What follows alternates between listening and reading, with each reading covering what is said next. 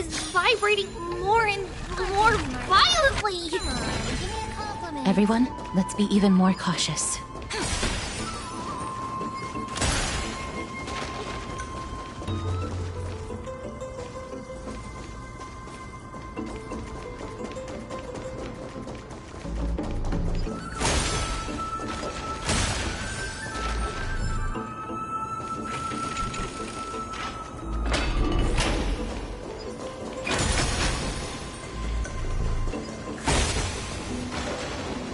There's no one... Hold on. The butterfly of divine mind is gone?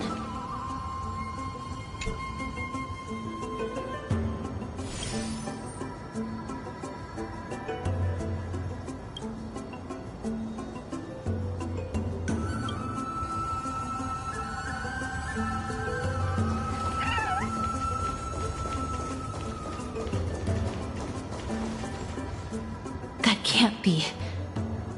Was it for fending off the black tide? Or perhaps...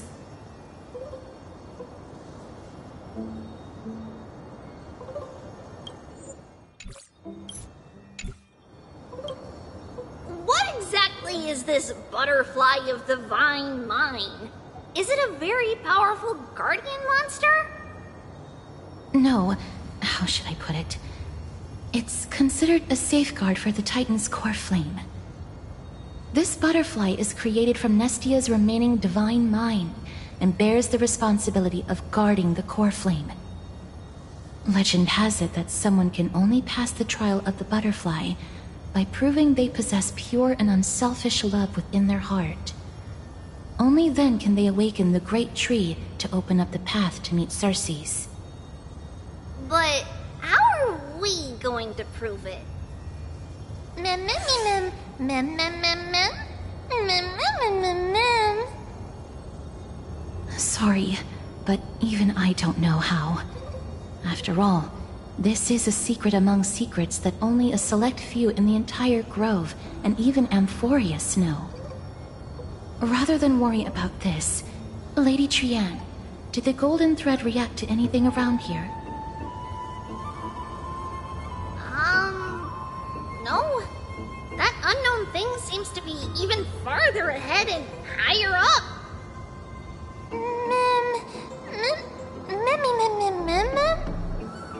Perhaps we can try again. Let's see if the butterfly will still react to the golden bough of vows despite having dissipated. If it's indeed the token mentioned in the legends, there should be a reaction.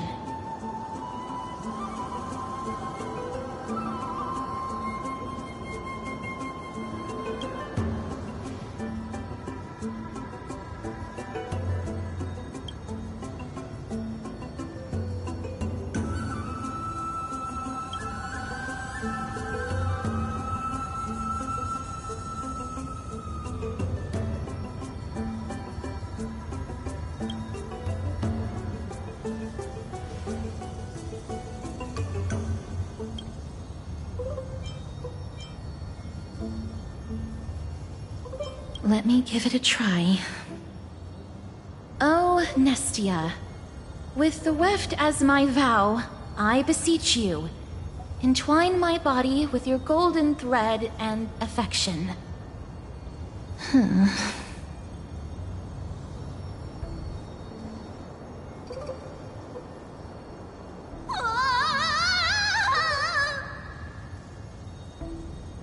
Lady Trian, and even Mem?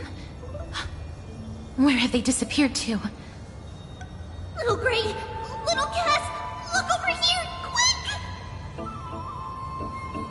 Mummy, he's about to burst into flames! The voice seems to be coming from the Star Chase atrium.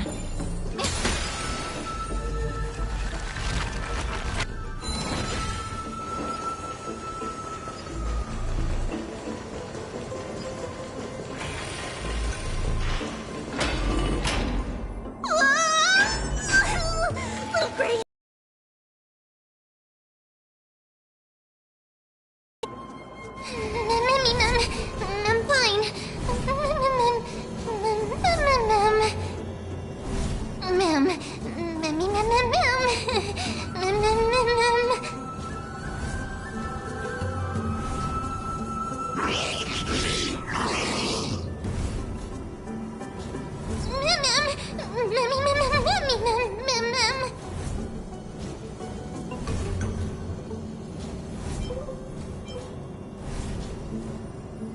Lady Trianne, what exactly happened just now?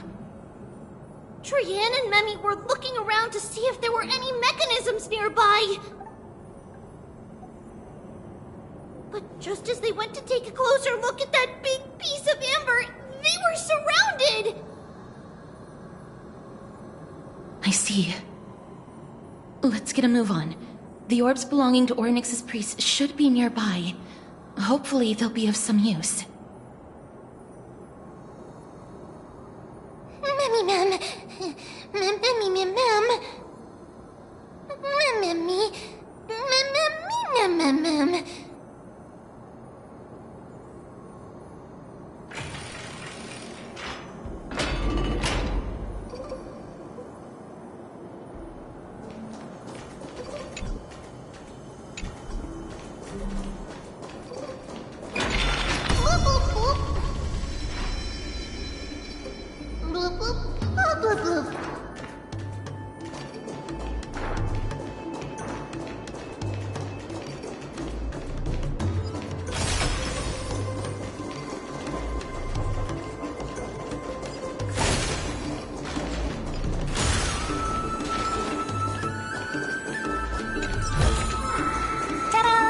If you find any treasures, please share them with me.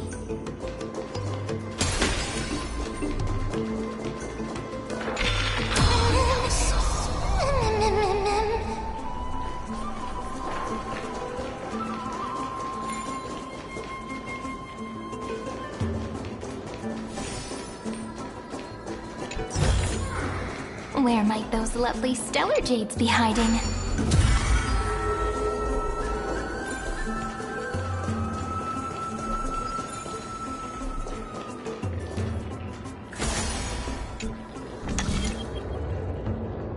It's connected! Let's hurry! Memmy is already bouncing around due to the heat!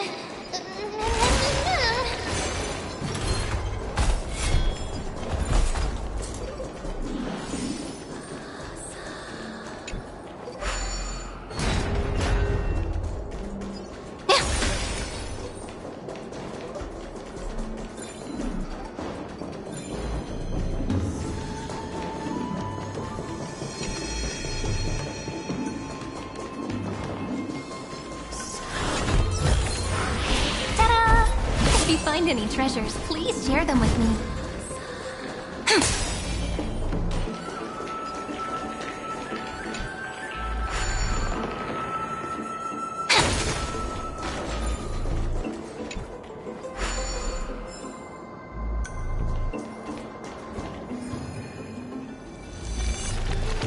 Oh no, I'm starting to smell something.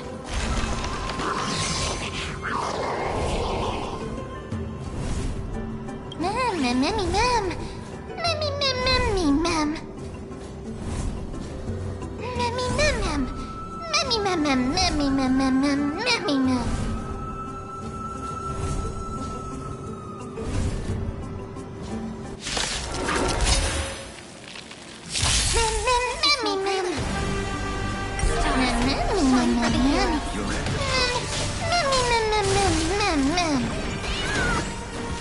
For tomorrow! Too little.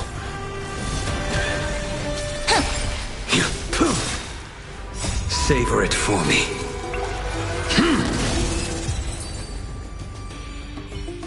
Mem memmy mem mem. Memmy mem mem mem. Memmy mem mem mem. Memmy mem easy. Mem mem memmy mem.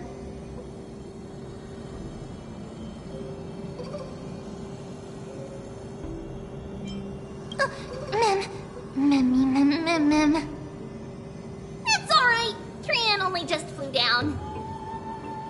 I'm glad that everyone is all right. Speaking of which, this piece of amber is... a remnant of Nestia's core flame.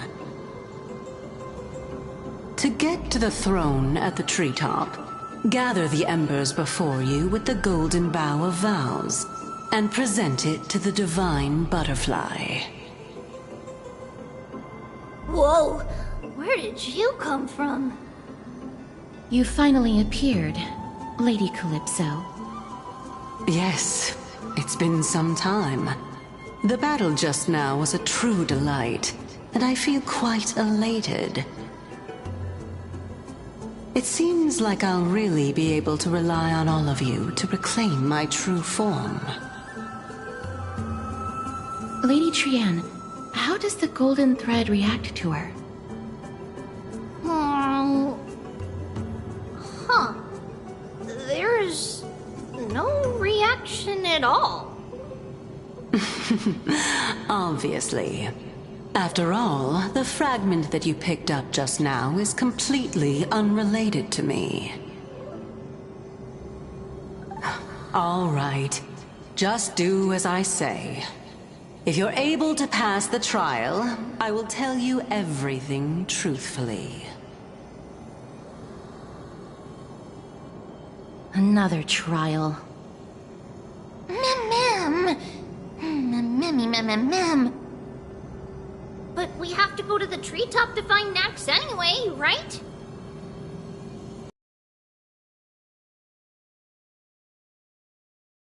Her.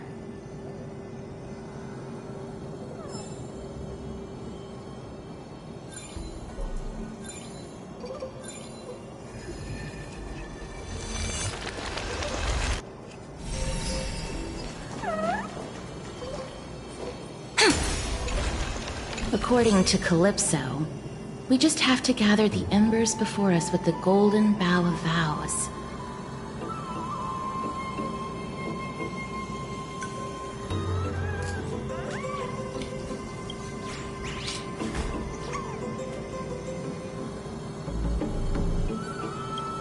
How incredible. Mem.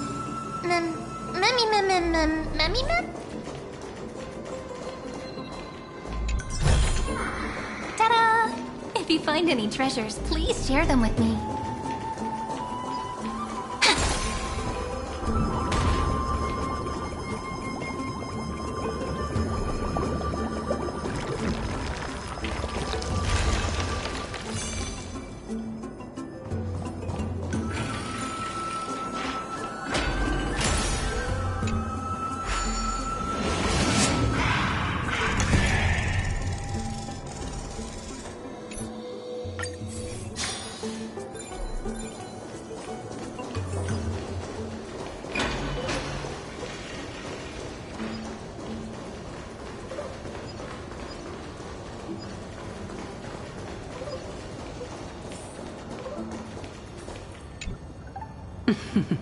It seems like you managed to gather the embers.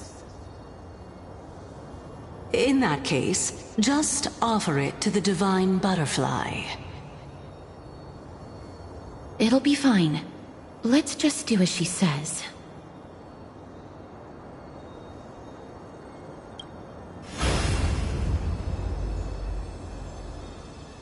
It's a success! Path has appeared! All of you have indeed passed the trial.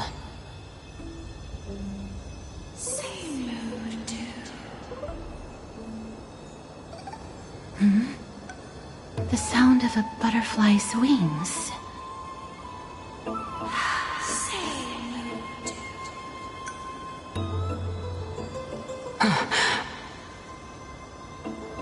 I'll be back shortly.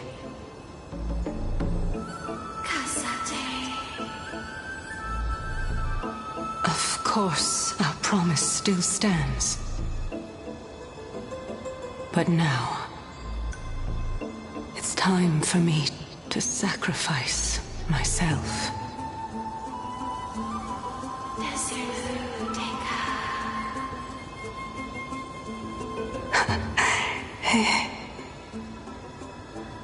If the West Wind ever ends, let that be the place where we reunite.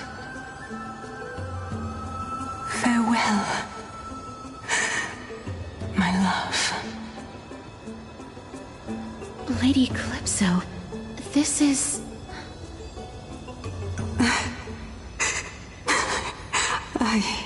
It's nothing much. Thank you so much for your help. Now, it's time for me to fulfill my part of the promise. Well, in that case, I can start. You're actually Cersei's, right?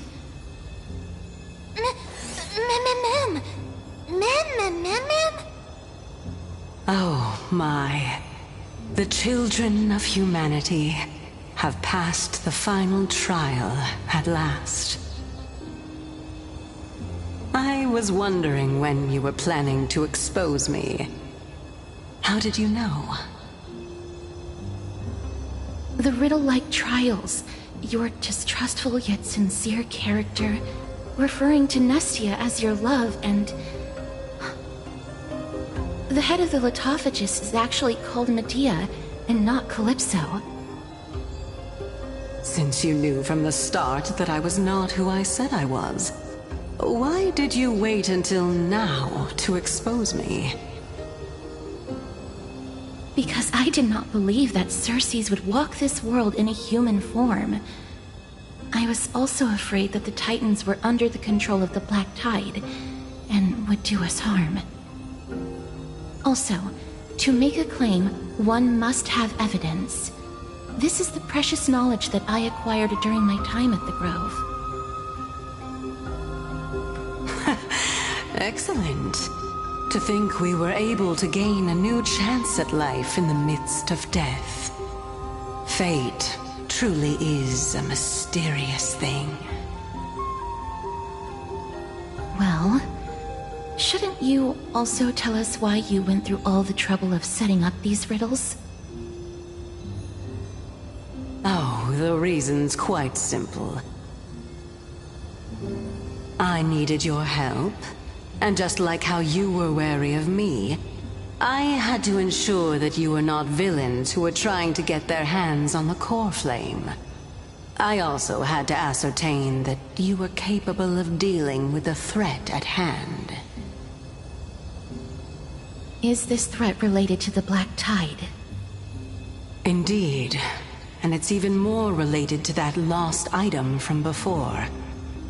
Its owner is a quiet and paranoid hunter who seems to have been reborn from the Black Tide and is attacking along with it. As I could not do anything about them, I split my body up and escaped to avoid harm. I bided my time for a chance to seek assistance. Unfortunately, this was not a sustainable long-term plan. What you mean is that you hid your own core flame? Indeed. I split it into 3. I hid one within the Golden Bough of Vows, and sealed another in the Amber, along with Nestia's remaining embers. As for the last one, it's currently in Anaxa's body, which is in dire need of repair. What? Do you mean that you're using such a method? After all, the scholars of the Grove have always been willing to lay down their lives to defend my core flame. As a respected god, it would be too embarrassing if I were to do nothing and simply watch the children of humanity give up their lives for me. Especially that heretic named Anaxa.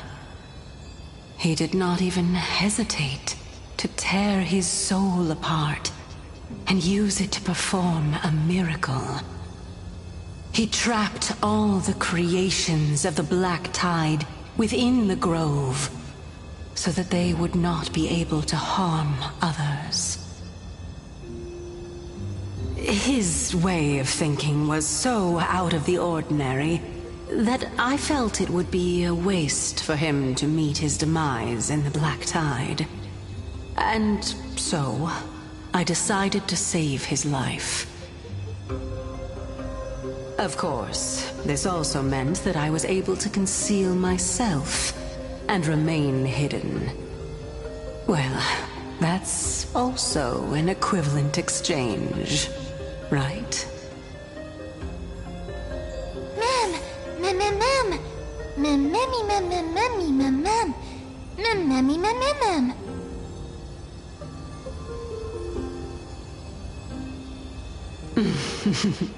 What a smart little bunny.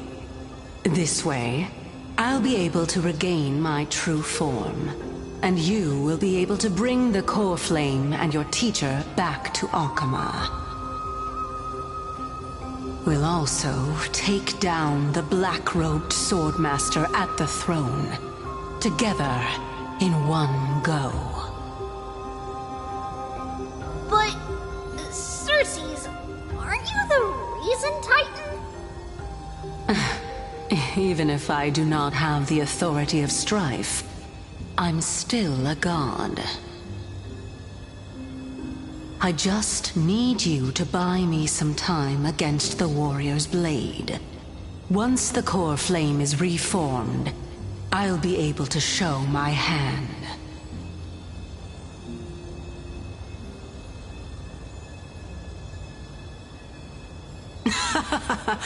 Excellent. Then just continue climbing to reach my throne. Turn the golden bough of vows into firewood to reignite the core flame of reason.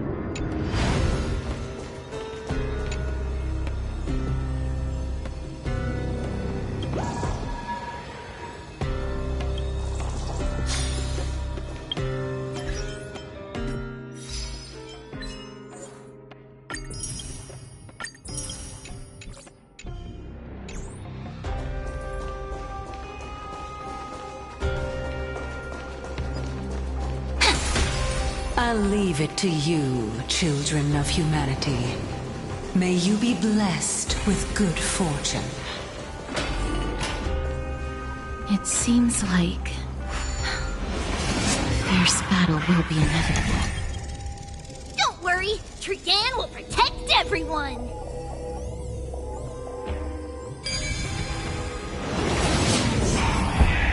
Ahead lies the Luminary Throne. And also, the battlefield that we're about to step onto. Ma'am,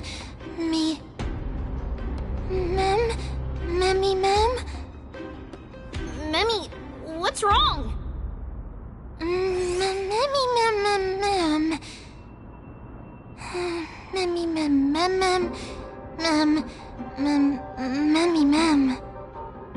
Is this Professor Anaxa?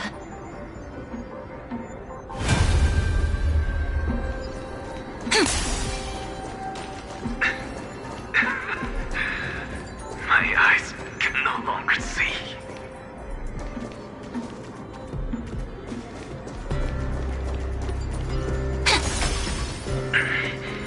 No matter. All I have to do is, for the sake of Emphorius, die.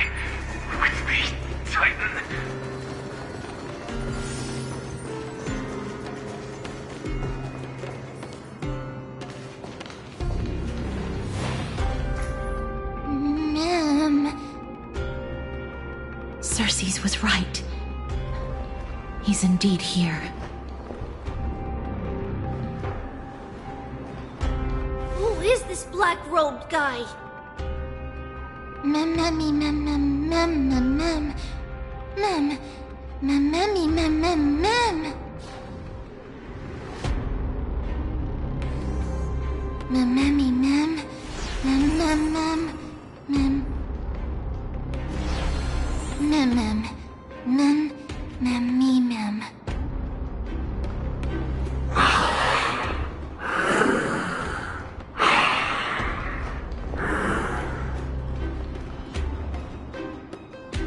Everyone, brace yourself. This must be the hunter reborn from the black tide that Cersei's was talking about. The black sword and cloak.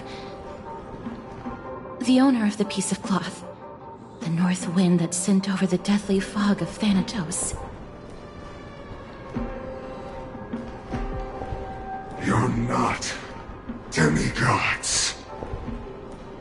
Stand down or die. Mem, mem, mem, mem, mem, mem, mem, mem, mem.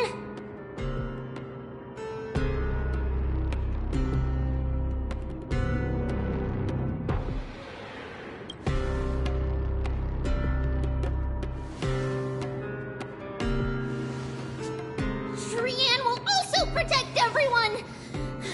Trian is brave! Mister. Only this time, may death protect us.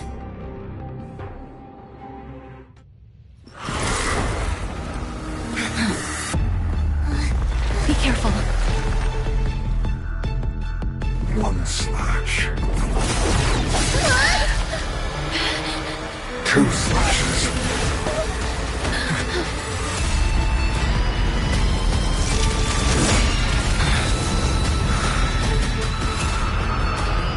Three slashes are enough. Who exactly are you? Just a small prelude. Countless stars, please shine for the heroes. The fight is set.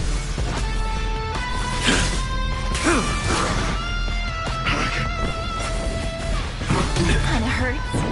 Bless. Looks like somebody needs a doctor.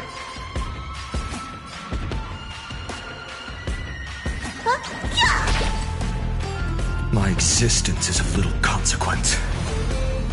The new world will arrive! It's my turn to shine. Endless flowers. Please bloom for tomorrow. A blade's edge knows no mercy. Fail to send you. So powerful. Cersei's was right.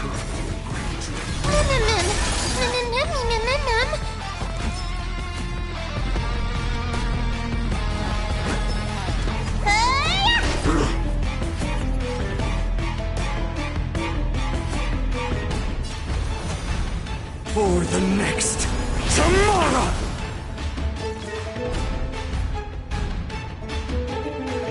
You can't get away. I will dispatch you by my spirit. That paradise may be unreachable for me.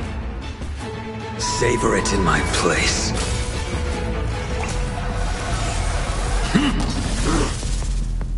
Return to the great tree. Time to show you. What's in your prescription? Unnecessary. Offer your souls to the fire. Not good. Be reduced to ashes.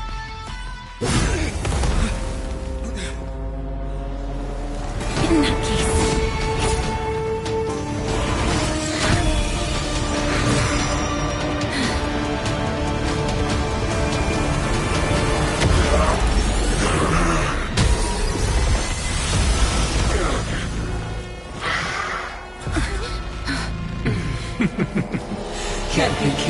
single blow.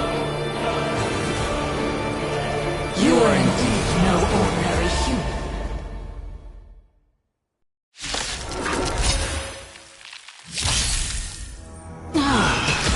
How Annoying. Children of humanity, don't waver. waver now. Let's just destroy them. One by one. Since the ambush failed, it'll be difficult to find another opportunity. What a pity. Professor Anaxa? No. It's Cersei's.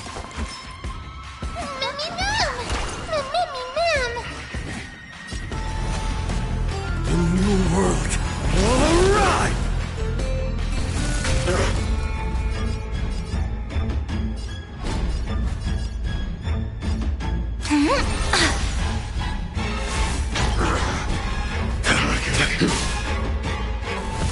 All will one day die. Return to the great tree. Let me tend to your wounds. Look, listen, feel, kick! For the next tomorrow!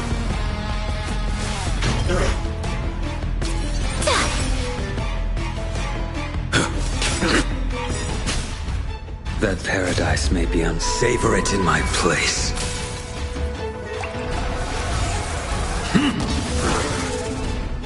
Return to the great tree. The veil descend you. Everyone, watch each other's back. Time to... What's in your prescription? Thanks. All energized. No other choice but forward. For tomorrow! The core flames consume me. Hail the new dawn! That was... No! Look out, everyone! This is bad. Century Gate, open!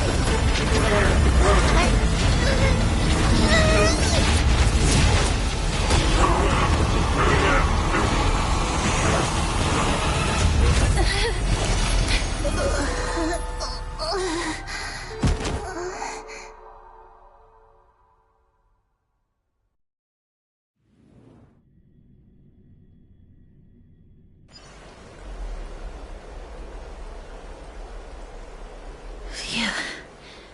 That was a close call. Thank goodness that we returned to Akama unharmed.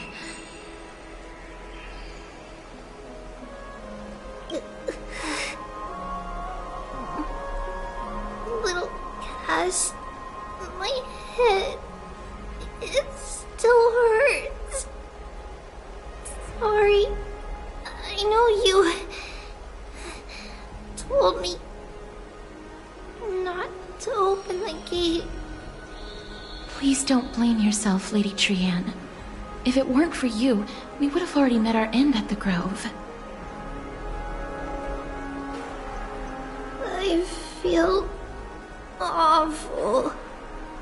I need to go back to get some rest. Lady Trianne, you haven't been well since you woke up. Are you sure you can make it back on your own? All this noise and commotion. Akama hasn't changed a bit, has it? Are you... Professor Anaxa? There's no need for doubt. The Titan no longer speaks. It is I, Anaxagoras of the Newsporists. Indeed. You are the only one who would refer to yourself like that. Professor, let me be frank. The mission Lady Aglaya entrusted us is to search for survivors, uncover the truth about the disaster at the Grove, and retrieve the core flame of Cersei's. That does not surprise me. And now, I'm a survivor who witnessed the entirety of the disaster, as well as the defenseless bearer of a core flame. Are you going to bring me to Aglaya to fulfill your duty? That is indeed my duty. But I prefer not to present you to her as a captive or spoil of battle. Fine. There's no need to make your life difficult. I'm not against meeting that woman. But I have some things to take care of first. The families of some of my fellow Grove Scholars live in the Holy City. Before we meet Aglaya, I want to visit them.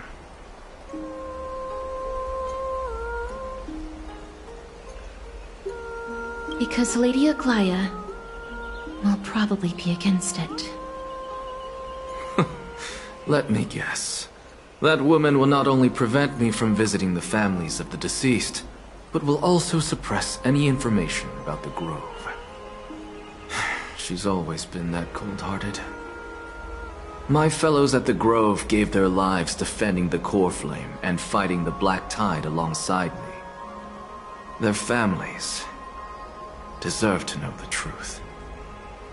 You intend to do it without her knowledge? Do you really think that woman would treat me well, even if I behaved and proved my loyalty? I wouldn't mind seeing a bit more anger on her face. Lady Aglaya has her own considerations. You truly have the makings of a fine scholar, putting yourself in other people's shoes like that. Let's go. I won't go overboard. So, after all these years, you and Lady Aglaya are still... Neither of us is narrow-minded. You should know the root cause of our conflict.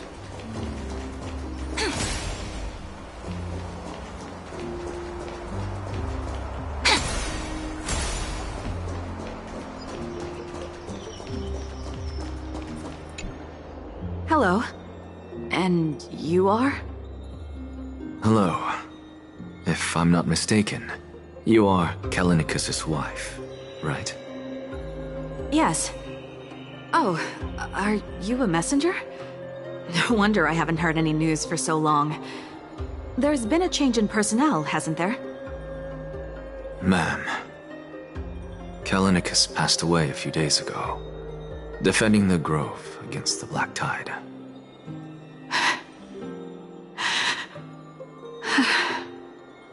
So... did he manage to defend the Grove? Huh?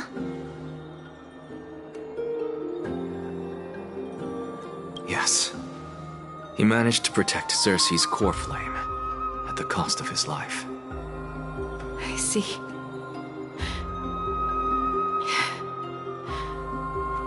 I'll select some of his possessions and pick a nice resting place for him. Please let us know if you need any help, ma'am. I come from Kremnos. Death and sacrifice are things I've learned to face with composure. You know, Callinicus, even though he was a scholar, he'd always ask me to teach him how to fight whenever he came back. Isn't it funny that a Chrysos heir like him wants to learn from an ordinary person like me? I've been prepared for this for a long time. In times like these, any ordinary goodbye might just turn out to be a final farewell. I'm really sorry. There's nothing to be sorry for. I was once a warrior, and I'll find my way back to the battlefield someday. With the coming coronation of the new king of Kremnos, I'll take up my lance against the creatures of the Black Tide, and seek vengeance for my husband.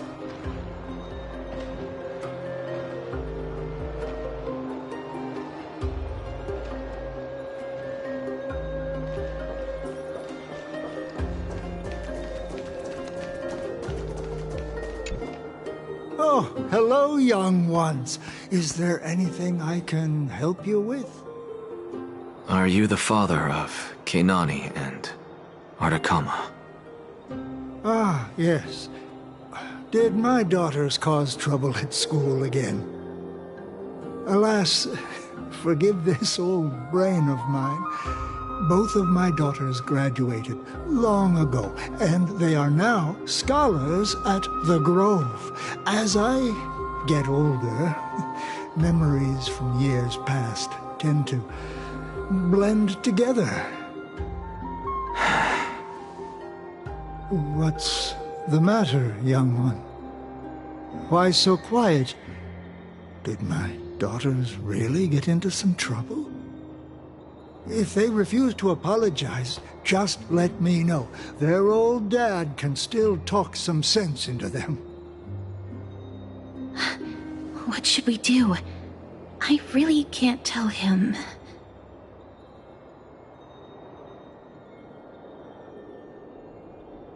Mr. Fabio, the Black Tide took Keinani and Artakama.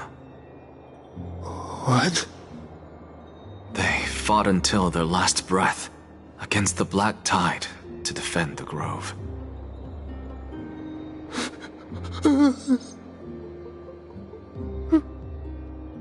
As the Chrysos heir stationed at the Grove, I failed to protect them. Mr. Fabio, if you're upset... Don't put it that way. Even if my Artakama wasn't one of the Chrysos heirs mentioned in the prophecy, she was still a heroine, wasn't she?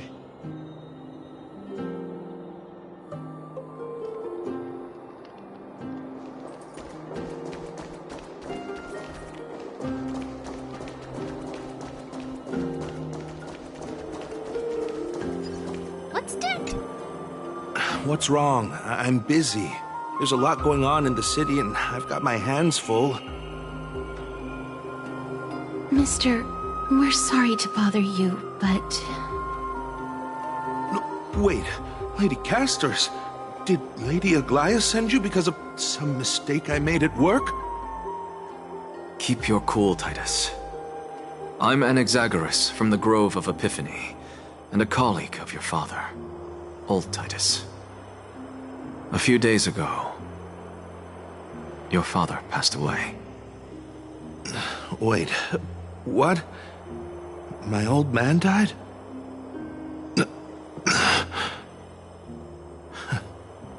That's no shocker. At his age, he was due for the River of Souls any time.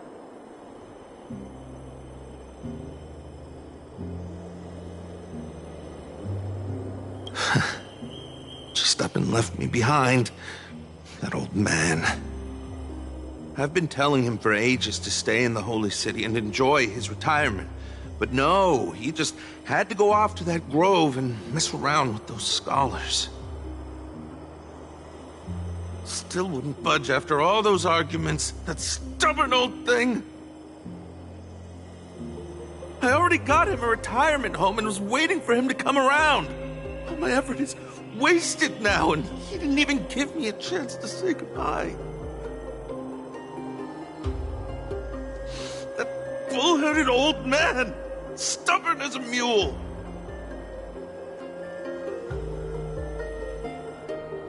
That is it. That's all the colleagues' families that I remember.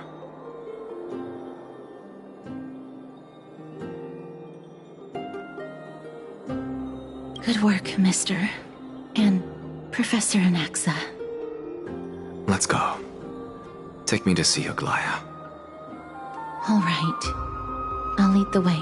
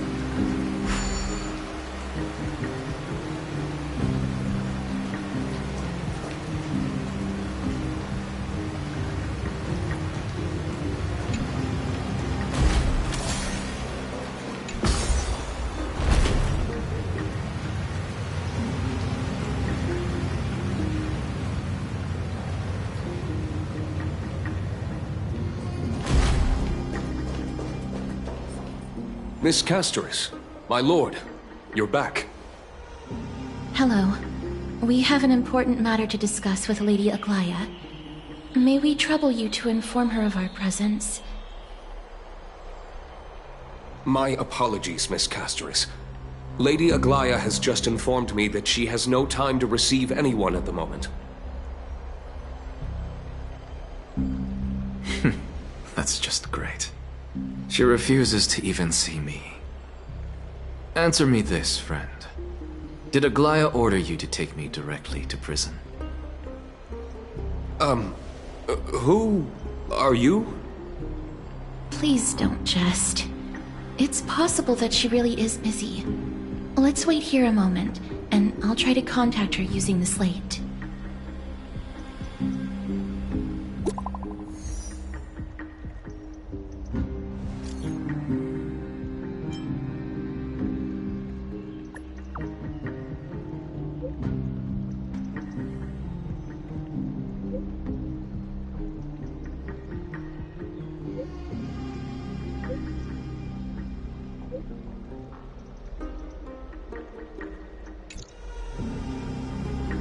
It's fortunate we don't have to confront that woman while I'm hauling around this sick body. Castoris, and this friend I haven't gotten the chance to know, I'll take my leave for today. That Titan made a myriad of adjustments on their own. My head still aches from that. I don't want to stay a second longer in this noisy city if I can. Please be careful. Akama isn't the Grove. This place is covered by her golden threads. I know. That woman is extremely confident I won't escape her grasp. Don't worry. As I said before, I'll mind my behavior. Mister, so many unexpected things happened on our journey to the Grove. We truly had no intention of putting you in danger, let alone face the Black Tide head-on.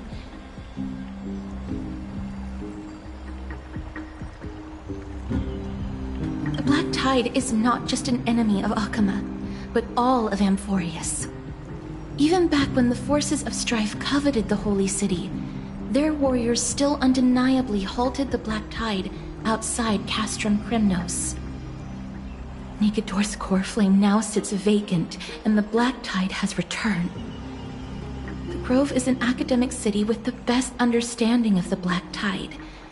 It shouldn't have fallen so easily, and yet it was taken overnight, leaving the city in blood and tears, haunted by the spirits of departed heroes. The trial of strife is imminent. I pray Mighty will be able to steal his resolve soon.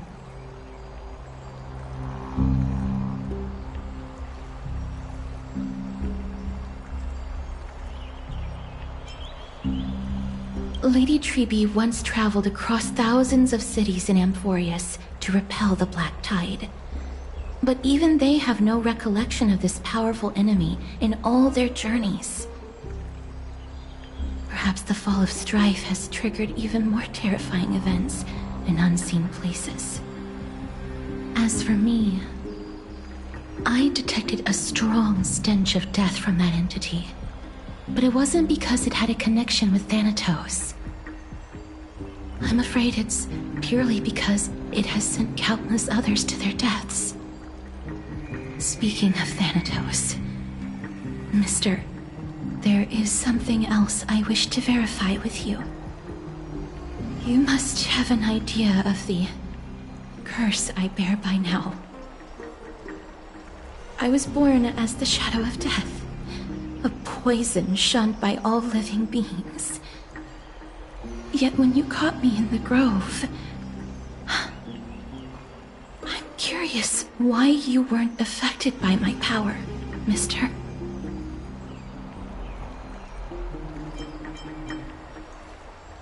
My apologies for the abrupt question. For all my life, I've always wondered, what is my connection to death? And why am I inextricably linked to Thanatos? Mister, You must be tired after being on the move these past few days. Please set aside the tragedy at the Grove for now, and rest for the day. Castorus is right. I should get some rest. Mem is probably exhausted too. They haven't made a peep. I wonder how Dan Heng has been holding up these past few days.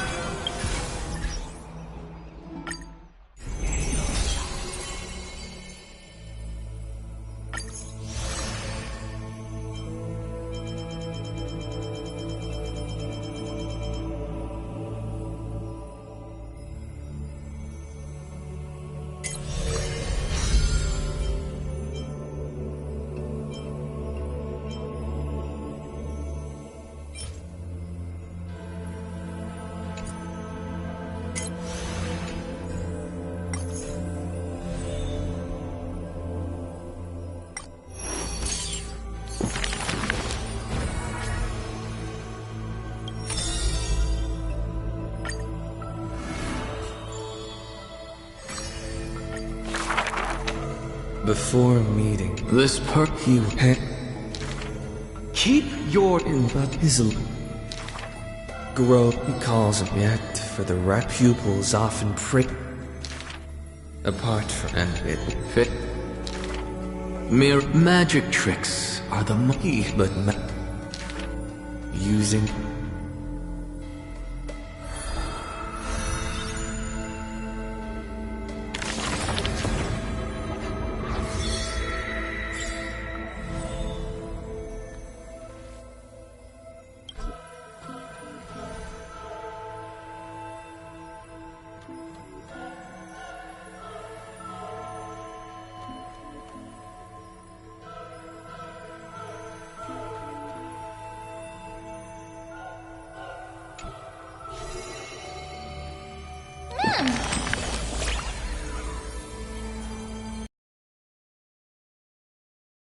Mem. Mem.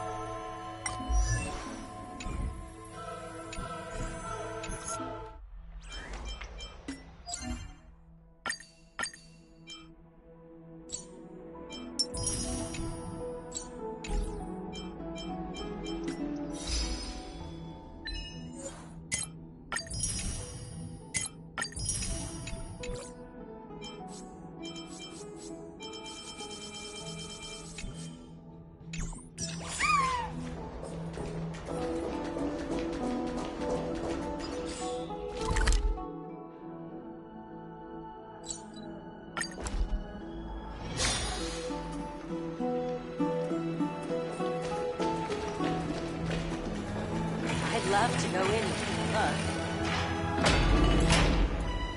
Oh, he looks like he's been well.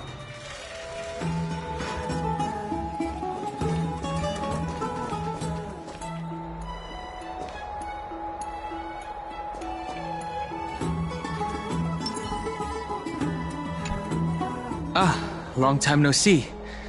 I've heard about what happened from Finan. You've been through a lot.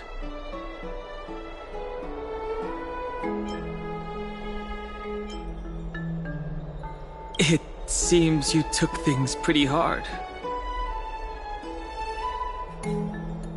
I was organizing logs. I also asked Hyacinth for some research material from the Grove. I discovered something interesting.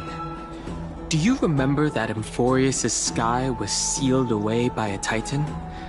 Aquila's presence keeps this world isolated from the rest of the world beyond the sky. It seems Hyacinth's ancestors were the Sky Priests who worshipped Aquila. Perhaps she can give us more clues to find a way back to the Astral Express. Nothing out of the ordinary happened in the Holy City in the past few days. I didn't have to talk to anyone either. It was kind of nice spending time alone.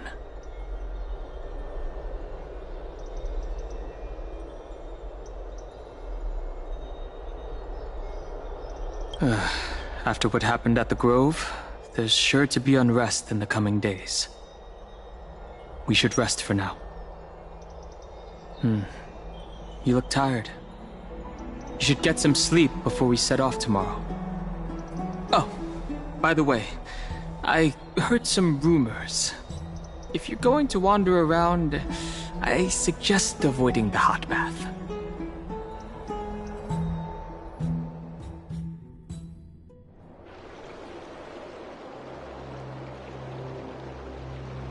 Trian? What's wrong? Is there trouble at the Grove? Yes, I sensed something. It was fleeting, but very strong. It feels like they're in some big trouble. Trian used the Century Gate again. Can you see what's actually happening? No, it's fuzzy like always, but the enemy's aura has disappeared. Maybe they've moved to a safe place. Let's hope that it's just a false alarm. We should place our trust in him and Castorus, teacher. They will keep Trian safe. Peggy, you're talking like we are little kids. One day, Trian will reach her limit, and Trebi will take on the role of gatekeeper from her. We are all aware of that. I am just a little concerned about her state of mind. Trian was already unable to speak, even in short sentences when they left. We want to say a proper goodbye at the very least. I will pray with you. Thanks. And Aggie, it looks like we will need you to come with us to the baths this time to unwind. It feels like neither of us have laughed for a long while. It's time to head out with the West Wind! All right.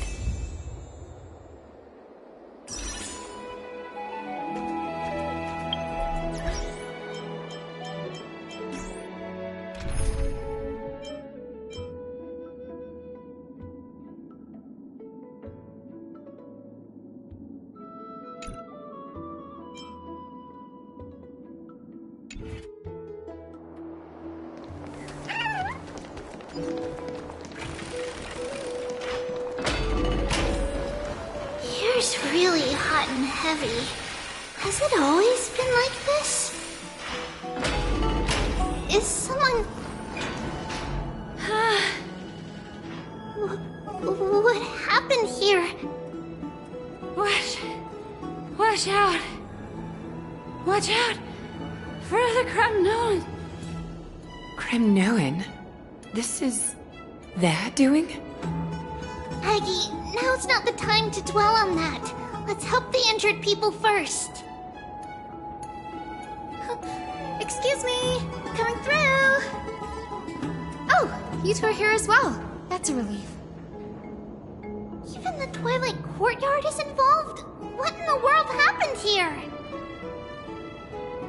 I actually just came to relax. But as soon as I got here, I saw all these people lying on the ground.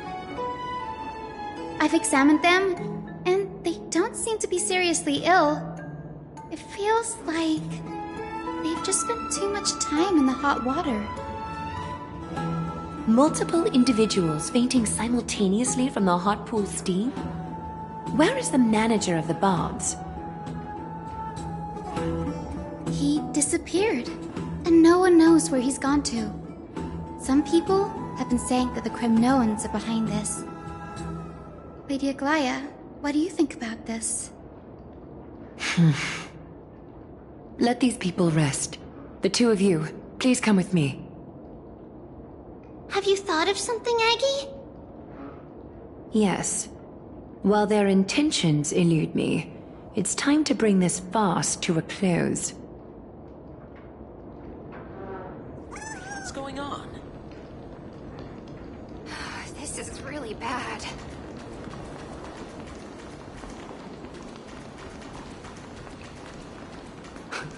This is all you can do, huh?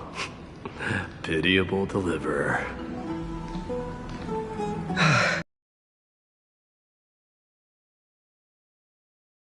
Snowy!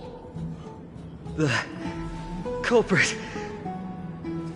The culprit is Mightimos. Oh. Dee!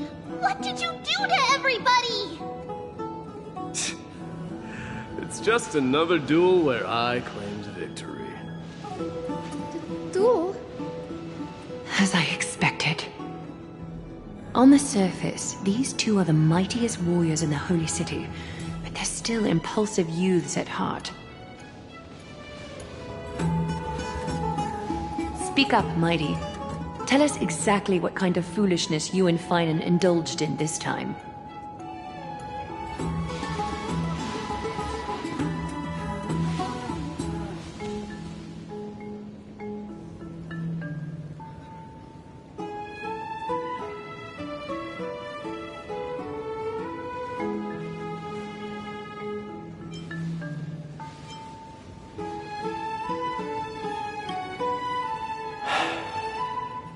No, none of those sound right.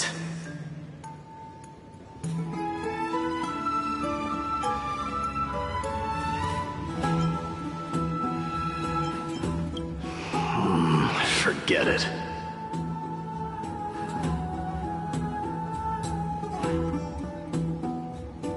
Am I seeing things? Is the magnificent deliverer finally deigning to step outside?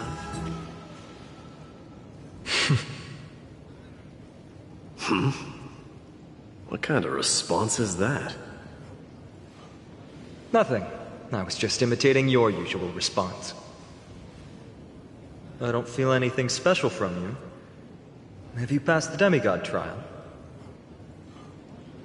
The ritual hasn't reopened yet. In case you forgot, it hasn't been that long since I pulled you out of the trial. I didn't forget. Then, you're welcome. In twilight's last gleam, Makima stands bold. Her walls sturdy, tales untold. Dreaming of her fruitful gardens, pilgrims arrive from distant lands. Figs and olives, so grand. Yet little do they know that they will step into flames, fuel to the fire, a burning brand. What are you playing at this time? I just felt like reciting a few lines of poetry. Surely the Crown Prince of Kremnos knows how to appreciate poetry, right? Kremnoans steer clear of such weak literature. But my library doesn't lack collections of this kind. These lines express the poet's yearning for their home, just as Akama is distant from many people's homes.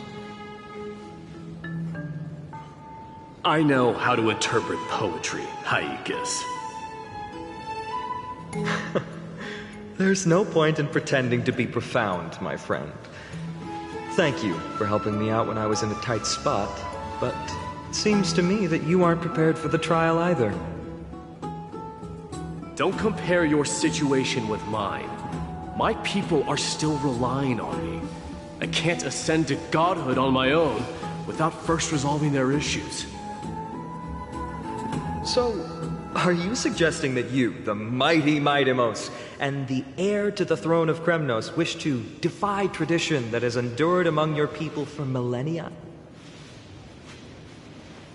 I'm still thinking about what I should do. Never mind. It's probably not my place to offer you counsel. An idea does strike me, though. Go ahead.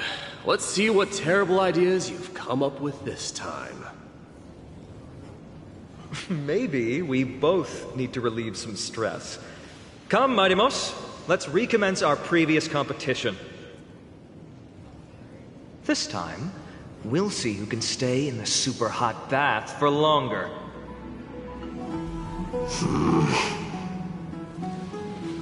What are you chickening out? The phrase chickening out does not exist in the Kremnoan language. I just find the situation absurd, that's all. All-knowing historian, are you not aware that we Kremnoans use boiling water from sword forging for our baths?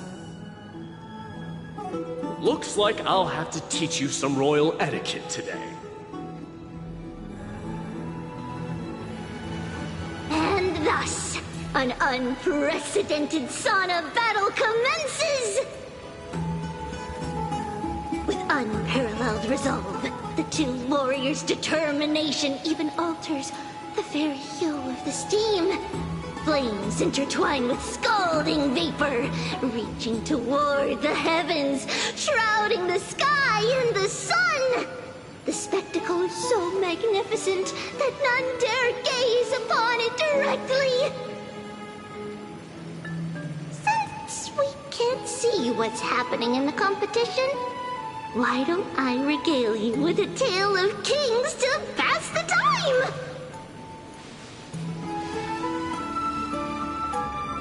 Do you recall the legend of the Gorgo lion mentioned by a certain veteran? The central figure, the main character, was not the sole sovereign of that land. An Oryx stood as its formidable rival. Long before the dawn of Era Chrysia, the two beasts started their timeless battle on the plains of Tritos. The lion regarded the Oryx as its food, while the Oryx perceived the lion as a scornful, oppressive, and challenging barrier that it swore to topple with its antlers. For tens of thousands of years, without respite, the two creatures thus continued their relentless pursuit and rivalry.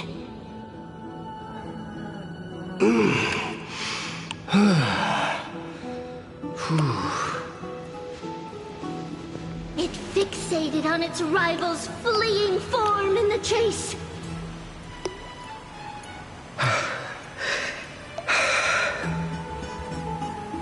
It set its sights on the other's neck, nearly within reach.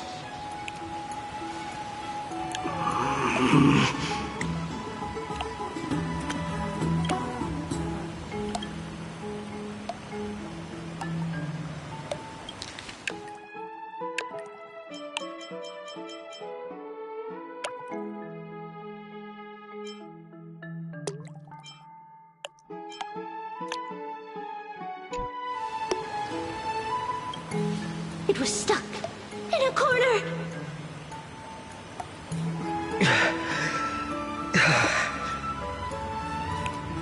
It had nowhere to escape. On the land of Amphorius, some lives meet their end at dusk, some at dawn, and yet others are fated to perish under the blistering sun at noon. last, the most scorching moment of the day descended upon them. The formidable hand of fate heeded their call and arrived! My lords, would you like me to reduce the temperature a little?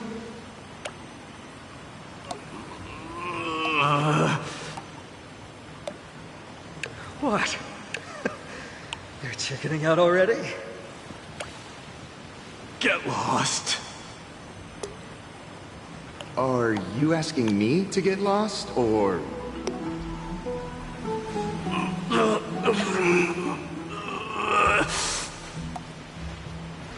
Do whatever you want. Oh, please forgive my presumptuousness, my lords.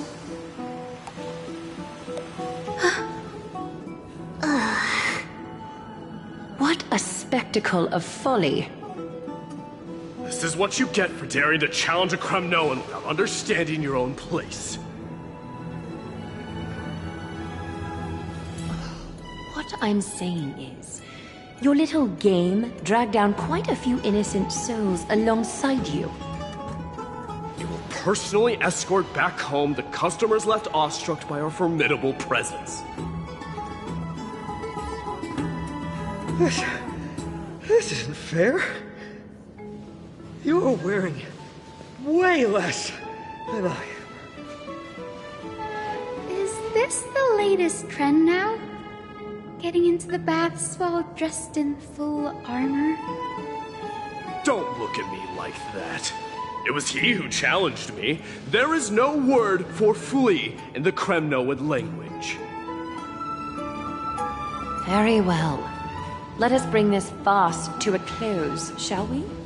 Warriors, it's time to get moving.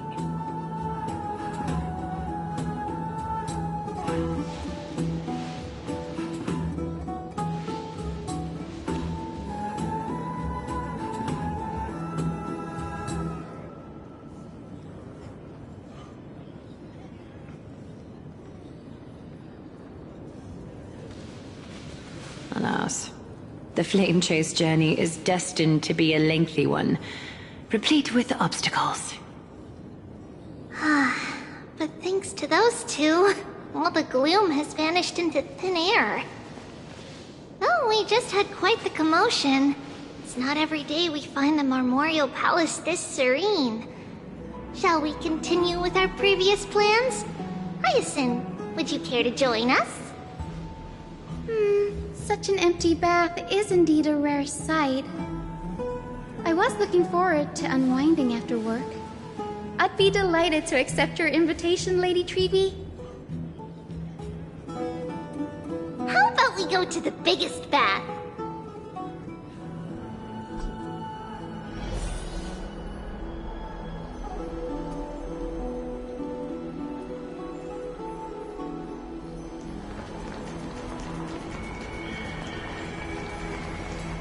Let me check. The water temperature feels just perfect. So, how is the feeling of having the entire bath to yourselves? It's so good. But, Lady Treeby, aren't you going to soak in the bath with us? We will have to pass. After all, we've become children. Please understand that she can no longer endure the heat of this pool due to the blessings of Janus. Oh. Are you curious about us, Hyacinth? I am, but something tells me that it might be better to change the topic. Don't get all nervous. It's not something we can't discuss. The truth is, a long time ago, we were a mature adult just like Aggie. Then, because of reasons, we inherited Janus's divinity and gained the power of passage. And in return, the price we had to pay was the splitting of our soul. Each opening of the Century Gate intensifies the strain on Treeby and the others. They are gradually regressing towards infancy, both in body and mind. We don't know what awaits us at the end either, but anyway, that's why we've turned into children. In that case, when you opened that giant sentry gate above Akuma during the battle against Nikador. Well, there's no way around it. We all know that the flame chase journey won't be a smooth ride.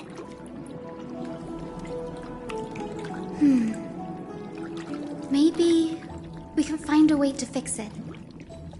The primary research focus of Noosporists is the soul. We explore its depletion and methods to restore dispersed souls.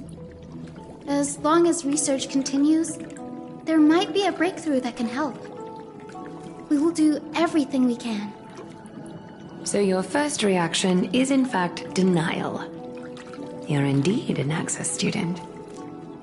I look forward to your good news, Hyacinth. Now there's another reason to look forward to tomorrow.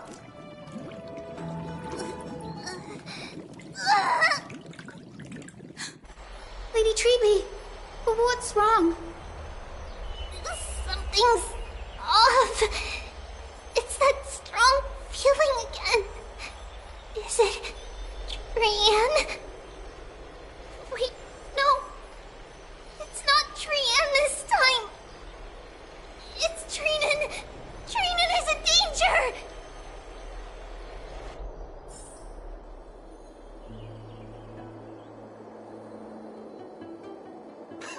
I win this round of escorting the bathers home. How does one contender alone make a valid competition? Offering a compliment or two wouldn't be the end of you, you know.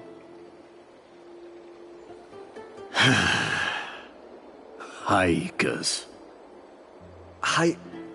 What is that word? Is that your native tongue? It means hyena. I'm likening you to a weak hyena. By the way, you emphasize the completely wrong syllable. Though we've been acquainted for some time, I have rarely heard you talk in the ancient tongue of Kremnos. It's because I'm not exactly a master at it either. I can listen and read just fine, but when it comes to writing... You can write? You speak as if you don't have a brain. That was in jest. I understand. After all, you spent all your childhood wandering far from home. Worry about yourself first, Deliverer. You also never mention your hometown, apart from when you need to introduce yourself.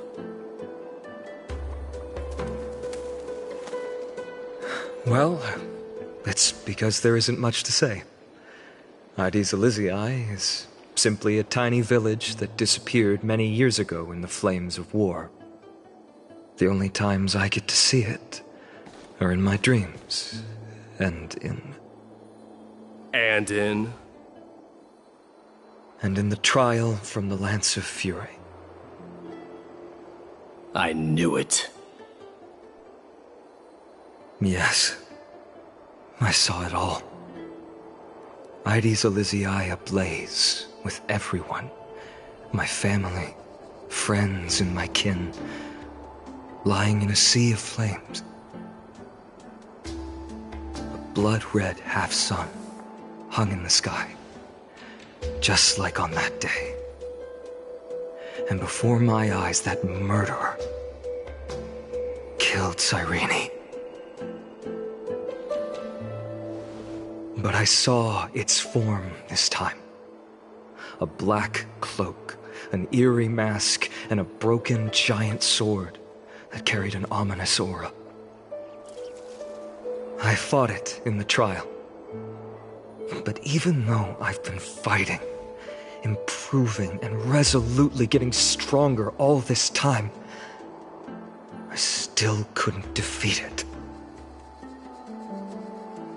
You were blinded by hatred, and almost lost yourself in that trial. That's right. And that's why I am truly thankful to you, Mightymouse. You finally picked up some manners. Better late than never. Then what about you, Mighty? What did you see in that trial? What do you fear? There is no word for fear in the Kremnoan language. I'm getting the feeling that your language has no words at all. But to answer your question, I saw Akuma in the trial.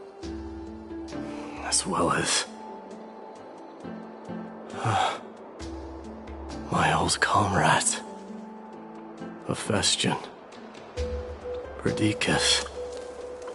Ionius. Ptolemy. And Possesta. Ever since I returned from the Sea of Souls, these 5 have been by my side. We faced life and death together during our days in exile. Those 10 years were arduous, yet filled with moments worth treasuring. Each night, we would gather by the campfire, savoring honey brews and singing our hearts out. The wind in the wilds of Amphorius smelled like rust. Hephaestion would always tease me about adding goat milk to the honey brew, claiming I ruined the blood-red color of the drink. He had a scrawny figure, but was a relentless force on the battlefield, dispatching foes without so much as a blink. Perdiccas was an expert in concocting medicines, delving into all those strange folk remedies. Leonius was a swift runner, and our most reliable messenger. Ptolemy was a real bookworm, always spouting off in chapters and verses. When we left Kremnos, he made off with a stack of ancient tomes from the Grand Library. Not like it mattered, as my family owns the library. And then there was Possesta.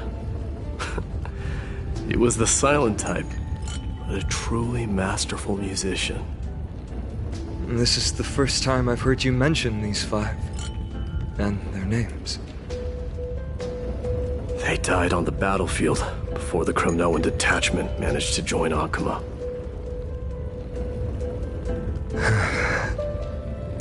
Perdiccas was the first to go. He was shot in the stomach by a poisonous arrow from the people of Ladon in the 2nd month of cultivation. In the end, his remedies mended all but himself. Mightymouse, do not mourn. I have achieved honor by bestowing a noble death upon the enemy.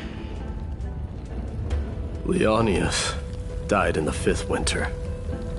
Idonia's snowstorm lasted 3 full months.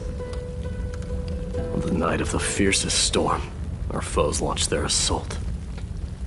Idonia? Is that the city Castorus used to live in? Yes. Those zealots were as fearless as Kremnoans in the face of death, but they lacked respect for honor. They cornered us in a bottomless swamp. Leonius covered for our retreat, and they cut his legs off. He vanished into the mire of a foreign land, his body never to be recovered. This is perfect. Mightymouse, I can finally deliver the news of you ascending the throne to the Netherrealm. 20 dusks later, changed the tyrant's plea for peace. However, the rebels refused to surrender and set up an ambush within the city. Ptolemy and his cavalry met their end before they could even relish our triumph. Those obelisks that collapsed after being set on fire became their final resting place. Mightymouse, please tell my family. was not cunning schemes that vanquished Ptolemy, but the immense weight of Amphorius' entire history. Then, it was Pacesta. He lured the enemies into the city of Aenionis with his melodies, buying us invaluable time. Our enemies, consumed by indignation when they discovered the trick, set the entire city and my soldiers on fire. His final words were recorded on a small clay tablet, fractured by the flames. Mightymost, don the crown. And at last, my most trusted friend, Hephaestion. He was supposed to stand by my side through it all. But a sudden relapse of his illness hit him on the eve of my duel against my father. He hid his condition from me. By the time I returned victorious, he had but a breath left in him. A Kremnoan, dying on a sickbed. My dear friend, spare your strength. I'll go get a physician. No need. Even if Perdiccas were here, he couldn't stop destiny from taking me away. No! That can take you away.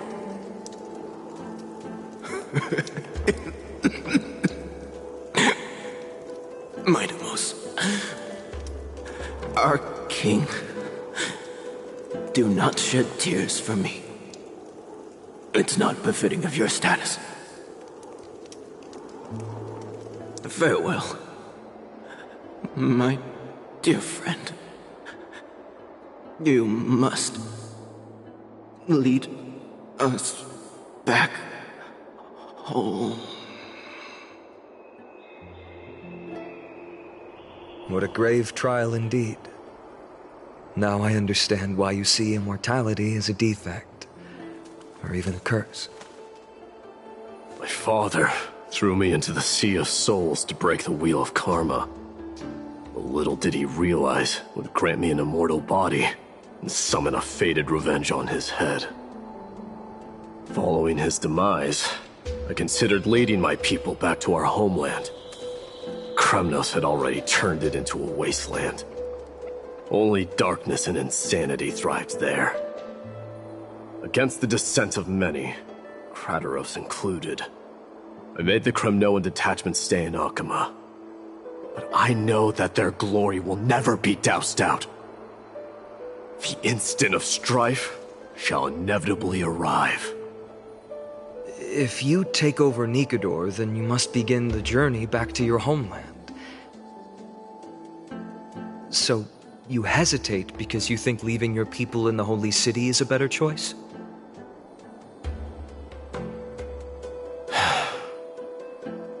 I don't know. But I have never been crowned. Those 5 were never endowed with any titles. None is aware of their glory. Your predicament is truly complicated. I don't know how I can give you any useful advice. Maybe you could seek counsel from more people, such as the Grand Craftsman. Cartonis' people seem to have been through comparable dilemmas.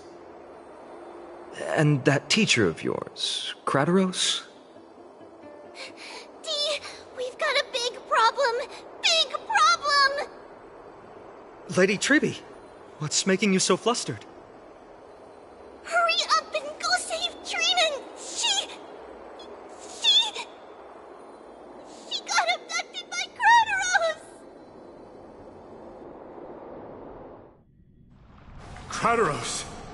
What's going on? Mightymost. It seems I was the one who exposed my vulnerabilities first. Aglaya, I demand an explanation. This man abducted Trinan by force, and forced her to bring him to the Vortex of Genesis.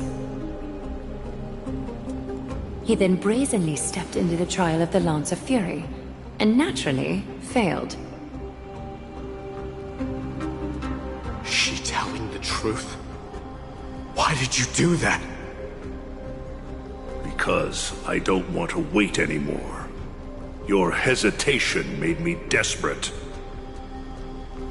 If you want to run away from your destiny to become king, then keep running.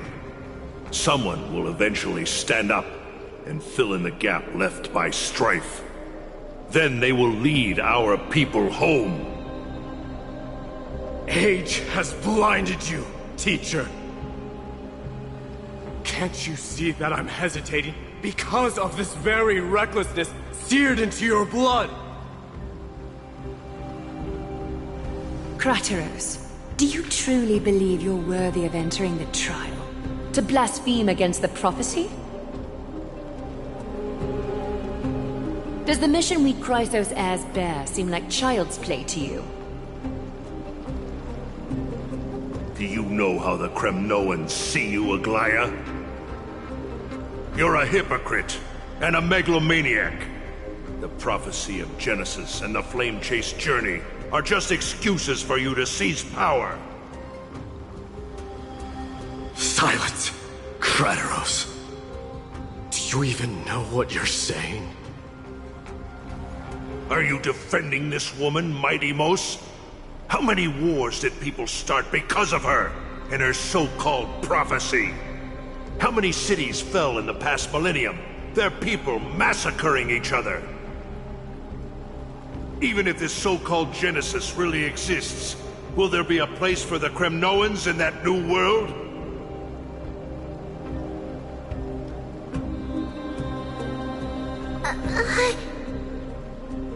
Are you done talking? By agreement between the Chrysos heirs and the Council of Elders, those who trespass upon the Vortex of Genesis need not be tried by the Council. I am allowed to pass judgment alone. Crateros, your actions are unforgivable. I hereby sentence you. Aggie, wait! We have a proposal! Someone has to resolve this conflict between the cities. Lord Crateros did not use violence to harm us. We can sense that his anxiety stems from his concern for his people's future. Please, Aglaya, hear us out first. I'm listening.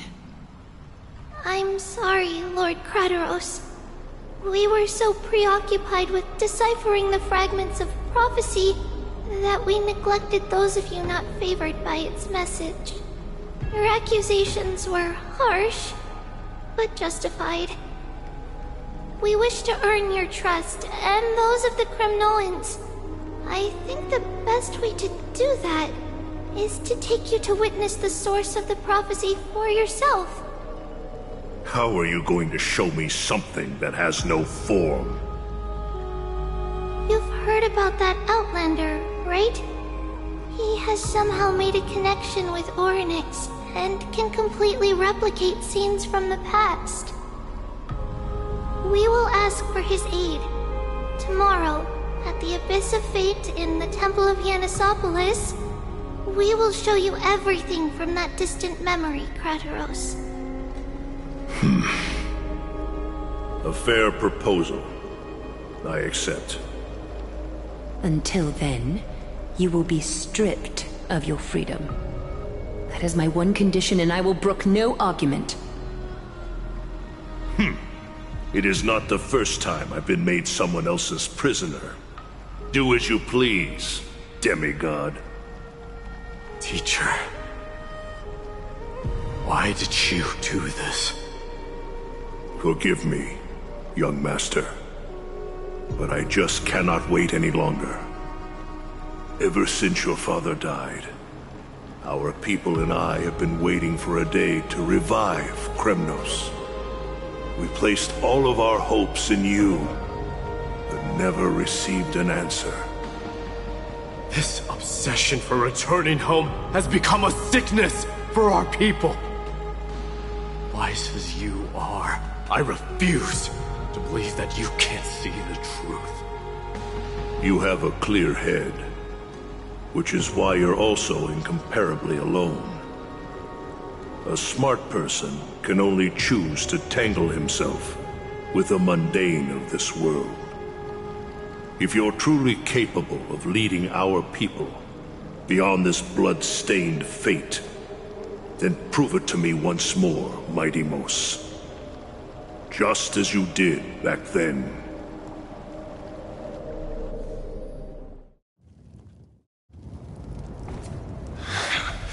A fierce fighter. I did not expect such heroism from a feeble Akaman. Fulfill your duty as the victor, warrior, and tell me your name. I seek an honorable death from you. As if you have any honor! Listen closely. I am the leader of the Kremnoan detachment, Mighty Mos. I'm here to finish you, Father.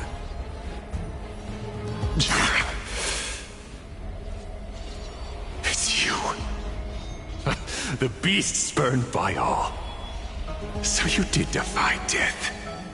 The prophecy was true. You will bring an end to my Kremnoan dynasty. Defy? You're wrong. Death fears me. It's the reason I have this body of steel. As for you, you already stand at death's door, Father. You were the one who threw me into the Sea of Souls. The one who tried in vain to enslave a Titan. And the one who desecrated the body of a god. Aegis! You're a weak king. So weak that even the lowliest hyena is a more noble existence than you. Now, fate's reckoning is upon you. Then swing your blade. Take my crown. Coronate yourself with an old king's blood. And inherit it all. Become the new rightful king of Kremnos. No. I don't want the crown. Listen. There's only one end for the kings of Kremnos. Then the crown means nothing to me. All I want is your life. To avenge Mother and my comrades. But the walls of Kremnos won't fall with me. Do you truly think you can escape fate's grasp, my son? You and I, we're both the same. We feast on strife and fear. Now kill me!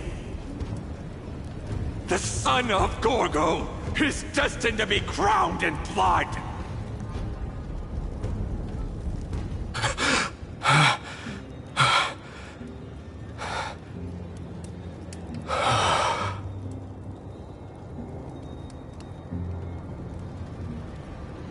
Kratoros.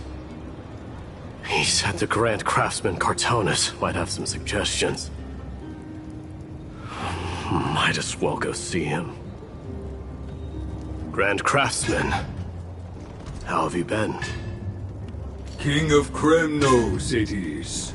That you would come, I knew. You knew I was coming? Your matters, I've heard. The path forward you seek. Many questions you have. But before that, take this. What's this? A signet ring. For the King of Kremnos. Belonged to your mother. Recast and restore it. I did. What? Mother threw it into the Sea of Souls. A long time to fish out it took. Very fortunate we were. hardly imagine how much patience and courage it must have taken to find such a small signet ring in the Sea of Souls. I owe you one. Gratitude there is no need for. Repayment for saving me, this is. Questions you bring with you? Ask now. Fate I've always denied has finally caught up to me. By all rights, I should accept Strife's authority. It would make everyone happy. The Chrysos heirs, the Council of Elders, the Kremnoans, even the bards who will write it all into song. Yet hesitate still you do. Hesitate, why do you, young king? Because of my people. Be they men, women, the elderly or children. The hearts of all Kremnoans yearn for home. They've all been waiting for this day, for the day their king returns. Children of Strife would then be able to go home and embrace the old traditions. Never mind that most of them have only ever been heard in these so-called traditions and song. They would then gather around their king and throw themselves into battle. This is not a good thing, you believe. The Kremnoans have been trapped in a cycle of bloodshed for the past 1,000 years. They seek vengeance, start wars, become prosperous, and decline. How much innocent blood flowed into the River of Souls in all those years? How many needless sacrifices could we have avoided? I accept that fate and become the totem of strife, that lead my people into repeating the same mistakes. And of course I would be terrified. I'd be terrified of becoming king. A different kind of Kremnoan you truly are.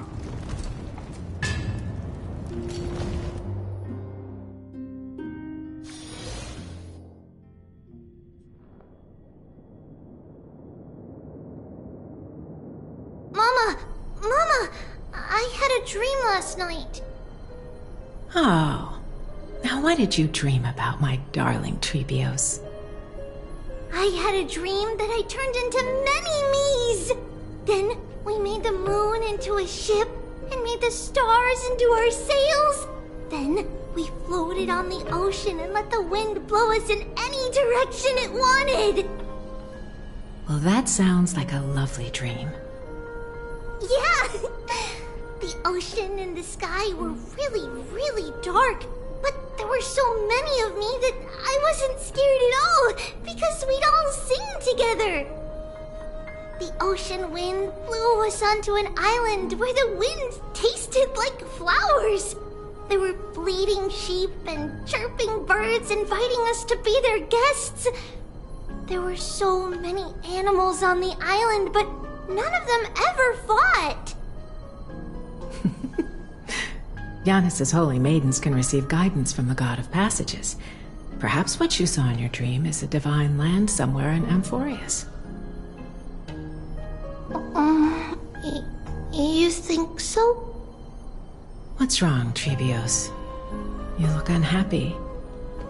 Because on that same island, I saw a dark mountain on the other side of the ocean. And it was very, very tall. The mountain looked alive, and it kept getting closer to the island.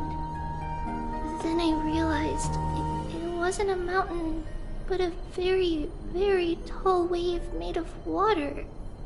When the wave smashed against the island, it looked like it was going to eat the island up. The small animals tried to chase it away, but they couldn't stop it. Then there was a bang and I woke up. A dark wave. Mama, Does something that scary exist in real life? Yes. Unfortunately, it does exist in Amphorius, but it's very far away from our temple. We call it the Black Tide, though it has nothing to do with water. It has no shape or form, but it can swallow up animals, humans, and even titans, turning them all into monsters. Oh, the Black Tide is a baddie. I don't want everyone to turn into its food. Can't we chase it away? Of course, my dear. You only need to behave well and listen to what the adults tell you. Study all the knowledge and etiquette you need, then grow up and become a proper holy maiden. The Divine Yanis will then give you guidance and help you light the way for the people. Wow, I'm gonna eat a lot and study a lot and become a holy maiden. But Mama, you said the Black Tide can swallow up titans too. What do we do if even Yanis is eaten? If that happens, then the Holy Maiden will have to be the one to guide people on the right path. After all, we are the human avatars of the God of Passages, yeah? Yeah! But one person alone is not enough. Once you're older, you'll make a lot of friends. You must do your best to unite them, because that's also our duty as priests. Friends? Are they also like me and Mama with pretty red hair? They might not, but they'll certainly be just as smart and kind as you. Mama? Am I dreaming? Don't be silly, dear. Of course you're not dreaming. I've always been by your side. What? Now be a good girl and call your friends over too. Let's play hide and seek, just like we used to, okay? My Trebios is the smartest girl. I'm sure they remember where everyone is hiding. The voice sounds so far away. I don't remember. Who am I looking for? Your friends, who will chase the Black Tide away alongside you, of course. Is this from my childhood? I don't remember. Use the spindle to connect everyone. There will be an amazing captain on that big ship. She's cheerful, optimistic, bold, and cautious. She'll be able to get everyone together. Wow, that's amazing! Can I be the captain? Of course you can. But you'll find someone else who's better for the job, my dear. I think that person lives in a beautiful temple that sits atop a hillside, covered in golden fig trees. There's a noble girl there who's very smart, but also very delicate. Just like Mama? Perhaps. But before we find the captain, the ship also needs someone who can navigate it. Who could that be? Let me think. I know! She's Trevi! I named this doll after myself? I don't remember it all. Is this a dream or something that happened in the past?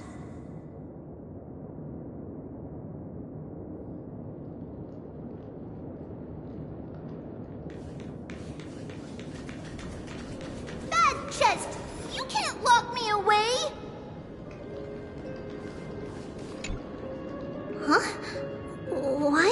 this doll inside a chest. It's holding a sword. Why?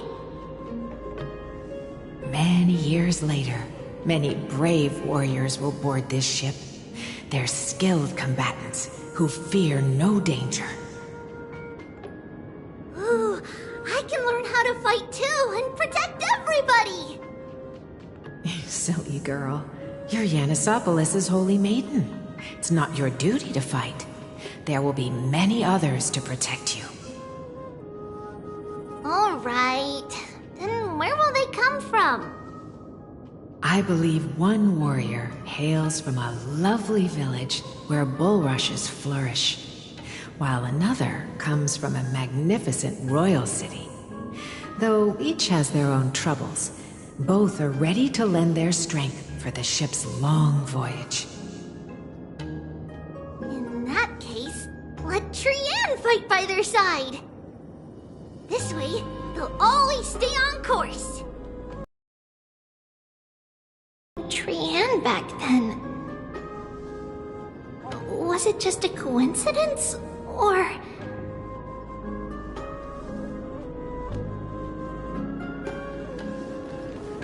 Learning can change your destiny! When navigating at sea, you need to know both astronomy and geography. Isn't Yanis's knowledge enough? Oh, sweetie. The ocean isn't like the land. It's easy to get lost. That's why it's important to learn to recognize the miracle of Aquila. Alright!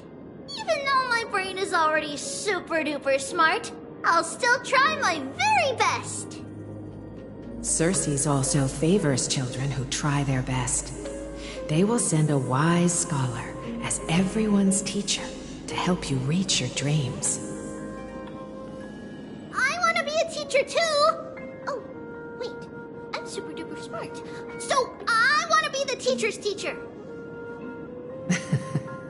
Why not? But if you're going to be a teacher, you might need to tone down that hyper energy of yours. Then Trinan can do it! She's well behaved and would make a great teacher. Mama and the others always said that I had a great memory. But now, I can't even tell if this is a memory or a dream. Come, let's line them up.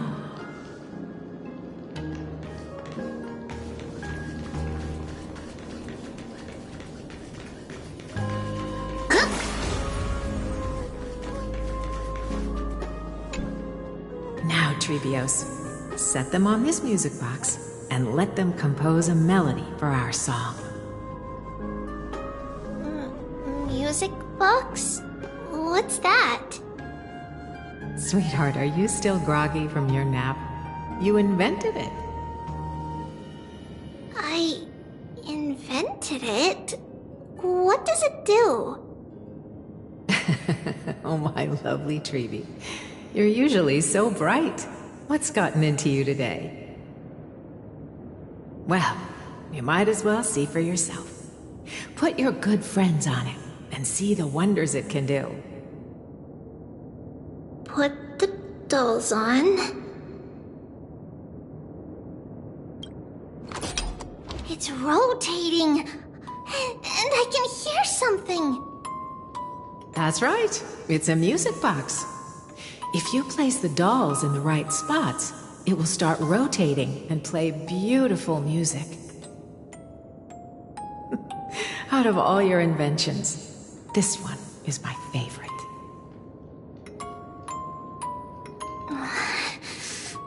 I don't remember. It's all right, my child. I'll sing along to the tune, and it will help jog your memories.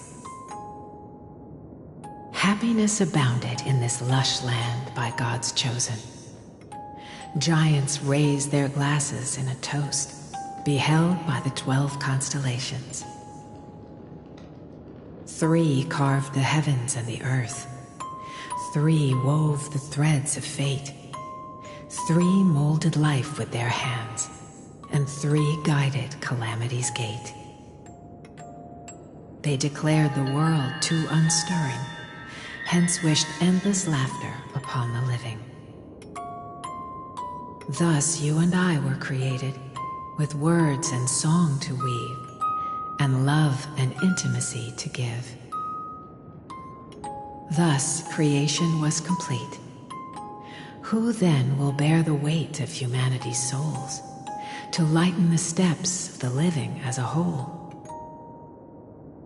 O great Kefili, all-knowing Father of stature so tall, yet low does their gaze willingly fall.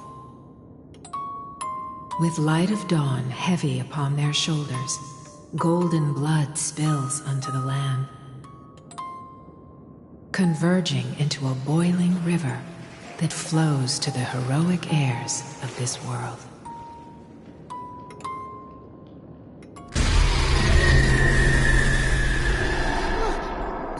What's going on? Oh, Yanis, please lend me your ears. In the black mist, as death and fate draw close, on the bloodied earth, the living dead, but ghosts. What is this world? It mirrors your maze-like fate. What is this world? A silent lament without a trace. What is the past? Wandering ghosts that linger. What is the future? Souls scattered by fate's finger. What is the start? A voyage born in solitude. What is the end? A spirit, lonely and subdued. Lonely and subdued. And subdued. And subdued. Subdued. Subdued. Subdued. Subdued. Subdued.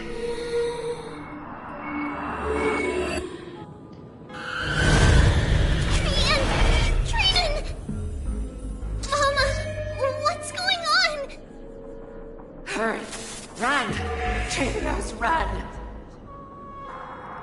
The black tide has arrived!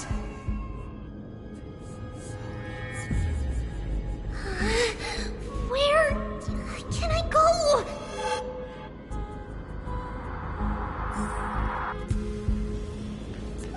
What's this?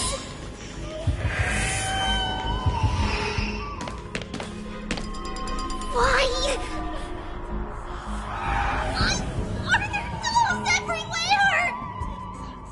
This is the sacrifice of a holy maiden. You won't make it to the end. Only one person can. I know! It's fine if we can't reach the end. Our minds are made up. Go. Bid your farewells, Trees. Time is running out. Mama, are you going to leave me? My sweet girl, I will never leave you. But remember this, Trevios.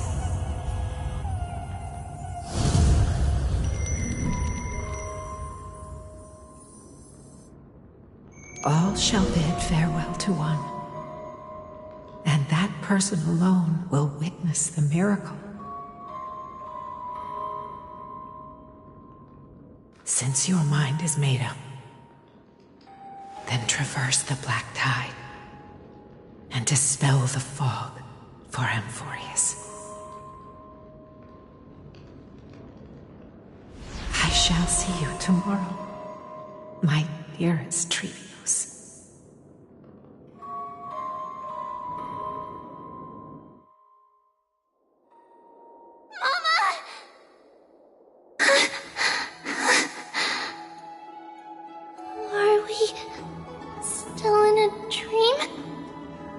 Did you have a nightmare? Maybe. But it's been a long time since we had any dreams. It's not yet the entry hour. You still have plenty of time to rest. No. Our heart is still racing. It must be that reckless Kremnoan soldier who startled Trinen. And you as well. If you want, I can pass through his chest with the golden thread right now. Aggie, cut it out with the scary talk. I'm just kidding. If I were serious, I wouldn't have waited until now. Do you want to talk about the dream? Keeping it bottled up is not good for your health. We had a dream about Mama. The dream itself was nothing. It's just the timing that feels a bit unsettling. You mean... It's Trian. Even if we refrain from ever using the power of the Century Gate again, her soul continues to slowly drift away from her body. There isn't much time left. Perhaps it wouldn't be such a bad idea to let her relinquish her role as the gatekeeper and live out her days as a carefree child. You have a point, Aggie, but our decision has already been made on that matter. I believe there's still another way. Souls will be spent until they dissolve into dust. Such is our fate. Once we had a whole and connected body. If that body were a tree, then its trunk and branches would share the same fate, decaying at the same pace. Now, we are fragmented into numerous selves. Despite the absence of a trunk, we are offered another possibility.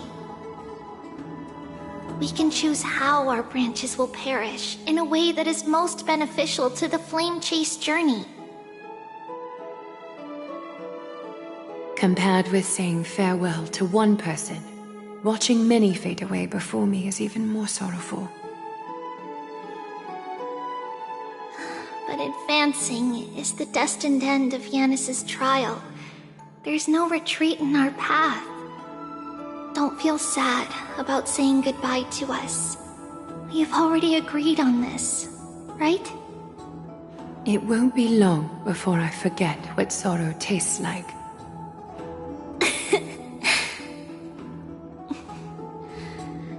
So, what would you like for breakfast, Aggie?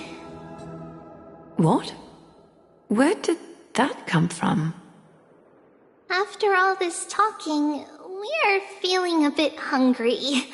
Plus, it's nearly the entry hour now. Do you remember when we first met, Aggie? You were still a little one, and we caught you secretly eating oatmeal late at night. While my emotions might be fading, those memories are still as vivid as ever, teacher. Please, let me do it. What would you like to eat? It's fine! Leave it to us. You should rest for now. It won't take long, and we'll call you when it's done. In that case, thank you.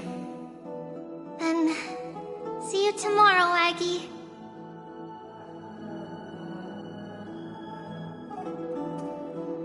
Nevertheless, that nightmare is ominous.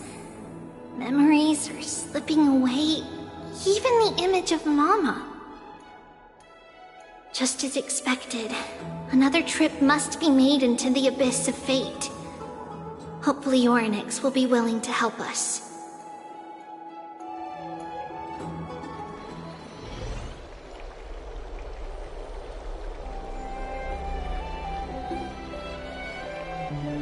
Long time no see, Professor Anaxa. Who are you? It's been a while. I'm the one who once overthrew the entire classroom in that spiritual physics lecture. Oh, it's you. No way. Do you really still remember that, Professor? I remember that glib tongue of yours. What brings you here? Surely you're not here to reminisce. You could tell. Of course. You only beat around the bush when you have a hidden agenda. That's not true. I'm here to seek enlightenment, as always. Could you please teach me everything you know about the Black-Robed Swordmaster? Rumors sure travel fast. Unfortunately, I too know nothing about it. I can only tell you that it is clad in a black robe and wields a greatsword. At least, it looks like a greatsword. It's shaped like a twisted half-sun, and a peculiar dagger resembling a crescent moon. By the way, take this with you. I got it from the sneak attack. It's yours now. Oh. I was right. It is this thing. The one who torched Aedes Elysiae to the ground. And killed everyone. Don't try to be a hero. No one in Akama stands a chance against that thing right now. Is that what the Titan said as well? Not at first. But the god relented after having had a taste of its power. Even with the god possessing me, I couldn't fight against that blade. That incredible power doesn't seem to be granted by any Titan. Are you suggesting that it originates from beyond Amphorius? It's possible. Much like the Black Tide, no? Nonetheless, it's an enemy we must overcome. We? Drop the pipe dream, Phainon. No one wants to see you fall by their blade. Their mere presence will endanger the Holy City and the Flame Chase. You know that I don't believe. You don't believe in the so-called prophecy, I know. However, I'm here to seek your assistance, not at the request of Aglaya or Tribi. I just want to eliminate a threat to the city I pledged to protect. That's all. The tragedy at the Grove must never happen again. Take a seat. Since you are sincerely seeking enlightenment, I suppose I can tell you one more thing.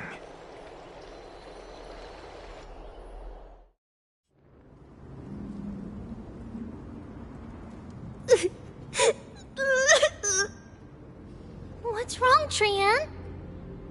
Nothing. Just remembering what happened at the Grove.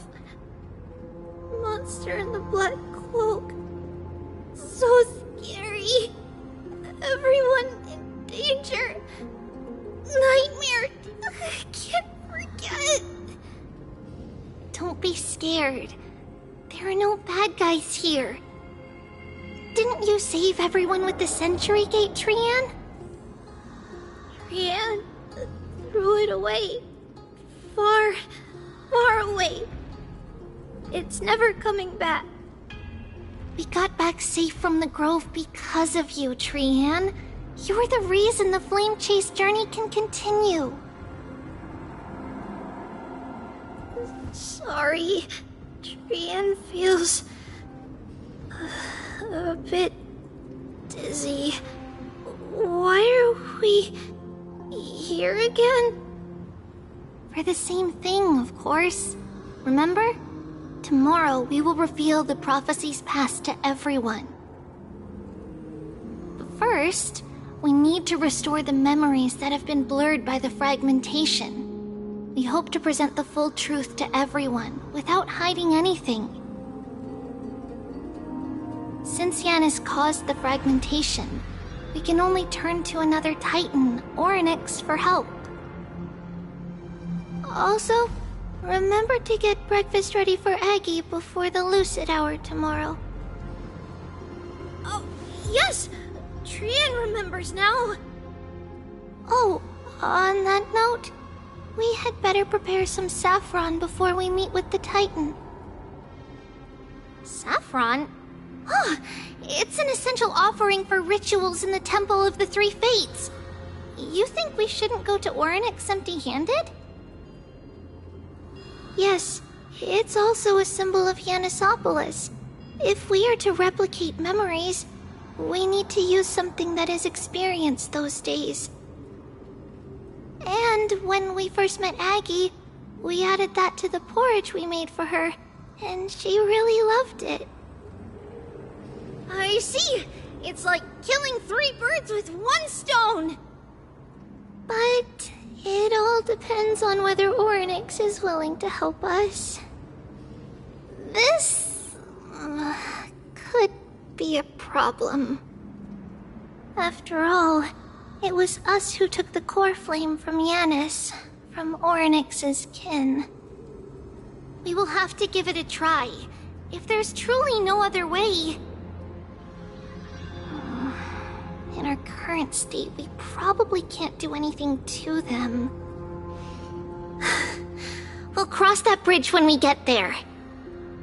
Leave it to Trian. Trian knows how to play cute. In any case, let's look for saffron first. I hope there's still some left in the temple, untouched by Nikador's soldiers.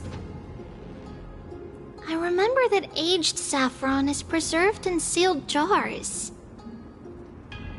Let's be on the lookout as we go.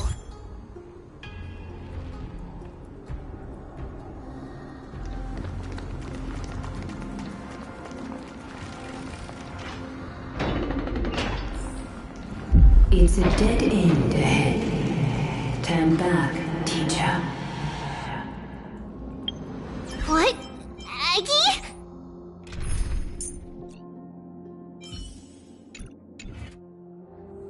No, it's an illusion.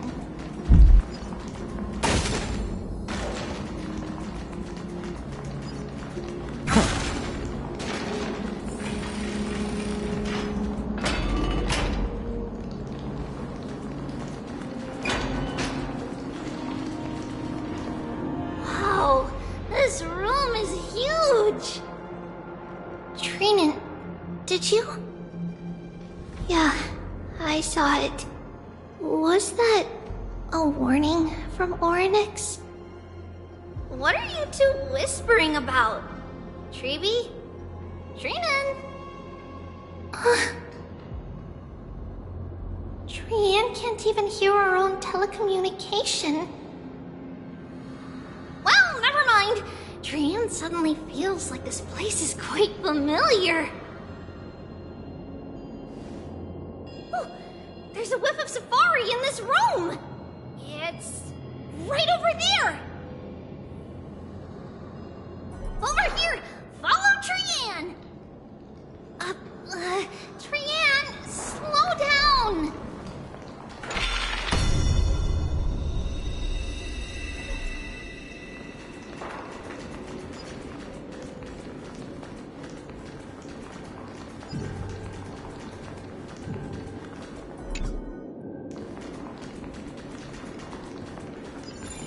Even if separation is our fate, a futile death is not the solution.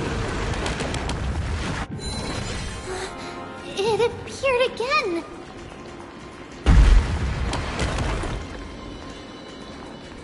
Right here! I summon thee, Orynyx! Stir up ripples of past reverie! Something's appeared! Wait, we should read it first.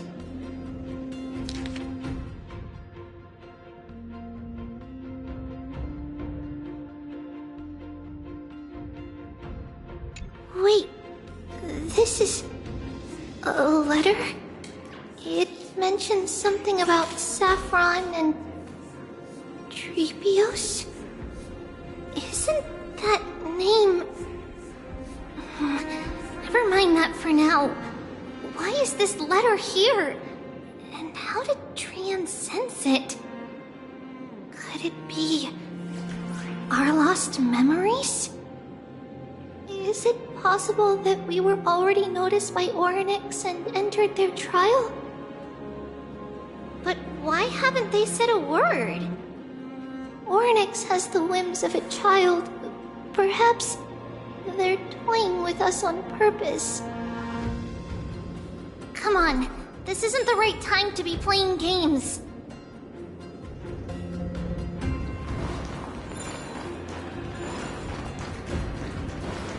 Separation and death, reconciliation doesn't come easily for a mortal. Are these visions also fragments of the past? Treeby! Trinan! Look what I found! Is this the safari? Coming! We'll take a look.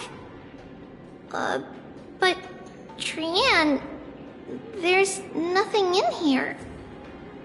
What? It was right in the stolium. Huh? There's really nothing here. That can't be! I swear I saw it! I swear! Trian is telling the truth. It was right there. Where did it go? Trinan, Treeby, why aren't you saying anything? Trian can't seem to hear you at all. We were just lost in our thoughts. Don't worry, Trian. What you saw was likely, Yanna's hair. We must have startled it away. Okay. Could Oryx be trying to make us falter? But why would they do that? Something feels off. Treeby, don't you think this temple is a little too quiet? What do you mean? It might just be an illusion, but Trinan wonders, is Oryx really putting us through a trial?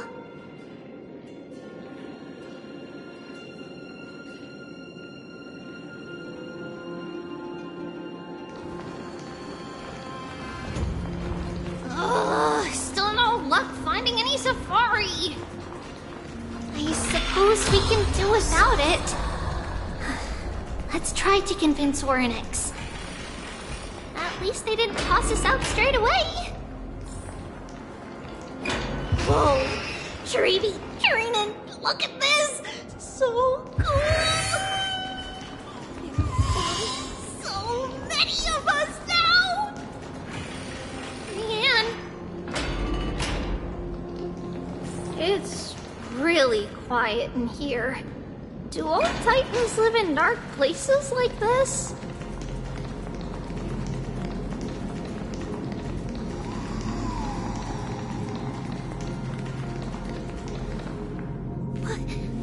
What's going on? Oryx disappeared?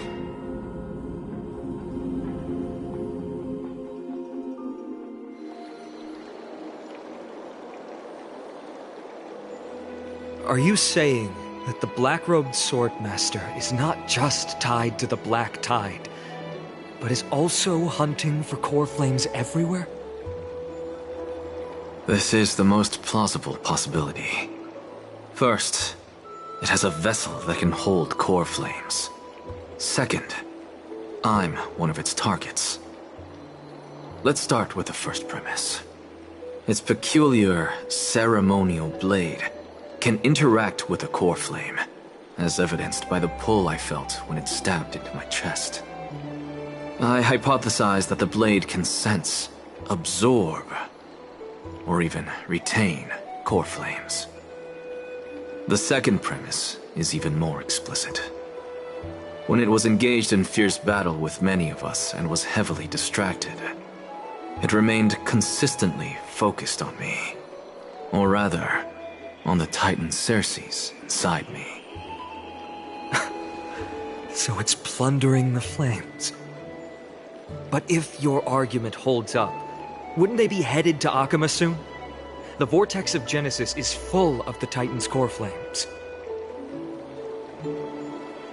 Not necessarily. Let's call that person the Flame Reaver for now. If my presumption holds, that person has 3 targets. The first target is me. The second target is Orynyx, who hasn't yet fallen.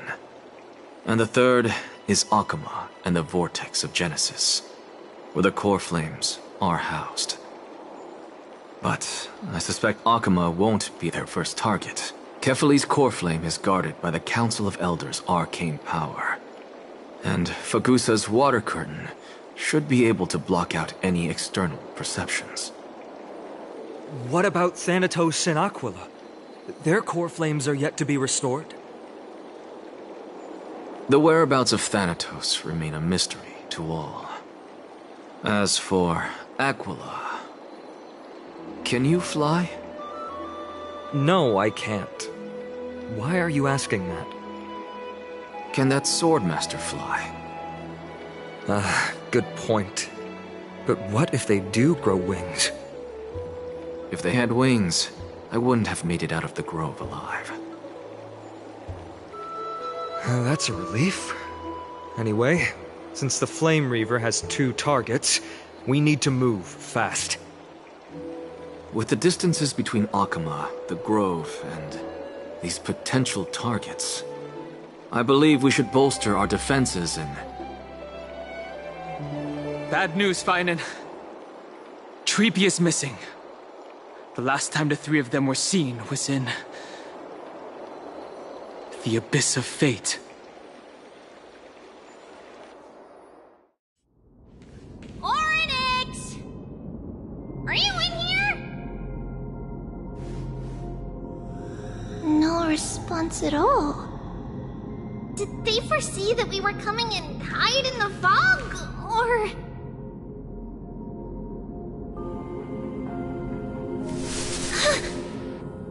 Treeby, we should leave.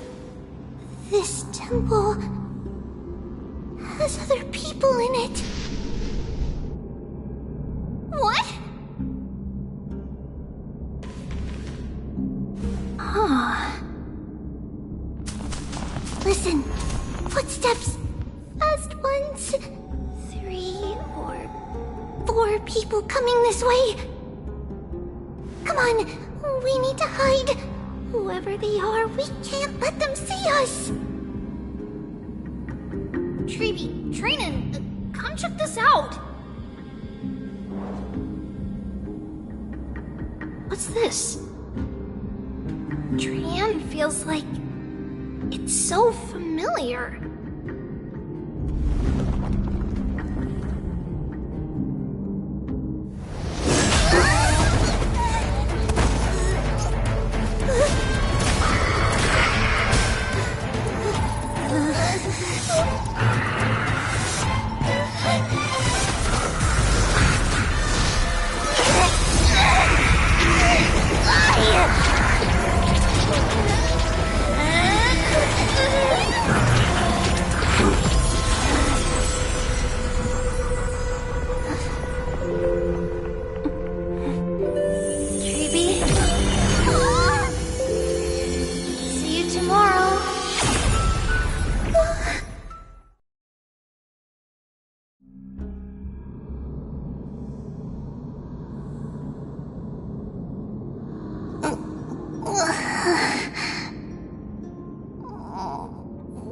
Where am I?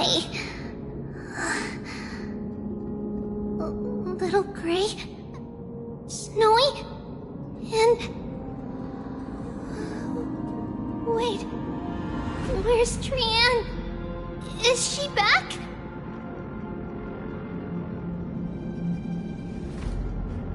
We only saw the 2 of you collapsed on the side of the road when we arrived. Danny and I looked around, but we couldn't find any traces of Lady Trian. What about the black-robed swordmaster? Blast it! Of course it's them. We were still too late. I fear something bad has happened to Orynyx's core flame. Then, Lady Trian... She doesn't have much divine power left. We can barely sense anything.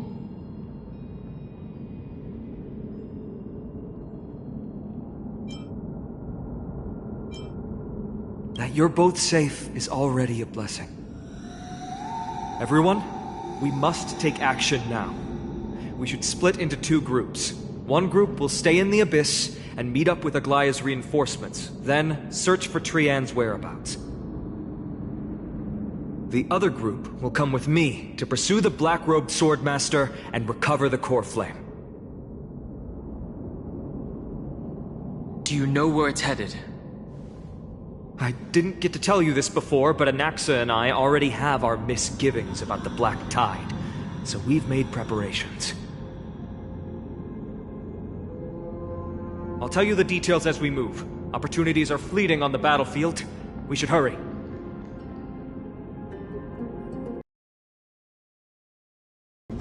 Lord Finan! Lady Treby and Lady Trinan. I'm glad you're all right. Did Aglaya's people get here? Yes. Lady Aglaya already knows about the situation and sent along a message. Fine. I understand that Swordmaster is of great importance to you. But if you charge in without a plan, I fear that you won't be the only one who dies in vain. I understand. Hatred is a hero's deadliest poison. I have no intention of fighting alone. If that Swordmaster really is related to the Black Tide, the Chrysos heirs must not take them lightly. I have indeed planned to return to the Holy City and discuss the strategy with Aglaya. We'll need all the help we can get for this encirclement. Why don't we split up as previously discussed? Hyacin and I will stay to regroup with the reinforcements. You go back to the Holy City with everyone else and tell Aglaya about your plan. Trinan will stay in the Abyss too. That way, both sides can communicate with each other if anything happens. Thank you, everyone. Partner, Treby, let's go.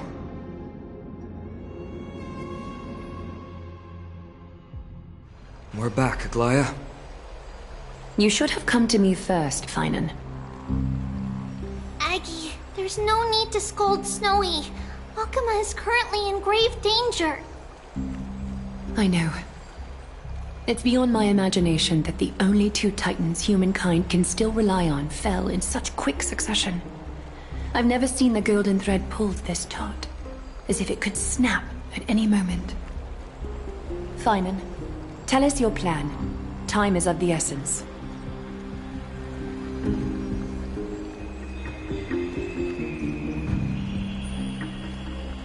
This being is not just hunting titans, but taking the core flames too?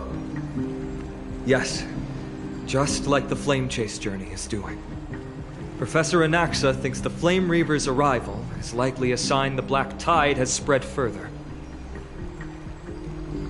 Regardless of whether you're right, this being is still far more aggressive than we expected. But its madness is also an opportunity for us. If its goal is the core flame, then that means us humans can lure it into a trap. Anaxa had already left the Holy City with Cersei's core flame while we were on our way to the Abyss, so he can make preparations for the battlefield. Tell me, what makes you think this won't end with us losing another core flame? Because this time, the power from beyond the sky is also at our side. He is the key.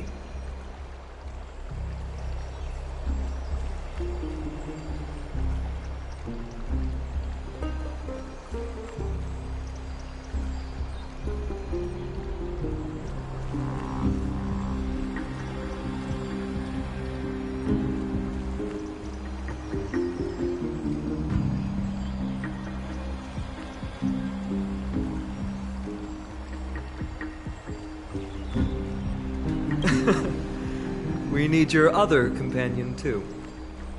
Ma'am, do you mean me? I see.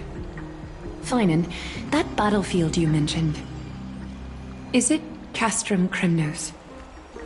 Yes. I'm sure everyone remembers the astonishing miracle our partner here performed with his companion during the battle with Nikedor, and how they awakened Castrum Kremnos' past. That will be the key to our victory. We will use Orynyx's power to once again open a passage to the past and lure our enemy inside. Then, we'll seal the Flame Reaver in the maze of time. Impressive.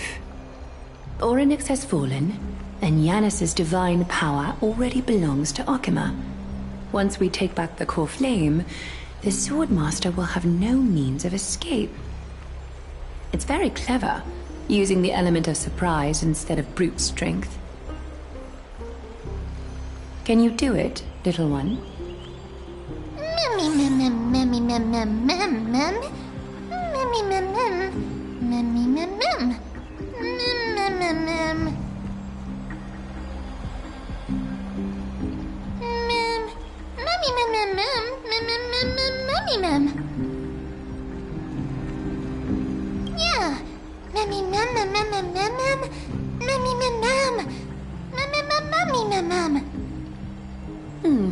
Such enthusiasm. I'm glad to see you're confident. By the way, the Council of Elders declared a state of emergency when Treeby went missing. Kynus and her following have heard tell of the incident at the Grove, and are galvanizing support in secret. I fear she'll make her move before the next assembly of the citizens. What are they plotting? That short-sighted politician likely believes the Chrysos heirs have outlived their usefulness, and is making preparations for her next step. That ugly side of humanity is something we'll have to deal with eventually. But that's a problem for another day. I've sent Castoris ahead to the council with a message. She should be able to keep the situation under control for the time being. Finan, it is my hope that we can come to an understanding on this. We must take down the Flame Reaver in one go, and retrieve the core flame. And in doing so, grant ourselves an advantage against the Council of Elders. Of course. You may count on me to lead the charge. I apologize for tasking you to spearhead the plan once again, but Akima is currently beset by enemies from within and without. The situation brooks no delay, and we have precious little time to confer and discuss the plan with you. That being said, you are the key to our success, and I shall respect any decision you make.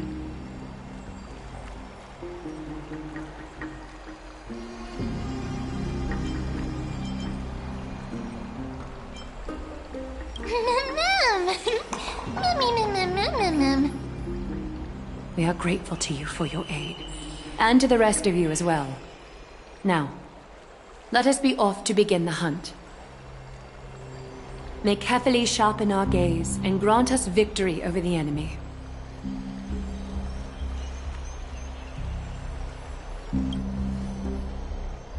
You mean Mighty? He's dealing with a different problem.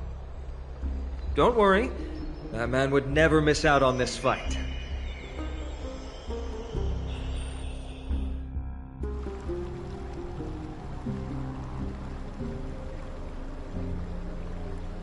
Farewell, my dear friend.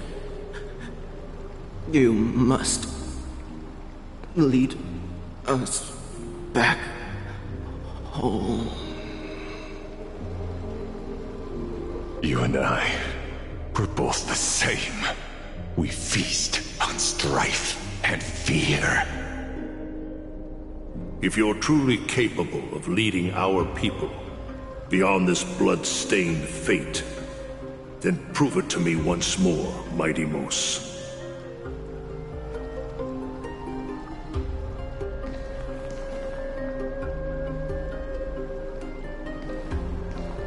I knew you'd be here. I heard you're about to set off on an expedition. That's right. It's going to be a tough battle, and our destination turns out to be Castrum Kremnos. Is that why you're here? To pray to the dead Nikador? No, just the opposite. I'm here to tell you, you can entrust the front lines to us this time. You can't afford to lose your upcoming battle either.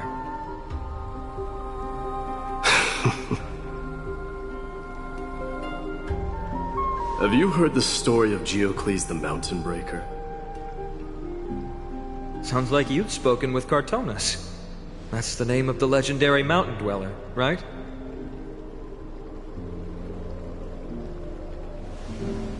Let's have a chat before we go our separate ways. Cartonus told me that back in ancient times, the mountain dwellers lived in seclusion. They spent their days quarrying and gathering, living a simple and peaceful life away from strife. But Geocles was different. He resisted their traditional way of life, yearning for the world beyond the mountain. They're safe, but humdrum culture was like fetters around him.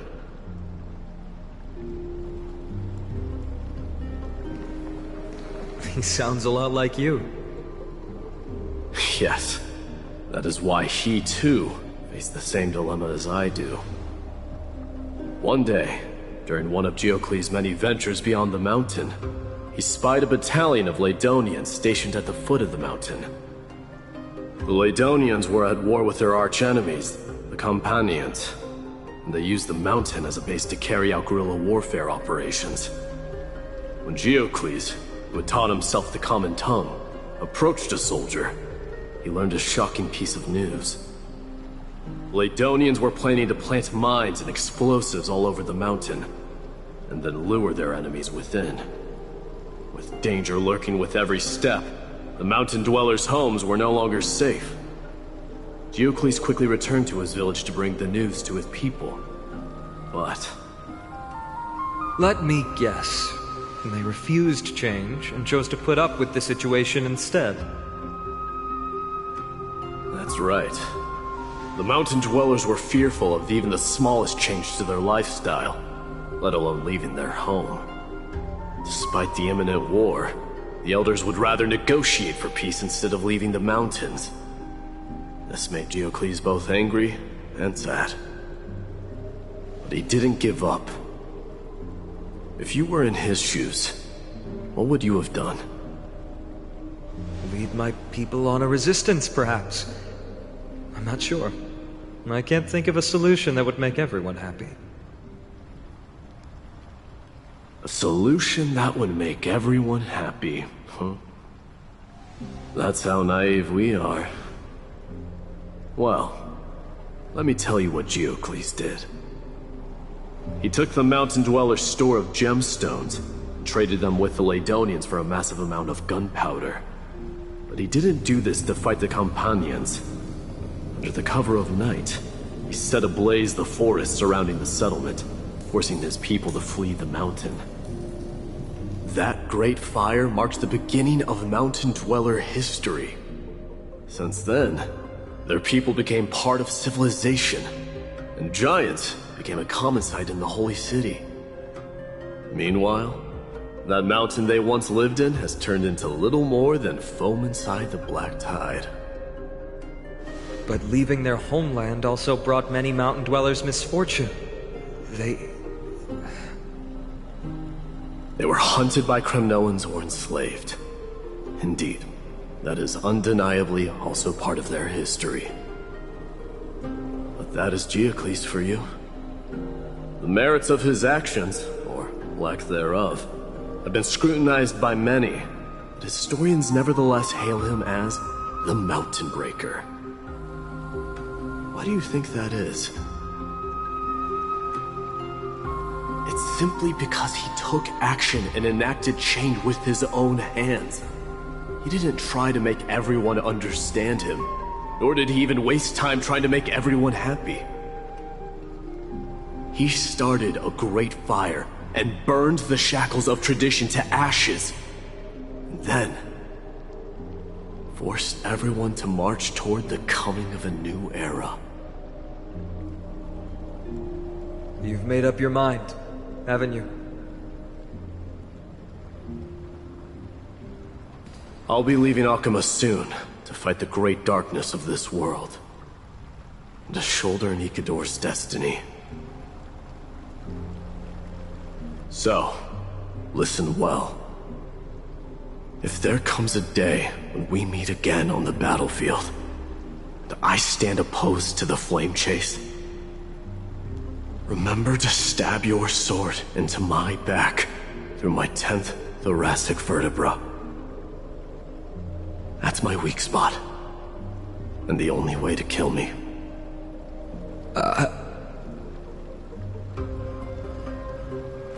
You have my word.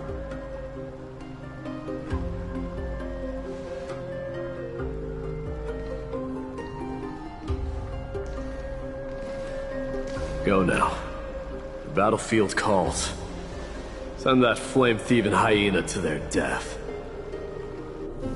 If you find yourselves with no other recourse, pray to that blade in the sky. Loudly call out the name of the new god.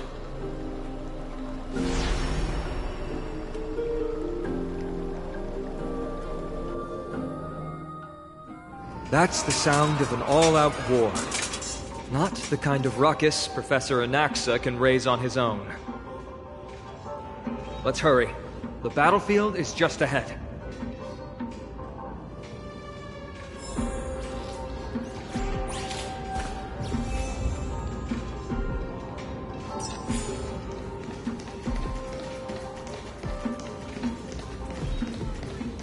No way. A Kremnoan.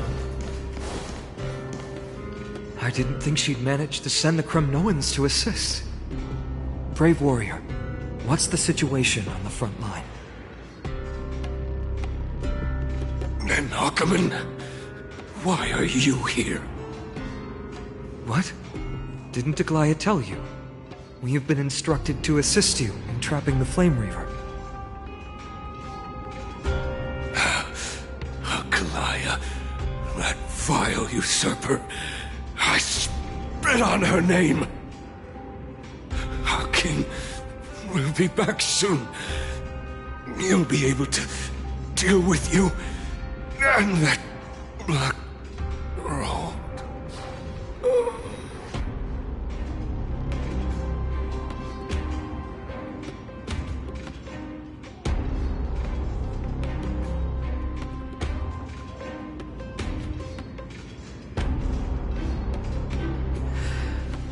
The Kremnoans really are just like their king. Rest in peace. May your glory last forever. Did they come to fight on their own accord? Or... I can still fight. You must become king.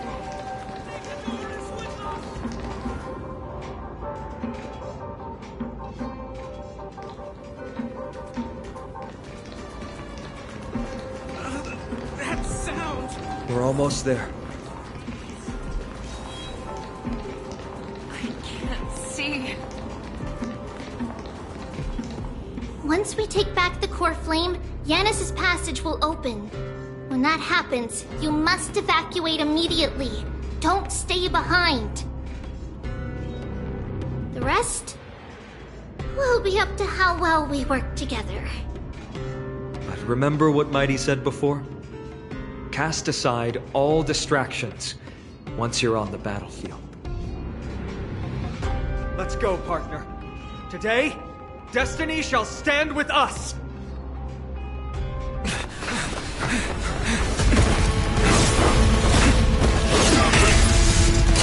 Finally. Then, it's all yours!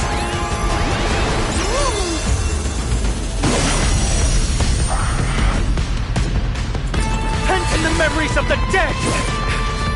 Executioner!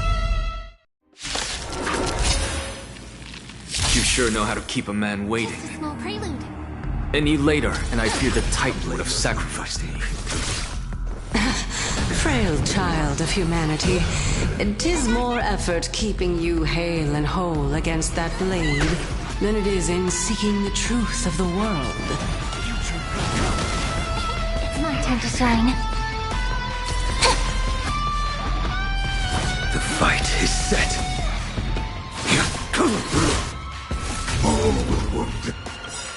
That paradise may be unreachable for me.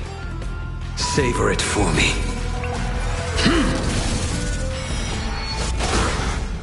Return to the great tree.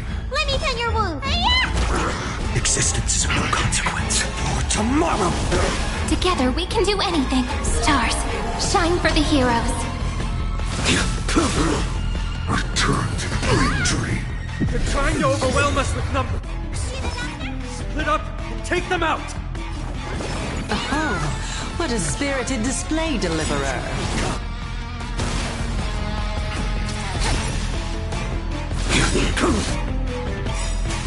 I failed to send you. Savor it for me. Get ready, Prof. Can't hold out much longer. Quiet. I know what I'm doing. Your prescription! Thank you. I can still keep going. I will dispatch you.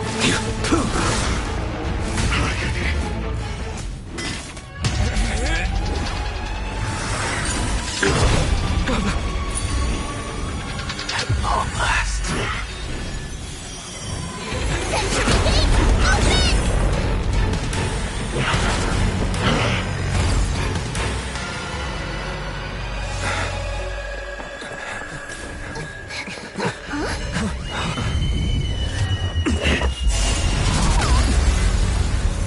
How embarrassing. Didn't come down from the sky? This city is mine anyway. So why shouldn't I go through the front door?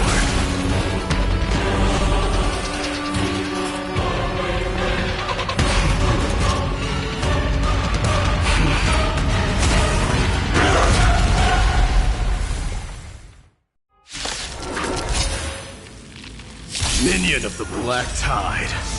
I, King of the Kremnoan Legion, will be your opponent today. Long time no see, Mikador. A blade knows no mercy. Your end approaches.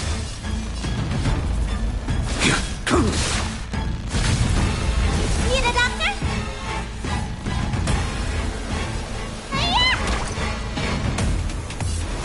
Future will come!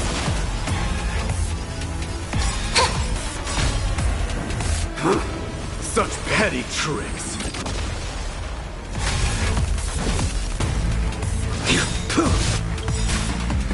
That paradise, savor it for me.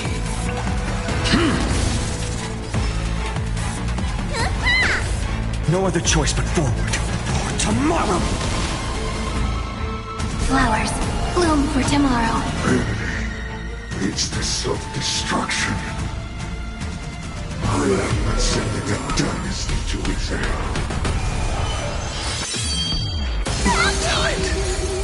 I will dispatch you. Well fought. That was a good opener to the ceremony. Let me tend your wound. Now, we honor the fallen gods with this rejoice. So I grant you the honor of... It's time to end this.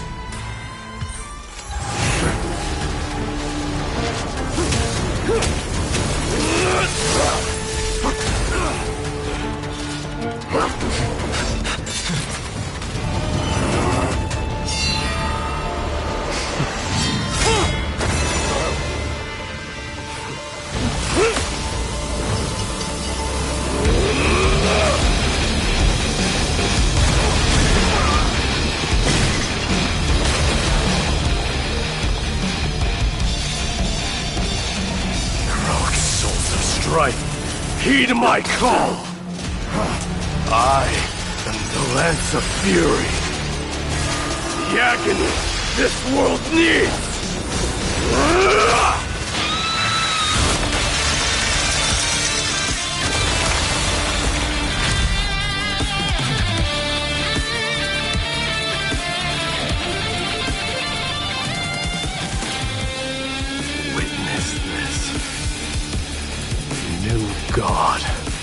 has come to Castro Kronos.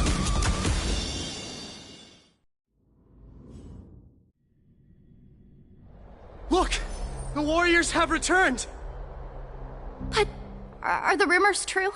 Has Oryx fallen? It's as the Council of Elders said. We face a dangerous threat. Yet the Chrysos heirs are only inciting more chaos.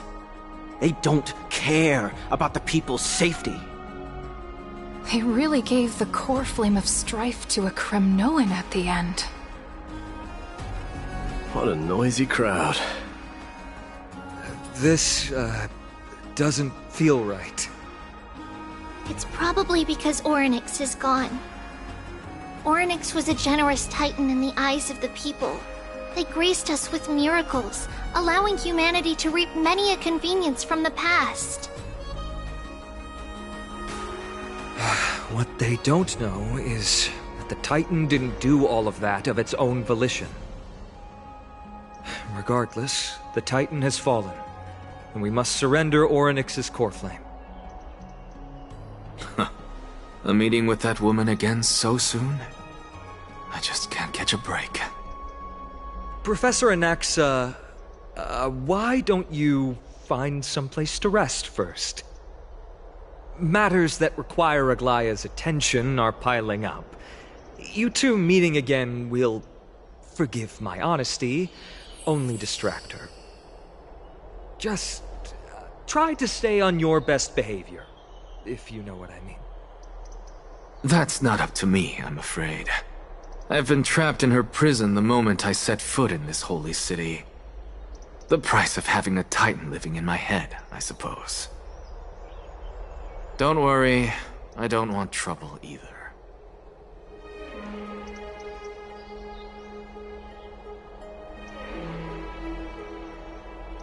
They have differences in ideology.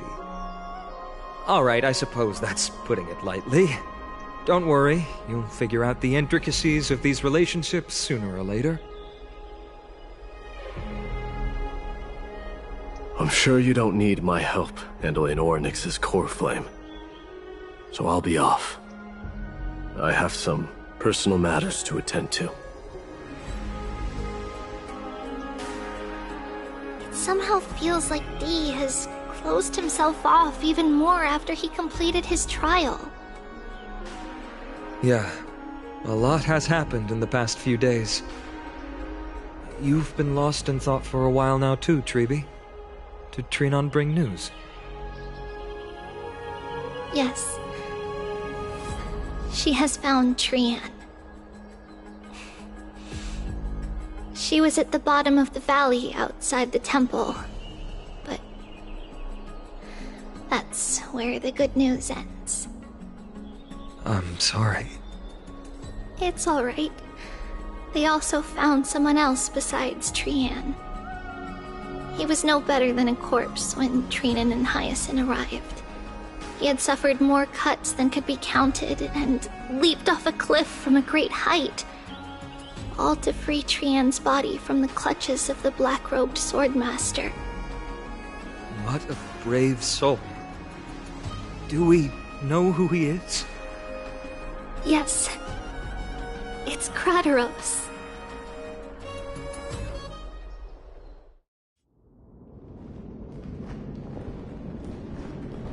Stop!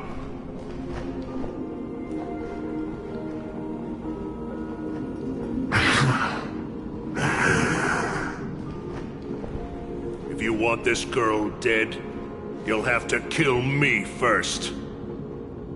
How ludicrous.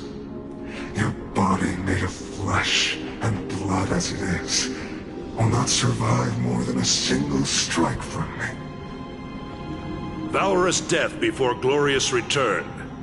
As a Kremnoan, I know not the fear of death. She's lost her divinity. I have no interest in an empty shell. But answer me this, child of strife. Why do you raise your shield for her? As the leader of the God Shield Brigade's elite, I protected the king against the Black Tide with this very shield. And I've done this over and over, hundreds and thousands of times. A pathetic killer like you could never understand the weight it bears. Pity. And crumble like rusted iron. Good. Supreme glory shall be mine, as I indulge in the libations and incense offered by my descendants. Come, let us fight! For Kremnos! For my king! For Amphorius!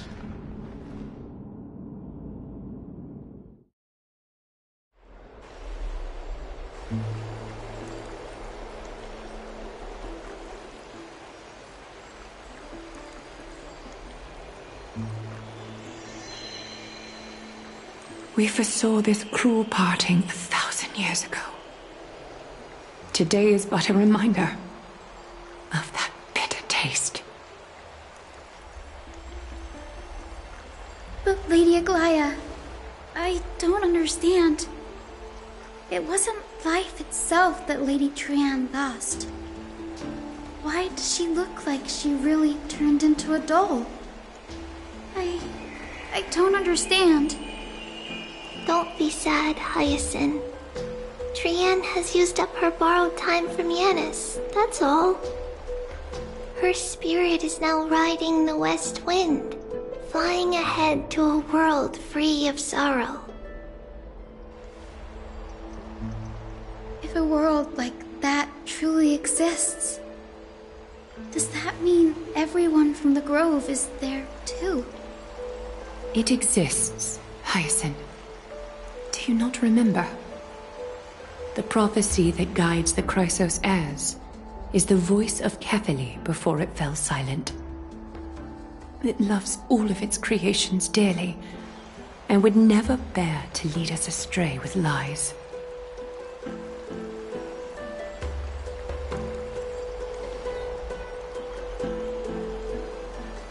What about the Crimnoan veteran? How is he doing? The Twilight Courtyard has done all we can.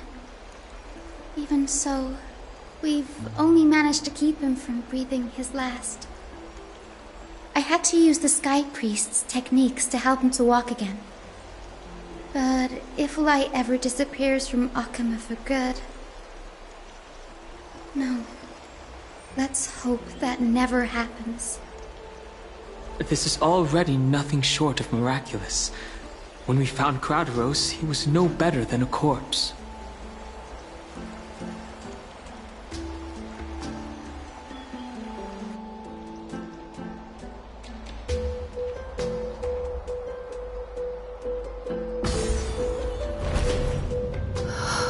The parting hour is upon us. Yet the golden thread runs slack. The heroes have returned with their spoils.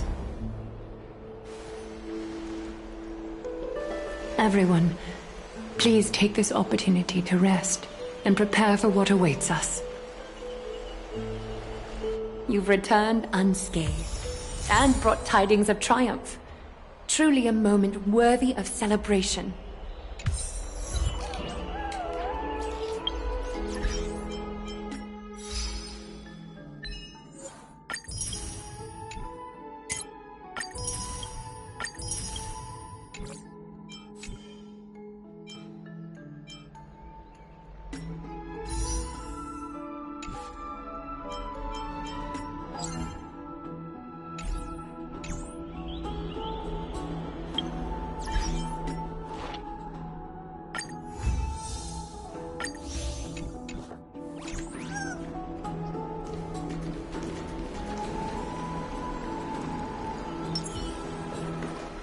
It's incredible to think that we returned to Nigador's core flame not so long ago.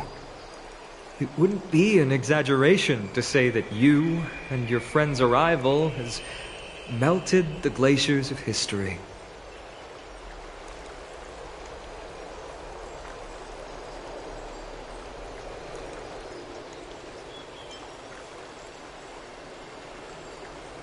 You could say this is the true face of history. It slumbered for 1,000 years, only to awaken for this one moment. Alas, now is not the time for a study of history. I do not see a Naxa around. Was this under your instructions, Finan? Yes. It just seems much more efficient than letting you two go at it endlessly. A rash decision. After all, he still bears a core flame with him. I do concur with your assessment of efficiency, though. Now, let us table the issue concerning him for the moment. The more urgent matter is the core flame of Orynyx. The Chrysos heirs had initially crafted a plan regarding the order to return the core flames, for titans like Orynyx and Xerxes, who harbor no intentions of harming humanity. Our strategy entailed assuming their divinity only at the very end. But this unforeseen turn of events has thrown everything into disarray.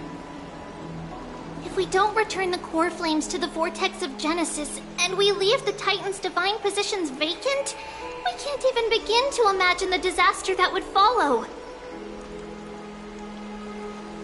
But the most pressing issue at hand is that we haven't found the Chrysos heir capable of bearing Orynyx's divinity. Finan, Castris, Mighty, and Hyacinth. Trepi and I devoted a millennium scouring the world, only to find these few people. Only a chosen few possess the capacity to assume divinity, the elite among the Chrysos heirs. We would never hastily extend our invitation without first verifying their potential to bear such power. Yet we cannot compel anyone into divinity, as it would be no different from sentencing them to the gallows. Truly a dilemma. Yeah. How about letting him give it a try?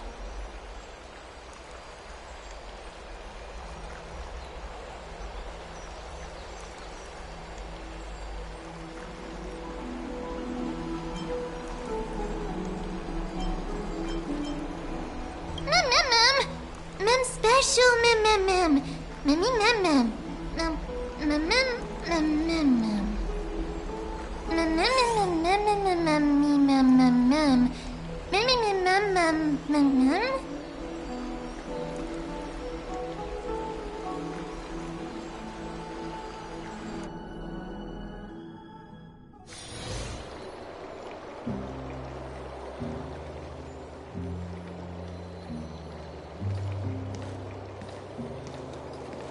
I see the Reaper has forsaken you too, teacher.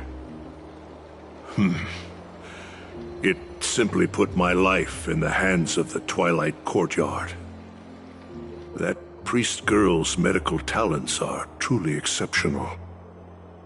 She might be far from the ordinary girl we envisioned. But this isn't about me, Mighty Mos. I saw it. You finally decided to embrace your own fate. Power of strife is stirring a tempest within me as we speak. My bones have turned into steel, and my blood is seething in a blaze.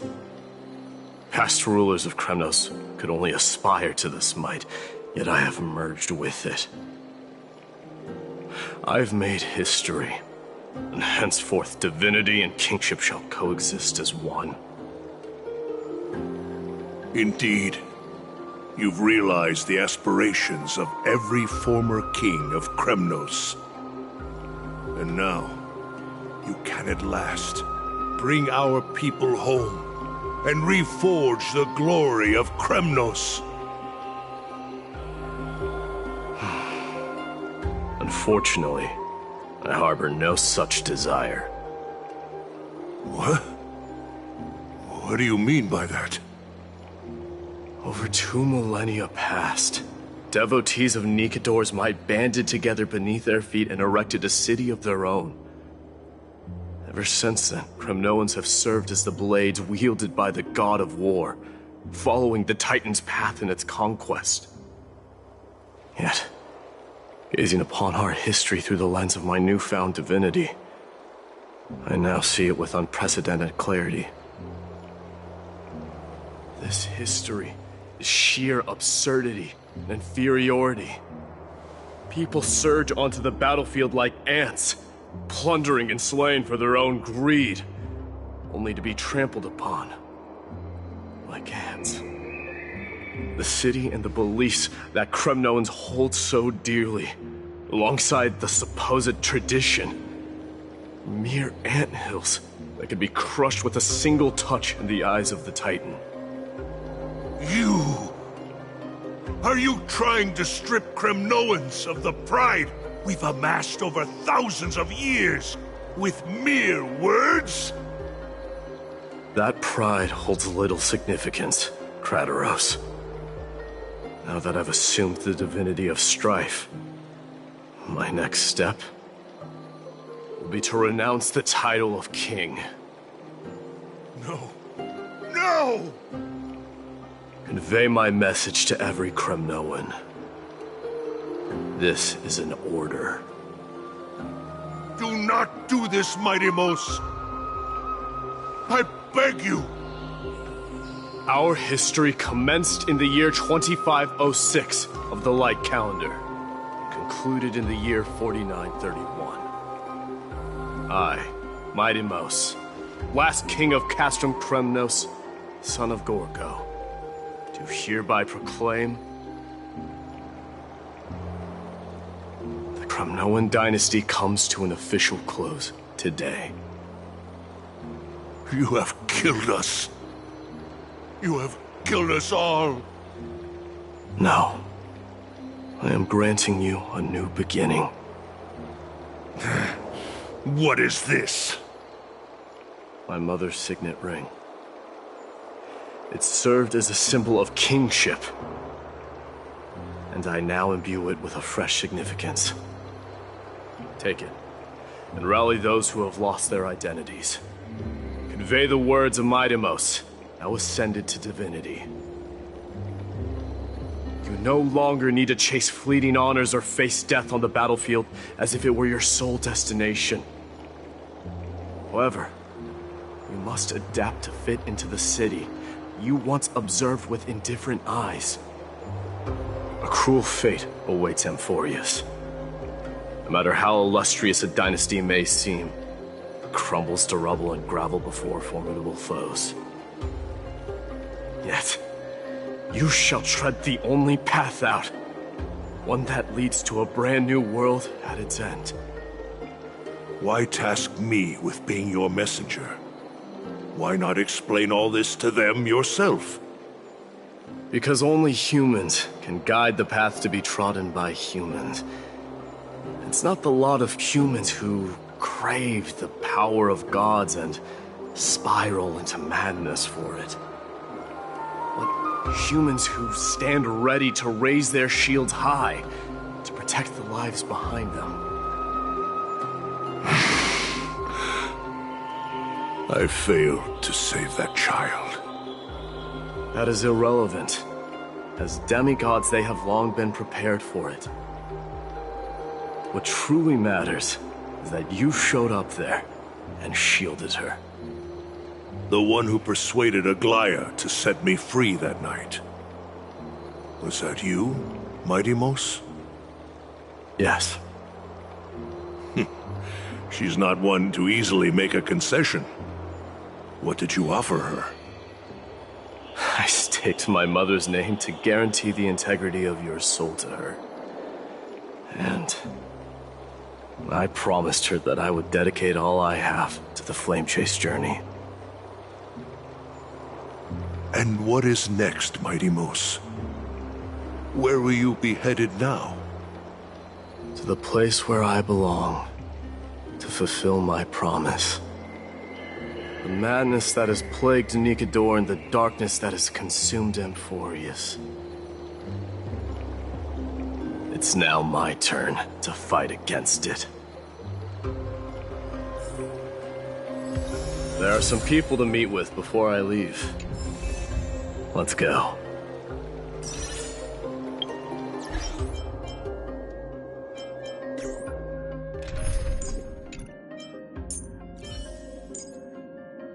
Now.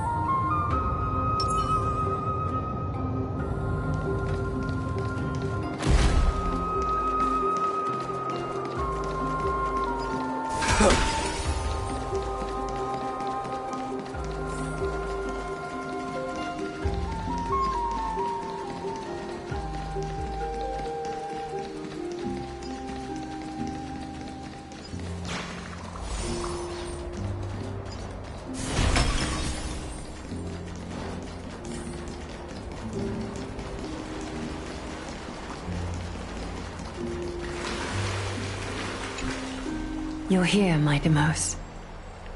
It seems that you are prepared. Yes. You aided Akuma through yet another trying ordeal, and my gratitude knows no bounds.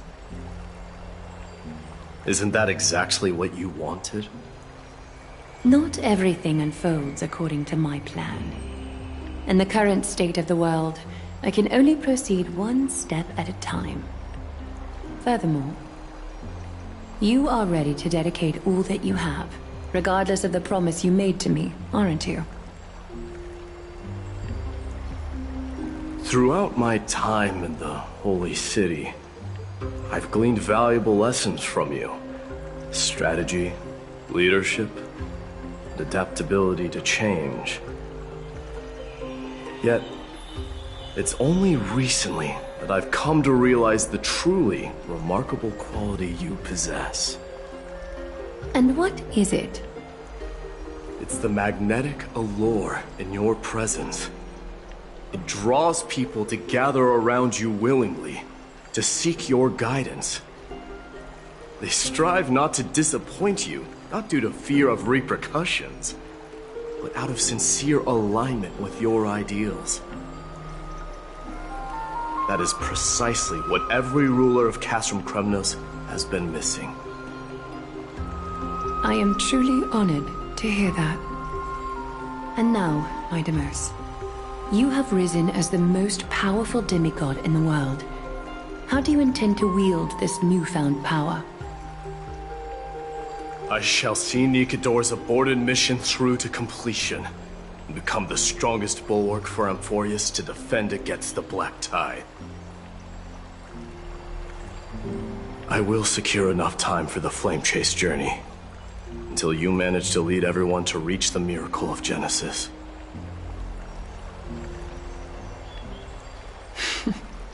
My Deimos, a new chapter awaits Amphorius. Yet, the one who guides the people to the destination need not be you and I. Huh. What did you see after assuming Nestia's divinity? Despite the passage of 1,000 years, every word of that prophecy remains as vivid as ever. You shall have your final bath in warm and radiant gold. Just as cryptic as all the other prophecies. What's the reason for the laughter? I was just thinking, if an ordinary person encountered these words, they would probably stay away from the baths for the rest of their life. But I cannot forgo the delightful experience a bath offers. So, I assume you also glimpsed yours, my Deimos? One day, you shall die with a wound in your back. Well, that is a rather straightforward scenario. If I were to be terrified by drivel with no basis, I would not have attracted your gaze and joined the Flame Chase journey in the first place. You speak the truth. May you be destined for a powerful fate, and may we reunite in the promised new world. Farewell, mighty.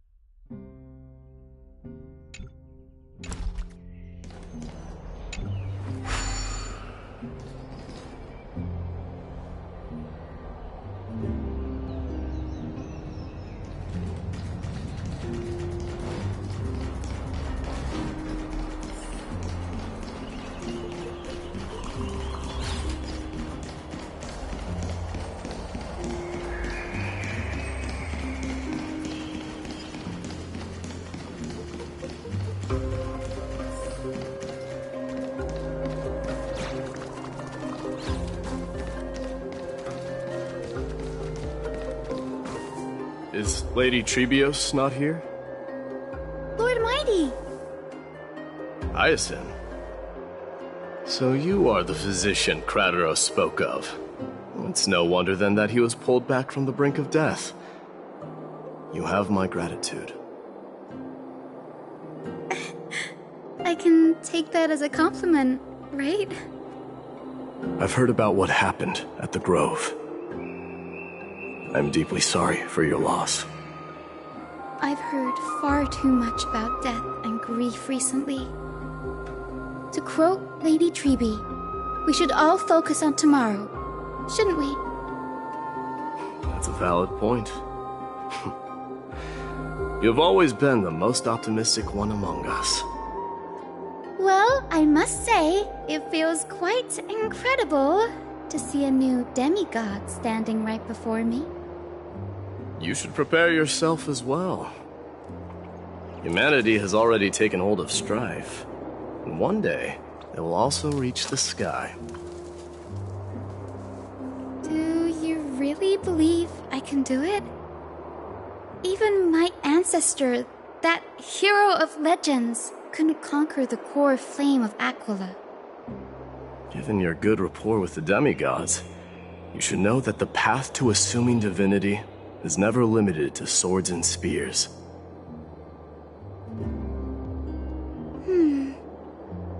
You've always been so perceptive, Lord Mighty.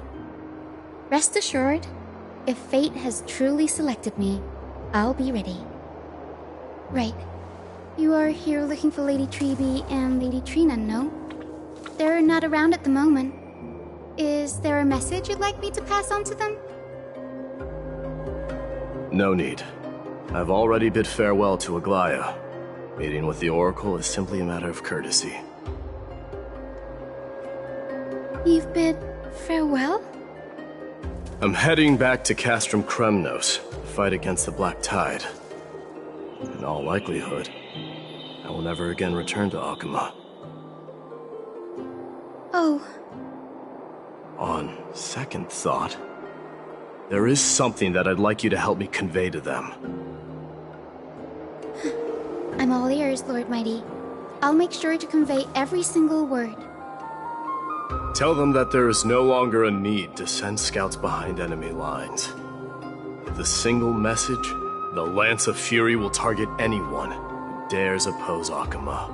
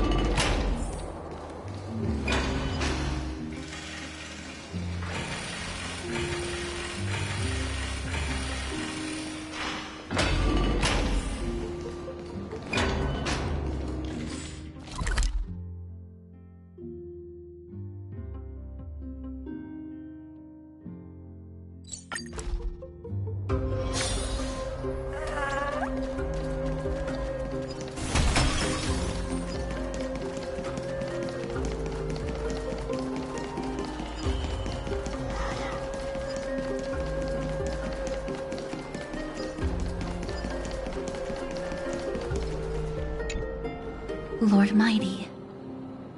I'll be embracing my destiny before you do, Castorus.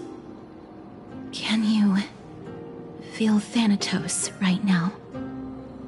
I don't feel them at all, regrettably. You have been painstakingly seeking that Titan for so long. But have you ever considered reaching out to me for help? You mean... Death refused to ferry me. If you were to send me to the Netherrealm, I may uncover clues along the way back. I would never do that, Lord Mighty. Death is not a game. You're right. That may very well be the reason why my people have struggled for millennia. They underestimated the significance of death. So, are you returning home alone, Lord Mighty? Returning home, you say? Maybe. At this moment, Castrum Kremnos is not just my birthplace, but also my fated destination. Work harder, Castorus. Go and do what you have to do, so that the trials we have endured may have meaning. I will, Lord Mighty. May we reunite on the other side, where the warm west wind blows.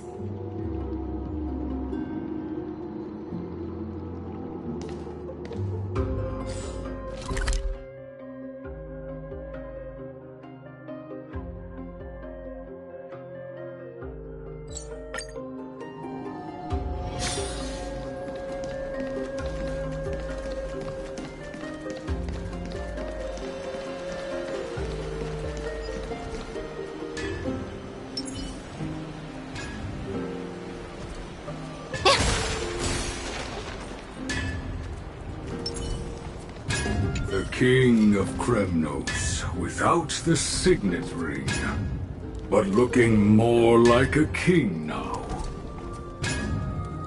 I'm no longer the king, Grand Craftsman. Matters not the title. Surpassed all former kings your achievements have. I will honor your trust and liberate the world from the clutches of fear. Nevertheless, I must request that you continue to watch over Phainon, Cartonis. I have a feeling that his fate will weigh heavier than all of ours combined. Keep Phainon in mind, I will. Return to your home, brave king. Together with everyone, I shall remain here. That thunder from Castrum Kremnos we wait to hear.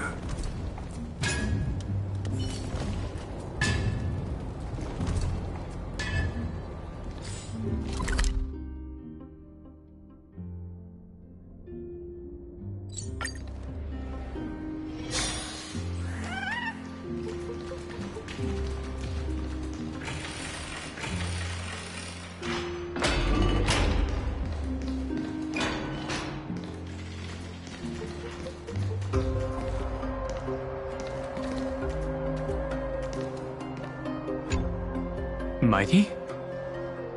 Outlanders? No. Trailblazers. I will soon make my way to Castrum Kremnos. If all goes according to plan, this may be our final meeting. I just want to let you know that I appreciate everything you have done for Amphorius. Reflecting on the past and moving forward to the future. A challenge I faced as well. Though we never had a chance for a deep conversation, after all we've experienced together, you are also an ally of the Trailblaze, Mighty. That means a lot to me. May success accompany your trailblazing wherever it leads. How about you let me guess what's on your mind?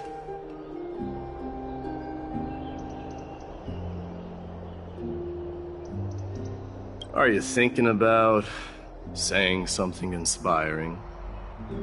Eat more greens, work out more often, avoid mindless reads, and get more sleep. Just smile if you don't know how to respond.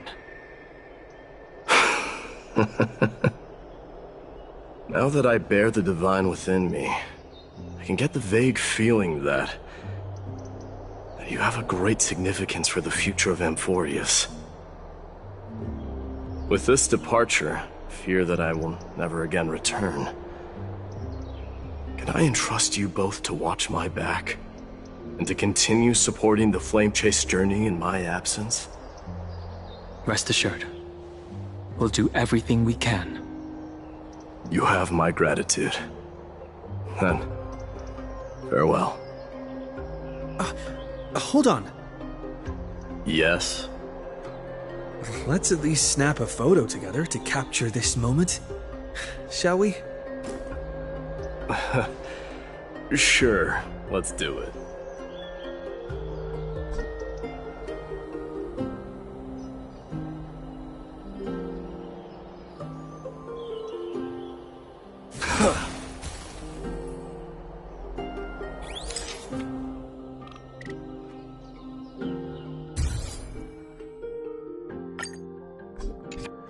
Looks pretty good. What do you think, Mighty? Well, feels peculiar, I suppose. I'm not talking about your photographic skills. It's just that I rarely take photos. But this one, it's pretty good. I never fail to impress. I'm glad you like it. Make sure not to leave any regrets behind. I wish the same for you during your time in Amphorius.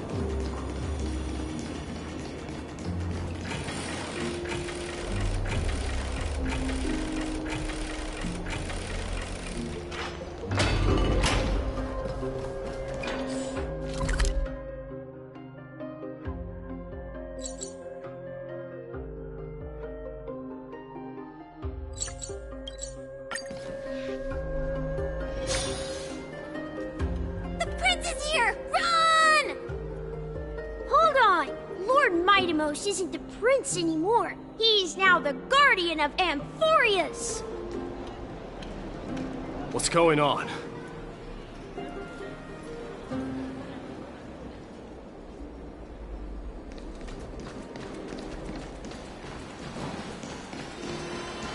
We salute the guardian of Amphorius. We salute you. Farewell, Savior. It's been a... I should have known you were the mastermind behind this. Hey, don't go pointing fingers without cause. I swear I'm innocent this time. See those kids over there? They're the ones who brought everyone together.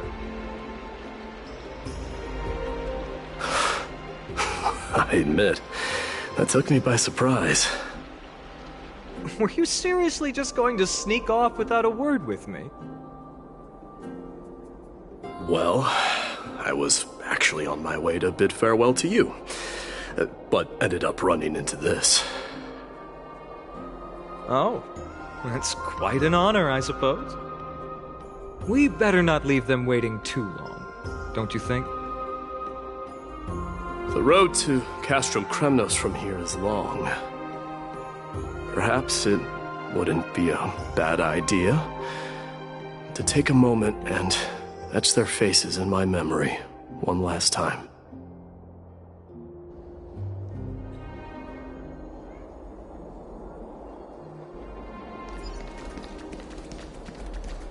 I think I see more than just the Kremnoans here.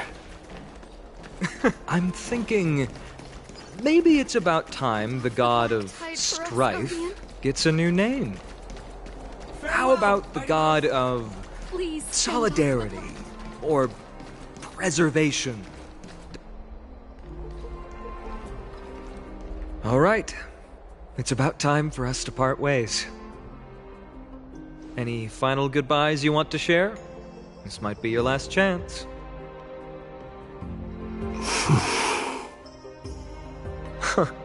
Why so quiet? I thought divinity would wash away some of your sentiments. Do you truly feel as carefree as you seem? Or is this just a facade you wear? You know what? You sound just like Aglaia at this moment. But you're not off the mark. I just thought that putting on a nonchalant front for this occasion might help us preserve some dignity. I can see through your deception, even without the power of mind reading.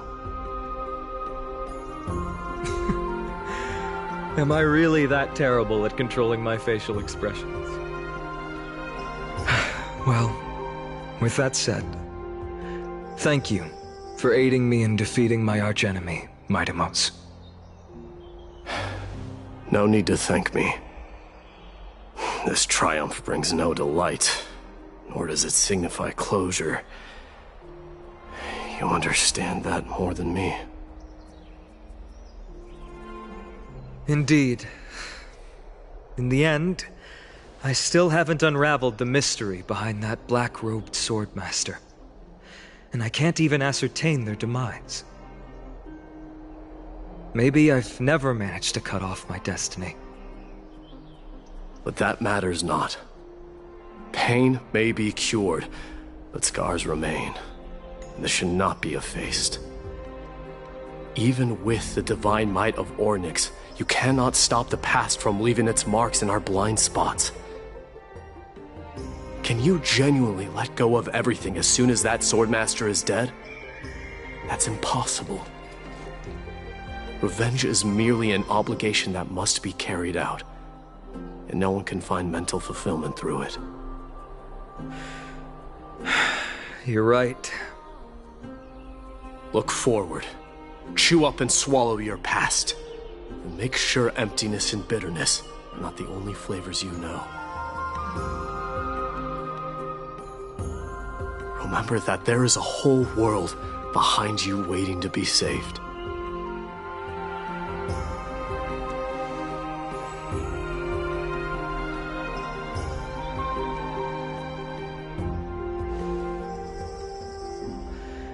I will keep that in mind.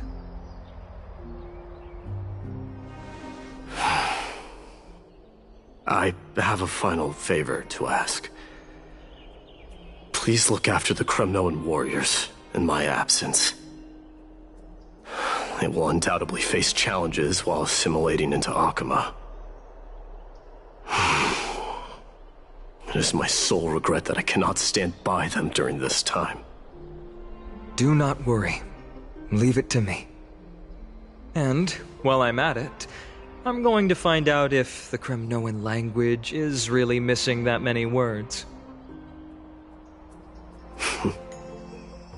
The Kremnoan philosophy can never be encapsulated in a mere dictionary.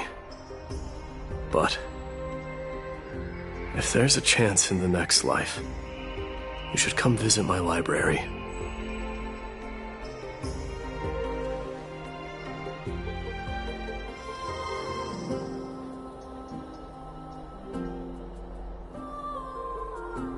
I'll be on my way, Deliverer. Remember to stay alive till the final act. Yes. Same goes for you. Don't die too easily.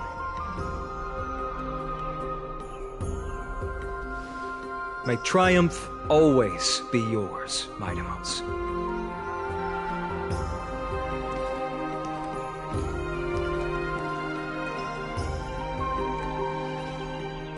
Oh, right. One last question. Go ahead. You better not leave any regrets behind. Are you the one who told Cartonis about the signet ring? Well...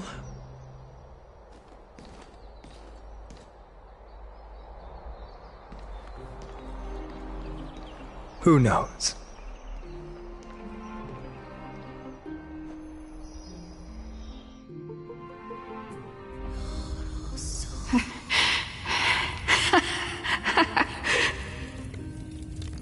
Get up, my son.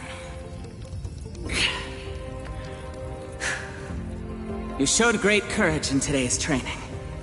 Let's wrap it up for now. Yes, Mother.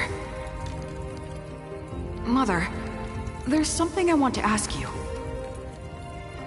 What is it, Midamos? Why must we learn to fight? It is for glory and honor, my son. For Kremnoans, mastery of swords and spears is ingrained from birth. And the battlefield is our destined end. Is that really the way it is, Mother? What makes you say so? Because you don't sound entirely sure. You're right, Midamos. I once believed those words, without question. Until your father cast you into the Sea of Souls. It was at that moment I realized how everything I believed in was utterly hollow.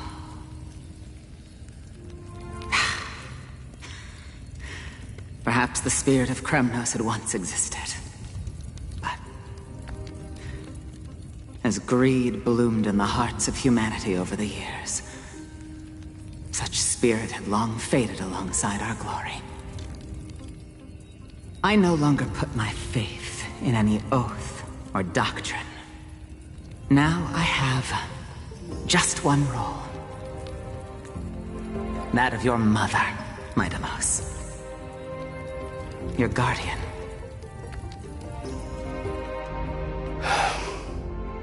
That dream always ends there. The journey back to Castrum Kremnos is proving to be longer than expected. Krateros said that shortly after my fall into the sea, my mother challenged my father to a duel. She died through father's treachery, and I never saw her face. Yet each night she would show up, waiting by the flickering firelight. I always anticipated the sequel to that dream, believing she had more words of wisdom or guidance to offer. But now, I think I finally come to understand. That is all she wished to tell me. And now, I too am left with but one role.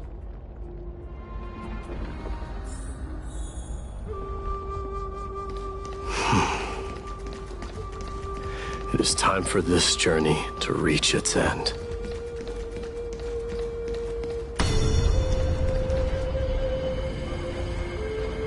Look!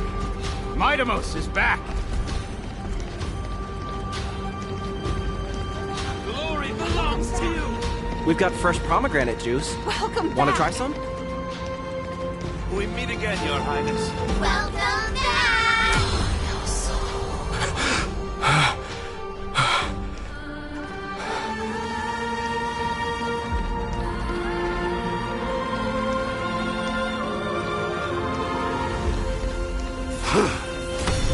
How was your training?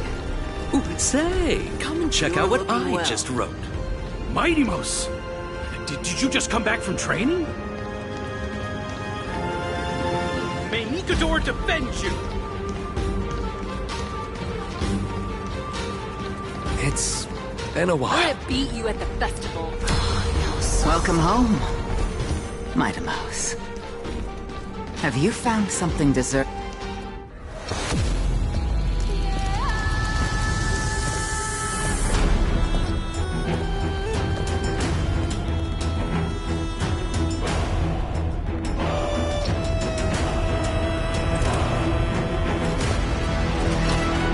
The son of Gorgo will be crowned in blood!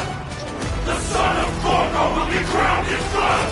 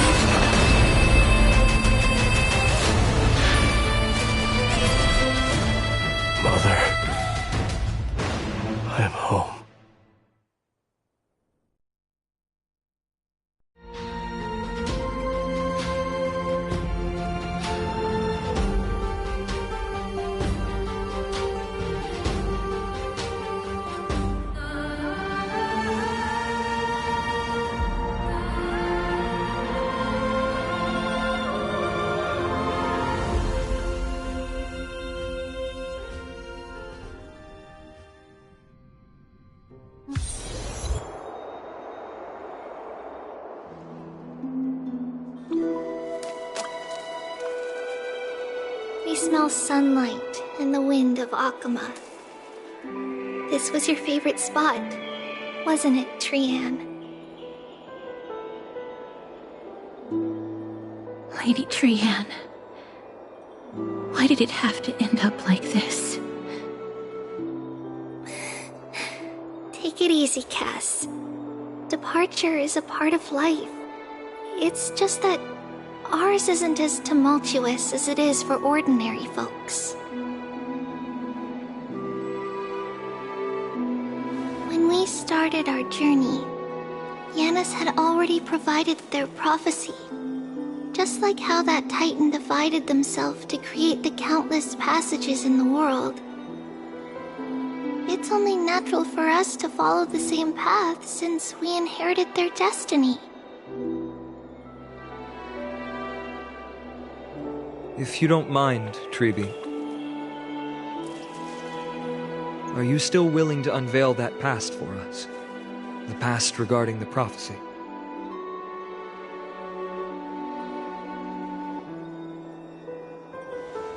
What do you seek to learn, Snowy?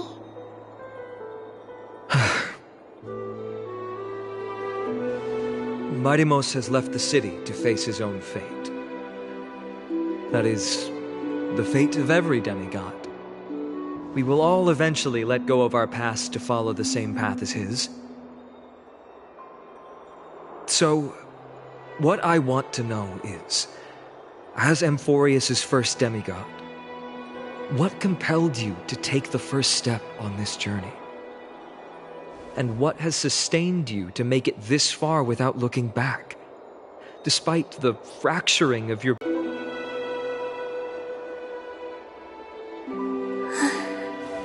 On what he has to do.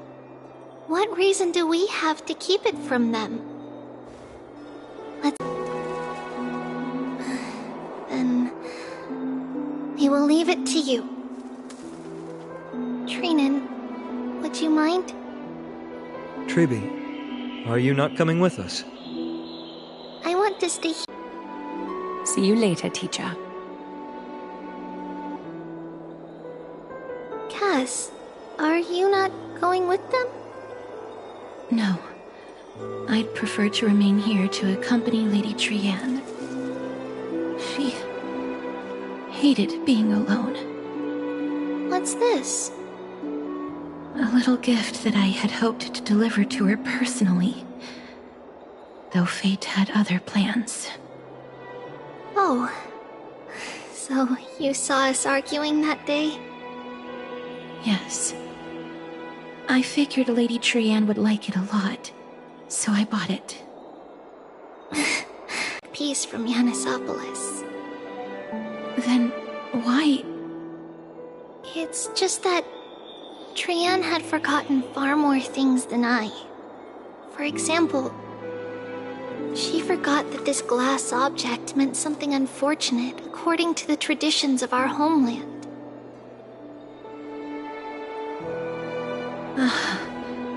I'm sorry, Lady Tribi. Should I... No need to apologize, Cass. At that time, I simply didn't want her to be trapped by our past, especially considering how much time had passed since we left home. But now... it might just be the perfect gift for Trian. All shall bid farewell to one, and that person alone will witness the miracle. While you and I have long accepted this absurd fate, they remain fresh and inexperienced. Teacher, don't let the weight of that cruel prophecy crush their spines. But it would be even more cruel if we allow them to ignorantly fall before the gates of the new world. They will eventually need to know the truth. We just need the right opportunity. This, to me, feels like the right opportunity.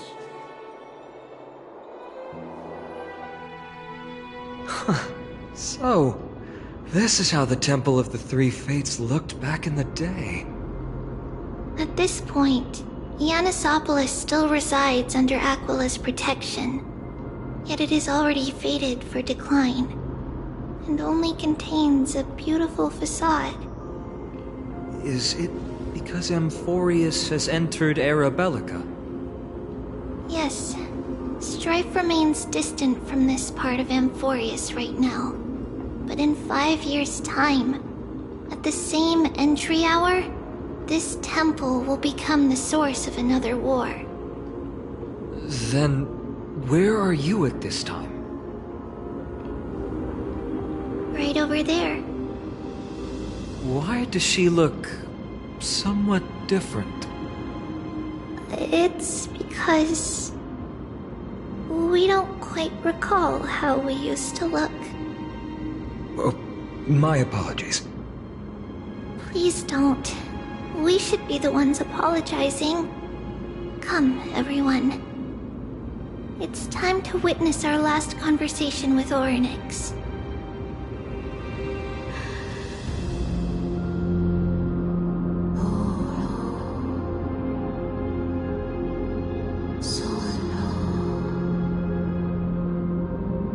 You're here, Orynyx.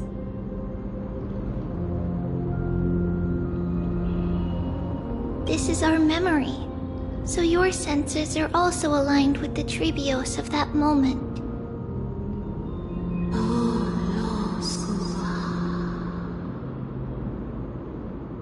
False prophecy, huh? So you still think that way?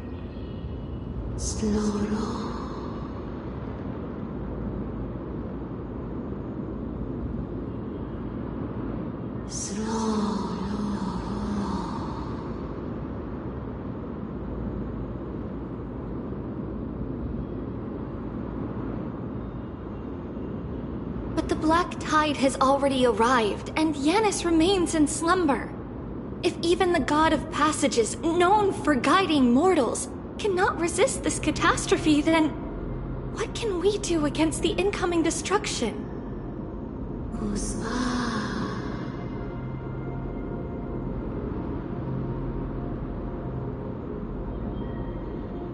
Those chosen by fate would never have their family taken from them.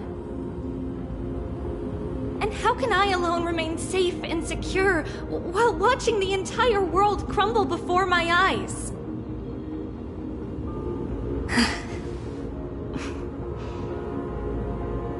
This might be our last conversation, Orynyx. I will do everything I can to protect you from the Black Tide.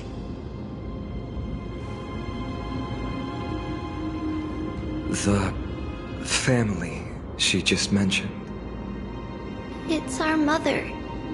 She fell from the spot into the valley a long time ago. It was during a grand ceremony held to seek Yanis's guidance. But things took an unexpected turn. It was Kefali who responded instead. Did something go wrong with the ceremony? Yes, but those two occurrences were in fact unrelated. Kefali's response was simply a coincidence. On that frosty night with treachery abound, as the Holy Maiden of Yanisopolis met her demise, the world-bearing Titan also fell in another corner of the world. Let's keep up with her. This story...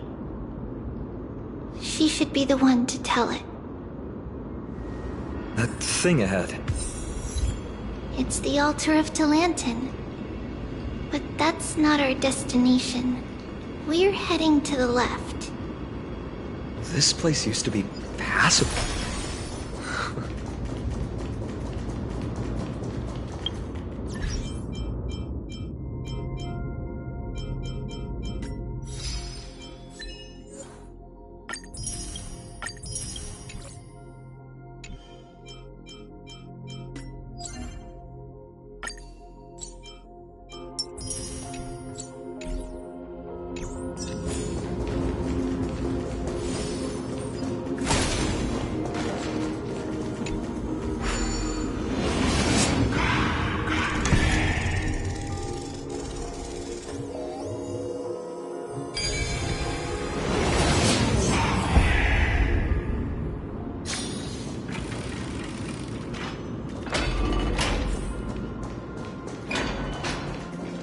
I never thought there would be such a hidden space in the Abyss. This is the archive of prophet. Is this Giannis's maze that Trinon used for divination in the past? Not only that, it also serves as a lock. Our childhood abode lies sealed within. This is the largest puzzle I've ever laid eyes on. And it even acts as a door lock. Should have expected something like this in the homeland of puzzles, I suppose. So, how are we going to solve it? Just follow the designated path and let the stone ball fall into the pool twice. Seems pretty straightforward. Even Mighty might be able to complete it in a single try.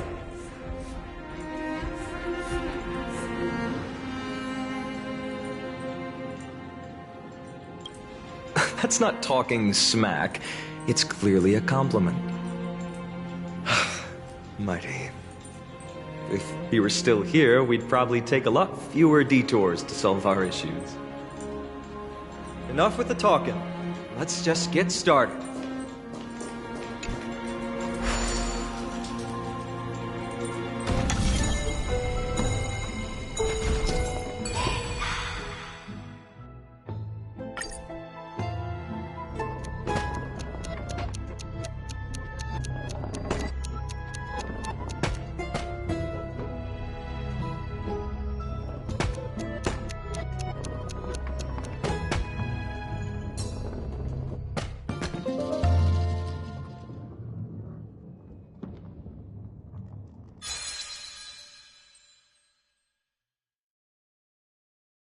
Impressive. You too have the makings of a high priest now.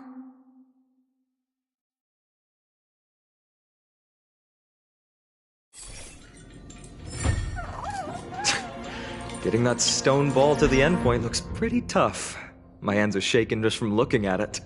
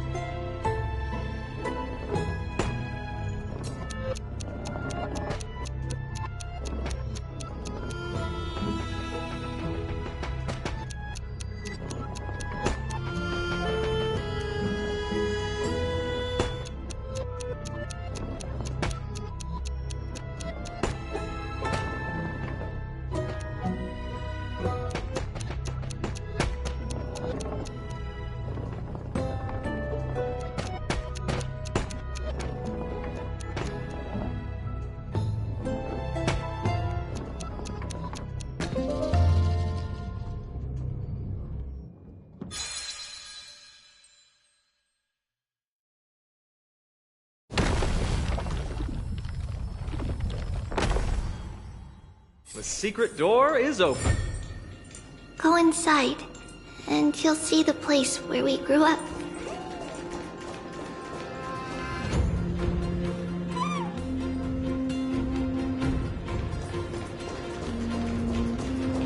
If I become a priest, will Oryx see me?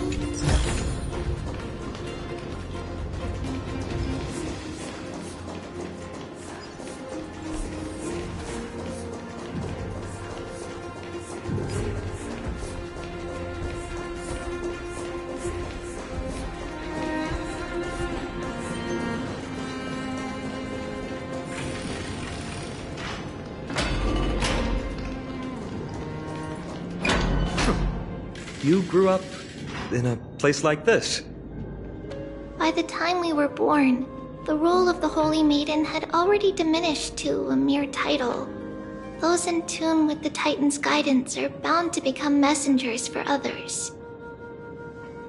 To maintain appearances, those in authority added some embellishments.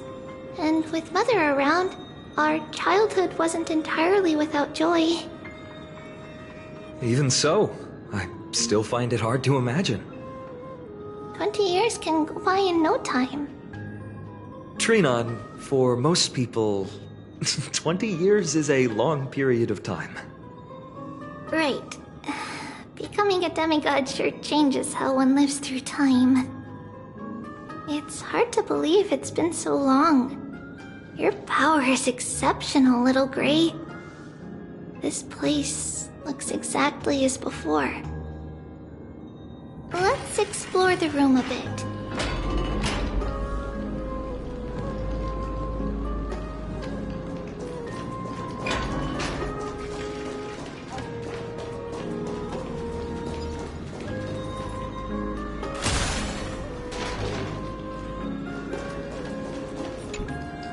There are so many boxes here.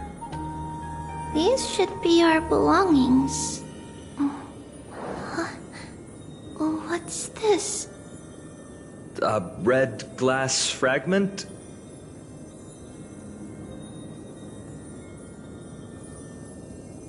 We were still very young the first time we saw it. Mother came back with a beautiful glass piece, but her face was streaked with tears. She simply placed it on the table. It looked so sparkly that we couldn't resist playing with it, but we ended up breaking it by accident. Mother didn't get angry. She simply held us quietly for a long time. It wasn't until we were older that we learned in Yanisopolis, if someone gloriously died for destiny, the Holy Maiden must pick a piece of glass from the volcano's quarry and polish it, then give it to the deceased's family. On the day Mother returned with the glass, her friend lost his life on the battlefield. Since he had no family left, Mother had to keep it herself. Later, on the eve of the ritual, Mother also gave us a beautiful piece of glass. Let's move on to the bedroom.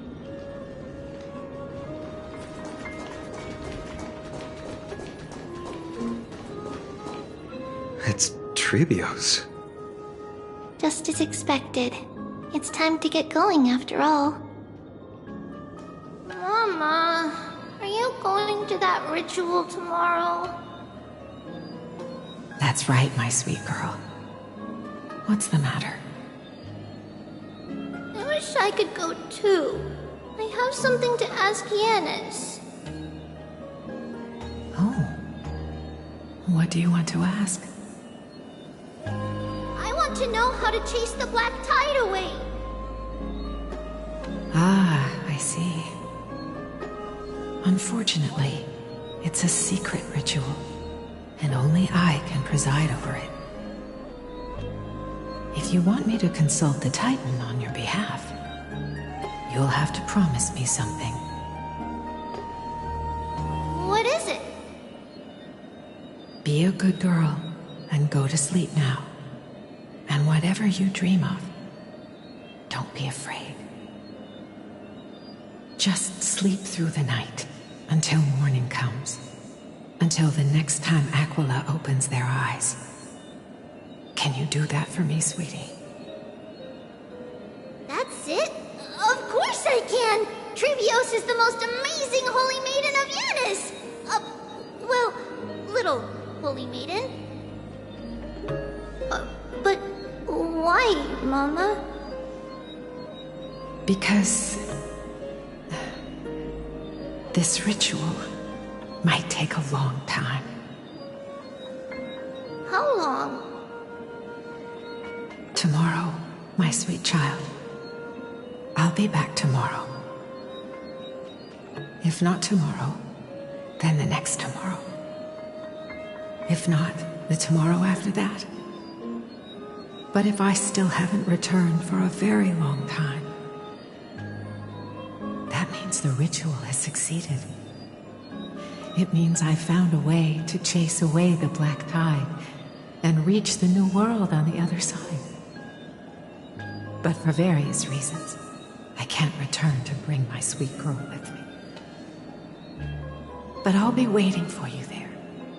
As long as you stay brave and kind, we'll meet again in that new world. It's the end of the West Wind, the black tide's other shore. A radiant sea of flowers, blessed and protected by the gods. In the rosy horizon, you'll see a silver-white shoal. It marks the end of your voyage. The haven, free from storms, cold, and heavy rains. No sorrow can linger there. That is where I'll be, waiting for you. Wow, that sounds just like the island from my dream. Oh, I know. I'll turn the moon into a ship and the stars into sails to go find Mama. Pinky promise? Pinky promise. As long as you sail toward tomorrow. As long as the sun will rise for the next day. Our wishes will come true together. If the final murmurs of the Titan are true, if such a place really exists on the shore beyond the black tide at the end of Genesis, then our promise still stands. Please, wait for me, Mother.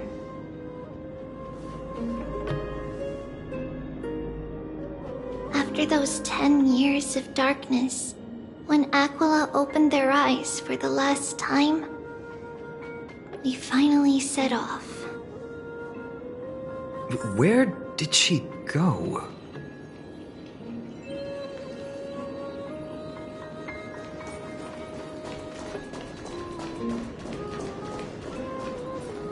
This way. Now, we'll go through this shelf.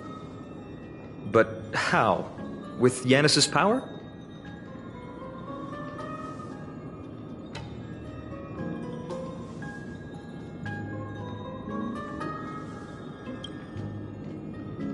No, we hadn't acquired their power back then. So, this obstacle, it was simply a mirage? Yes, the answer is right on the shelf. Go ahead and give it a try.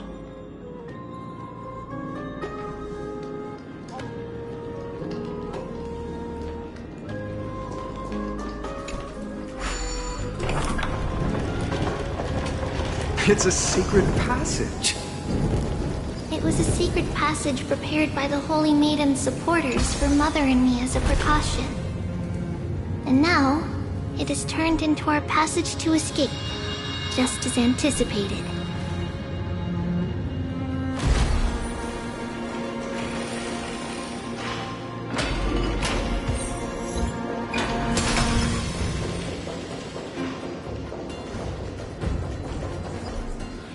The path to the temple was in quite a state.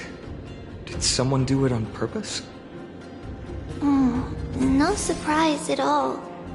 Some people caught on to what we were planning and tried to intercept us, while others were willing to clear the way for the Holy Maiden. I can't move it.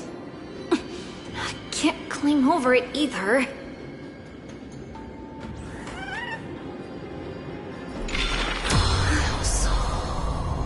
Time Titan? Is that you?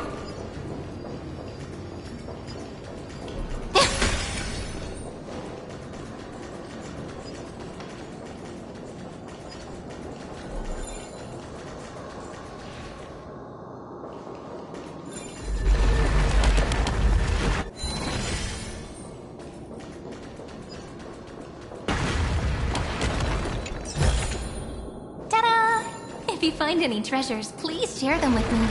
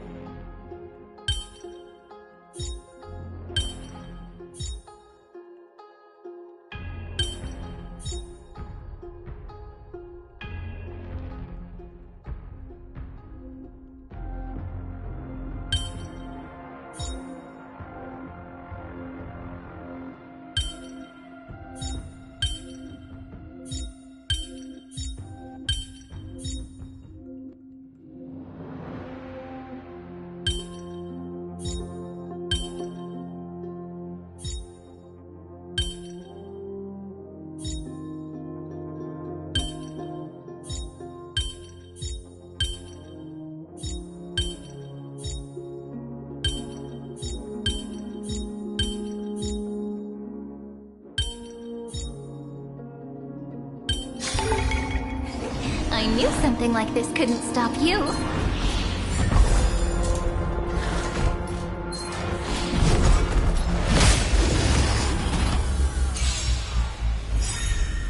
It's my turn to shine.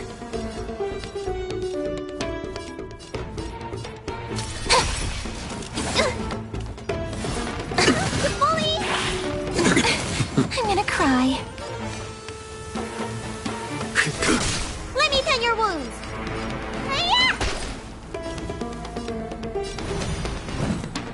For tomorrow! Flowers, bloom for tomorrow. Your end approaches.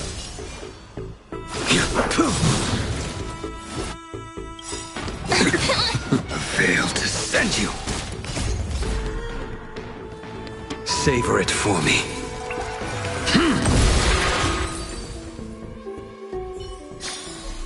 Every memory turns into ripples.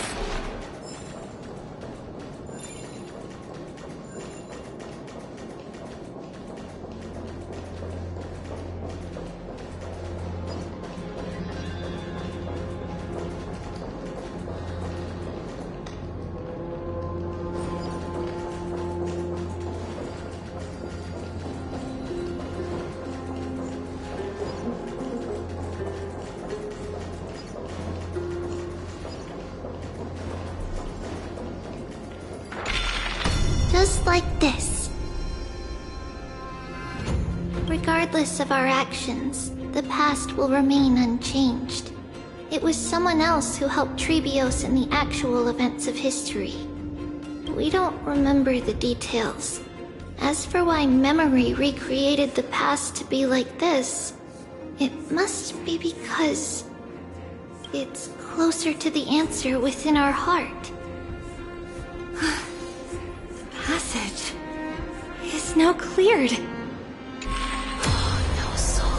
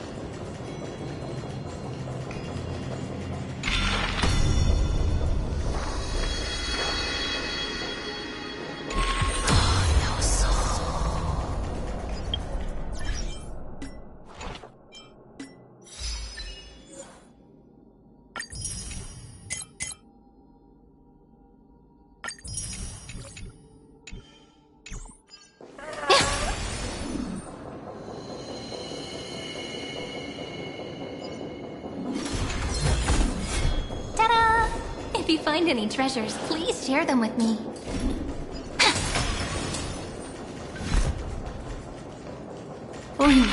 Ornyx. It's you again.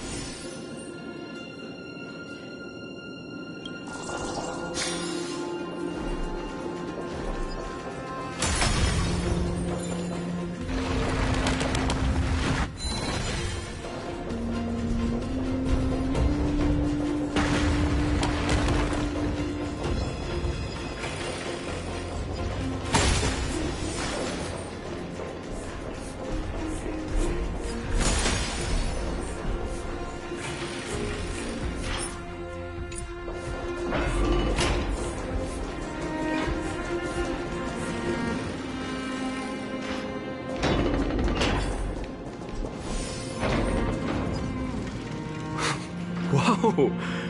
It looked truly magnificent back then. Relax. Take it easy. All these people, they're just civilians, not enemies, correct? Mostly, but it might not be the case later on.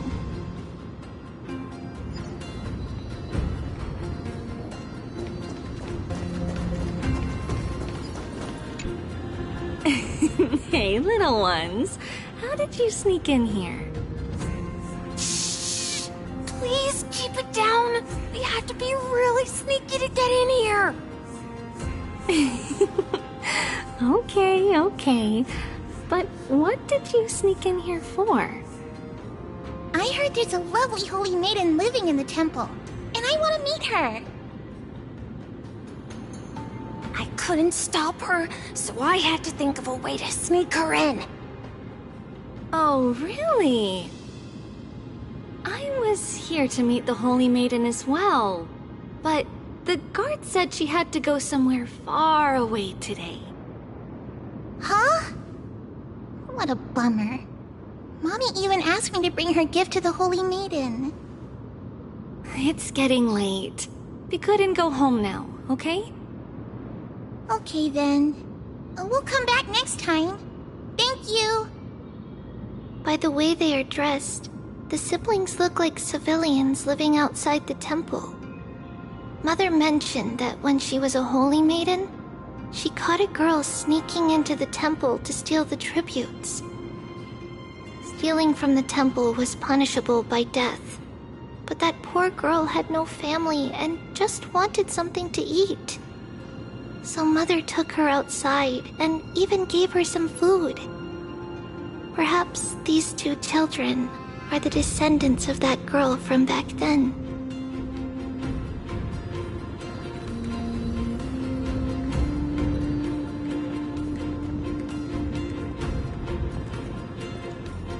Ah, Lady Maiden.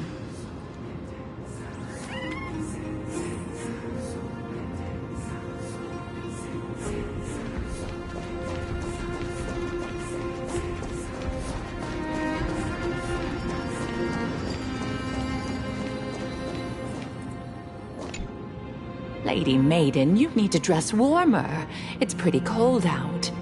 Let me get you a blanket. No need to trouble yourself. I'm just going for a quick walk. All right, but please take care of yourself. Your mother made us promise to look after you before she left. It's been a while since I last saw you. I just realized you've grown into such a beauty, just like your mother. Oh, here, have some of my sweet pastries. She used to enjoy them, so maybe you'll like them too. What's wrong, Lady Maiden? I'm fine. It tastes really good. This lady is Mother's old friend. When we were little, we sometimes got to eat the sweet pastries she brought back. We've always remembered the familiar taste, and only now do we learn where it came from.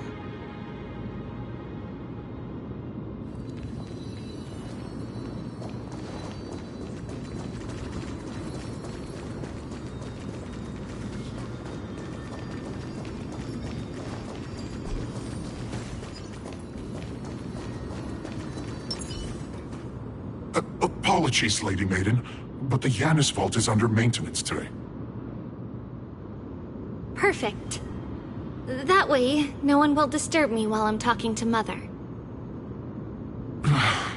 All right then. May Yanis guide your path. The Yanis Vault? It's where Yanis's heart lies and the core flame is kept. Just enter on the left. It's also the place where Trebios was born.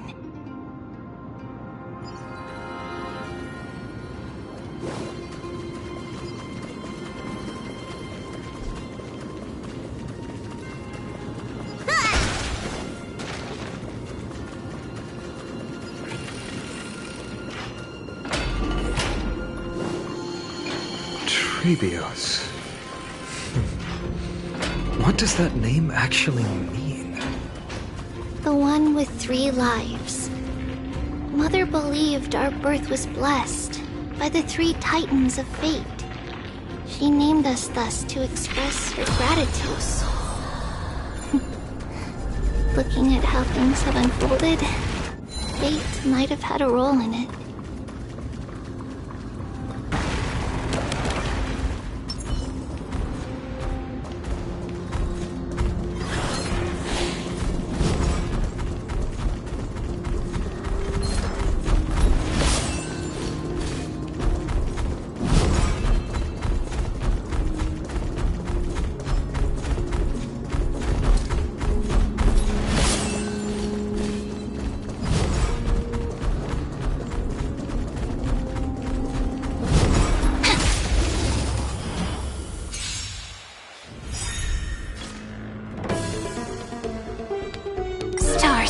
Shine for the heroes. Your end approaches.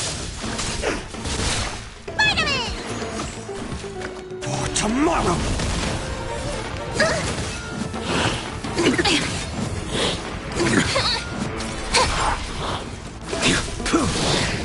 I failed to send you. Every memory turns into ripples.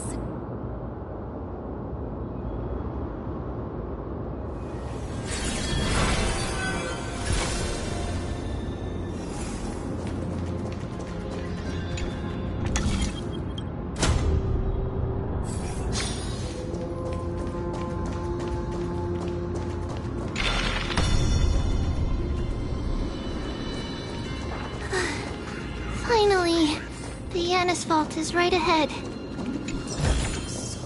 Where might those lovely stellar jades be hiding?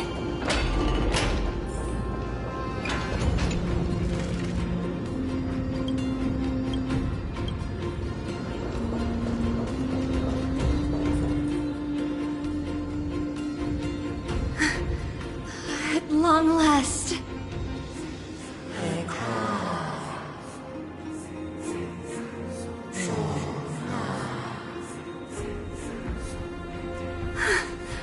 I knew there was some sanity left in you, Yanis. Just as I thought, you too have been confined.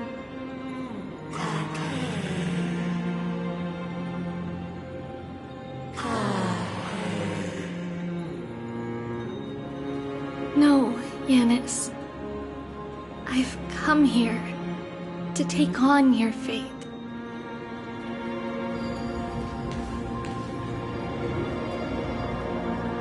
The blood of the Lamb, and the strength of my blade-wielding right hand. I am Trebios, the listener, the announcer, and the witness of the prophecy. I, the Holy Maiden of Yanisopolis, the walker of the infinite paths, have come forth to assume your duty.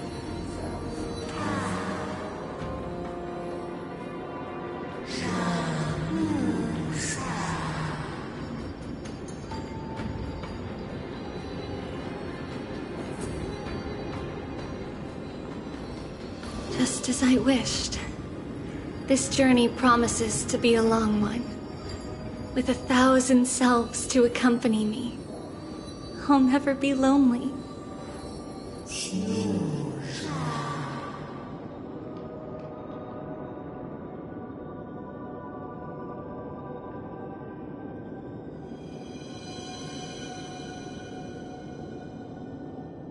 No matter. My hands are not made for bearing arms. But my feet are destined to embark on a journey for the benefit of all.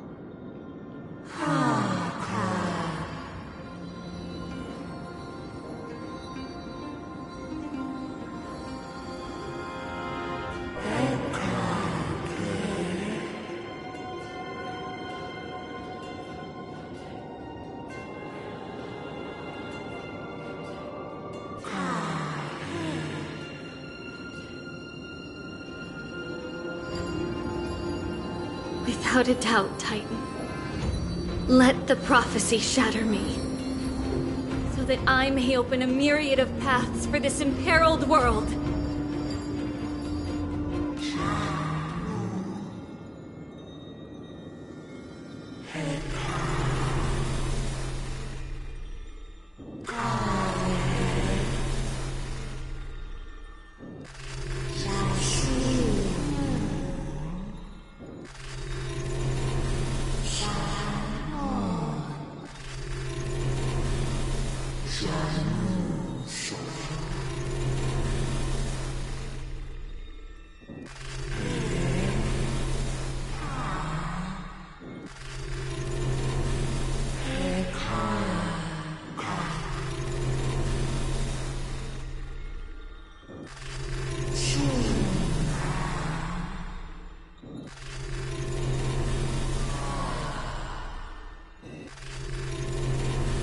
I understand, Yanis. Thank you. Now, may you rest well.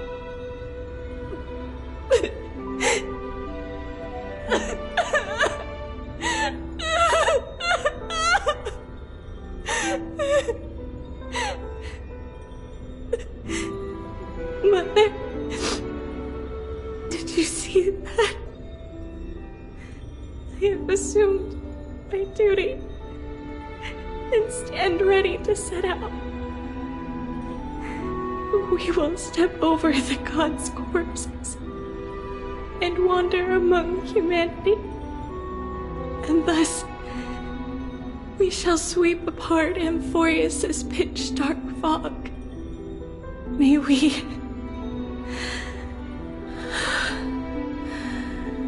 the world follow the myriad paths trodden and reunite at the end of the west wind, where flowers bloom in spring.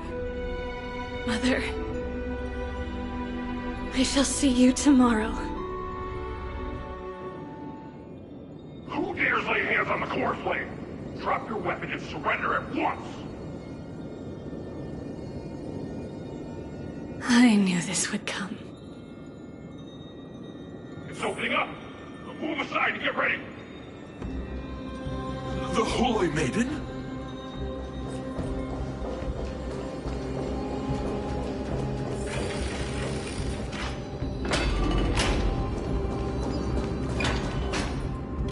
What's happening here? Lady Maiden, where's the thief who stole the core flame?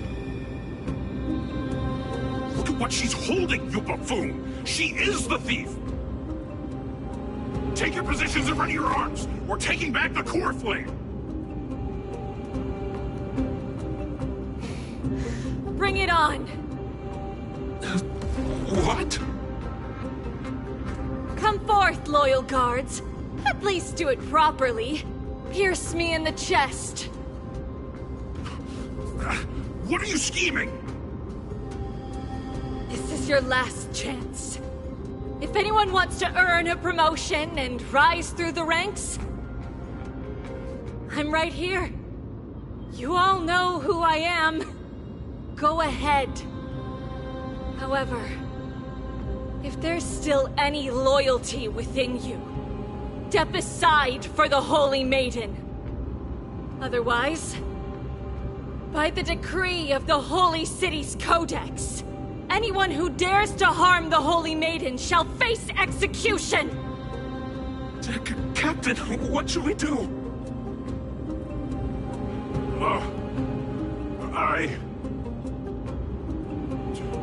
Do it. Kill her! If any of you want to get rich, then come with me. Take this traitor's head and wealth will be ours! We can't just stand by and do nothing. Let's move, partner.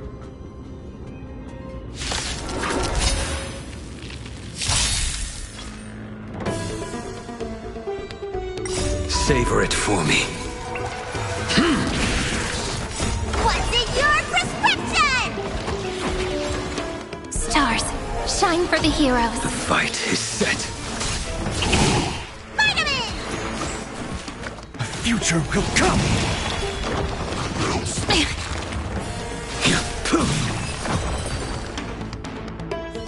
How's that possible? Could the Titan actually be on her side? That woman is the traitor!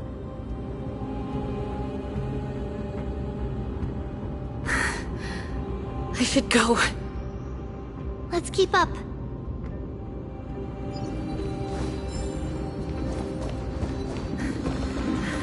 The path is opening up for me. Oh, Yanis, protect me.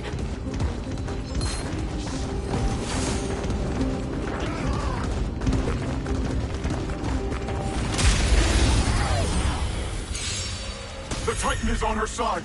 Watch out! Your end approaches. Impossible! The gods have long been consumed by madness! Savor it for me.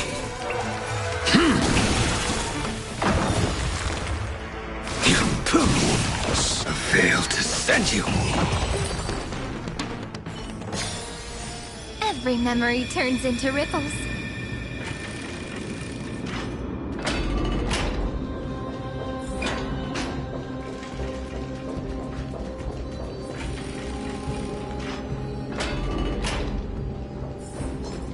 The main path is likely well guarded. What do I do? Just as I thought. Inside!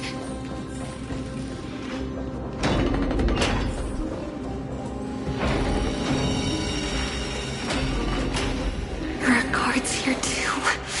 Don't alert them.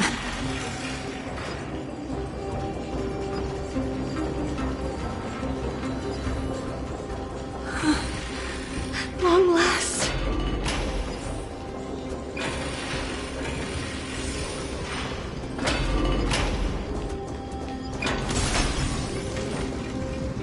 A creature of the Holy City Guards, but I'm already so close! This should be the last fight. We have to help her get through. But I don't get it. This has been puzzling me for a while now. Who has been aiding Trebios in her escape?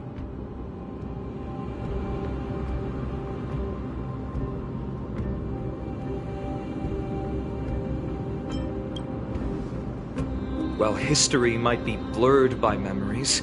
Seeing how the whole city is hunting her down, she clearly had no allies. If she pulled it off alone, were we too involved in this process?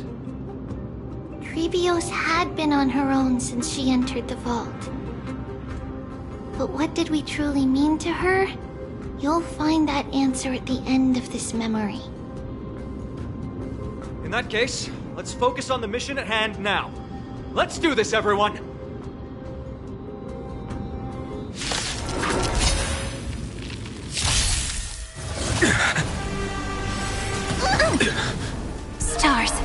time for the heroes. The fight is set. Savor it for me. A future will come! I'm fine.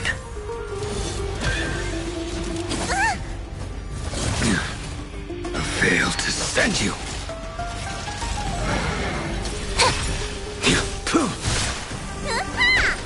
For tomorrow! Flowers bloom for tomorrow. A future will come!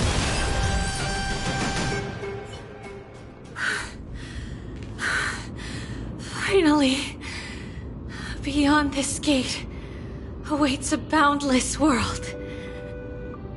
This is where my journey begins. God of Passages, can you see me? I will complete the path that you started. No response after all. Yanis, may you have a good dream. I can't stay here much longer. It's time to leave. Well, looks like this is the end of the memory. Not yet. The question that has been puzzling you. She's about to reveal the answer. But nothing happened. What was making her or you hesitate at this moment? If she had known this flame-chased journey would proceed as the Titan foretold, bringing about great suffering and fatalities, including her own, would she still have chosen to walk through the gate and start her journey? I think the answer is already within you. And you've made your own decision. What? You can hear us? Not really. She can neither see nor hear us. Yet she knew that one day, someone would return to unveil this dust-covered memory. We can never know for sure who helped us back then. But that kindness was forever engraved in our hearts, motivating us to move forward. Time has modified this memory into a special letter, so that we do not forget our original intent. It's a letter written by Trebios of the past and sent to her future self. In this memory, it is Trebios of the future who overcomes all difficulties for her and sends her on a long journey toward the tomorrow where we are. Yes, you'll remember it all. And then find your way back to the gate where everything began. Here, I will set sail toward the distant horizon. Here, you have traveled far on your way home. Such is the maxim that unveils Trebios' fate. You shall shatter into 1,000 fragments and wither on the soil of foreign lands. So, if you ever feel lost, return to this place. I'll keep this memory here for you. Or for me, to embrace it again. Worry not. The loss is something we've grown used to. Our resolve and our pledge are what Trebios will never forget. Each one of us has never failed to remember. Losses are a constant on the flame chase journey, among which even life itself holds little value. The hot blood of the sacrificial lamb will not be spilled in vain, like my mother and I. The libations poured are guaranteed to bear fruit, just as my blade-wielding right hand is not a hollow formality. Surmount the myriad passages of Yanis, and we will once again ride the west wind and let the wings carry us far away. So, this is your answer. That's right. In the name of the three fates, I stand by my answer with no regrets. Now, with or without the gods' blessing, I run towards the world's agony. If I can truly pierce through the utter darkness, we will meet again at the end of the west wind, where flowers bloom in spring.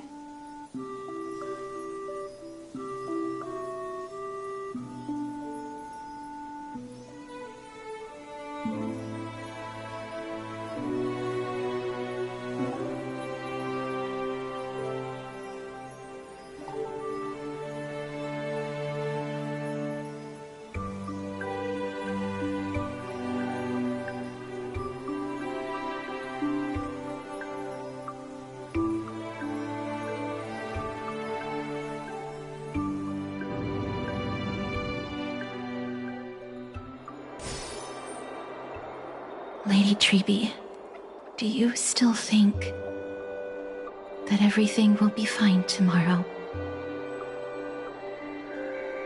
Yeah, that's what Trian would say as well.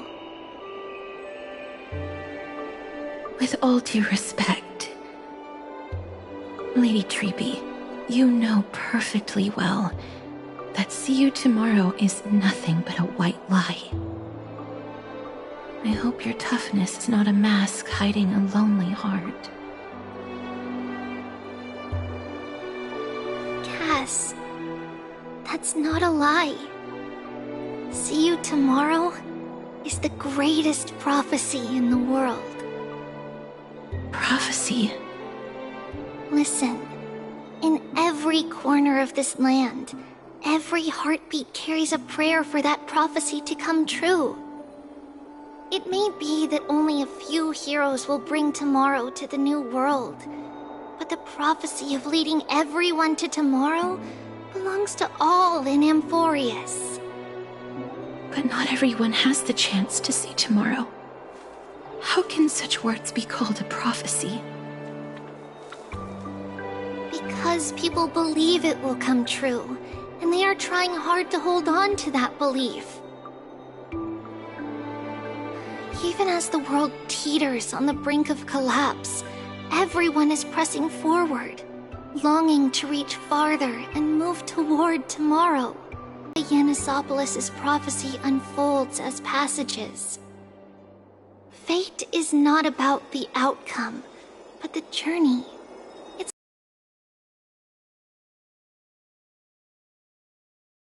But rather the paths that lead beyond the gate, where people tread toward the sea of flowers.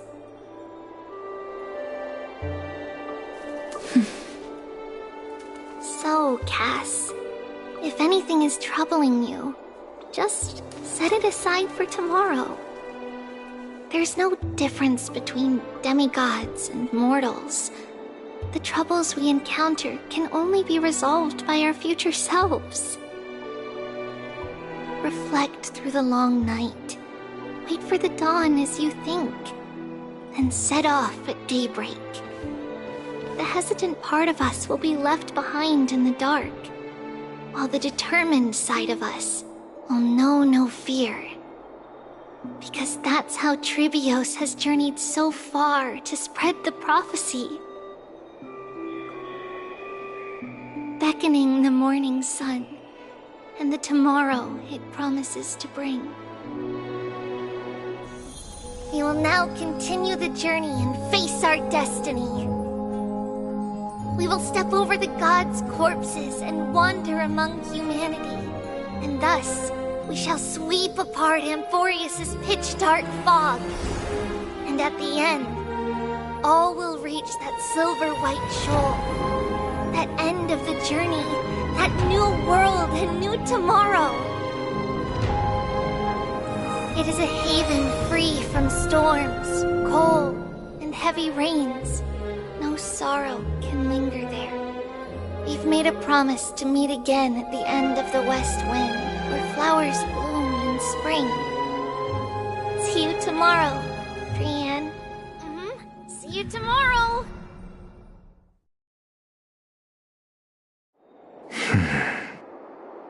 Child of humanity, surely you are not waiting for the arrival of night.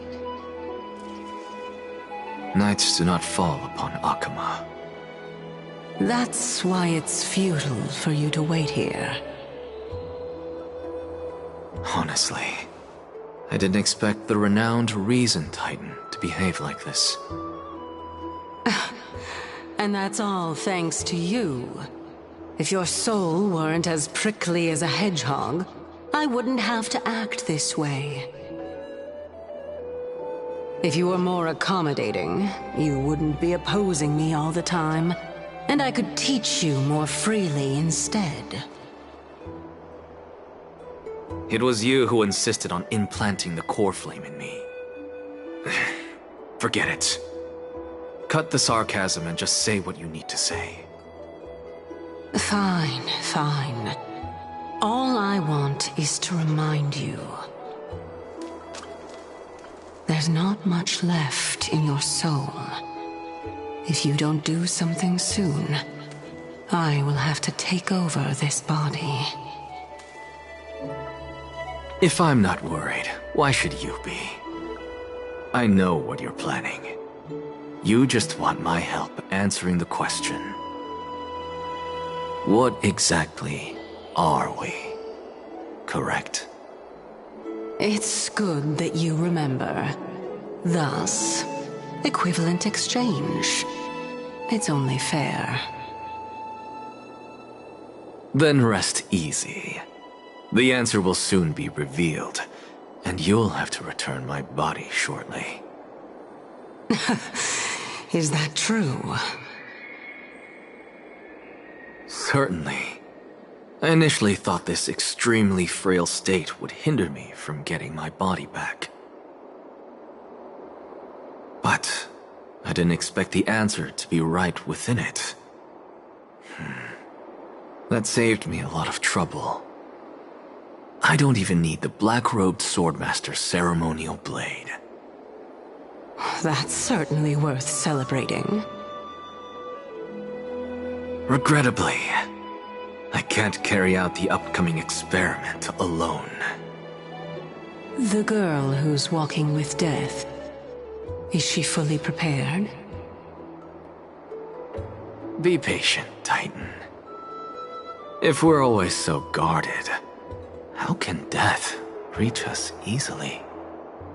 Unfortunately, on behalf of Okima, I must ask you to slow your pace. I forgot about you. My apologies. A child's words are always carefree. I'll just dismiss these words as nonsense from a cheeky child. Come now, conceited performer. It's time to address your relationship with that Titan. What if I refuse? Provocation will only tip Talantan's scales further toward your demise. There's no need to go to such lengths.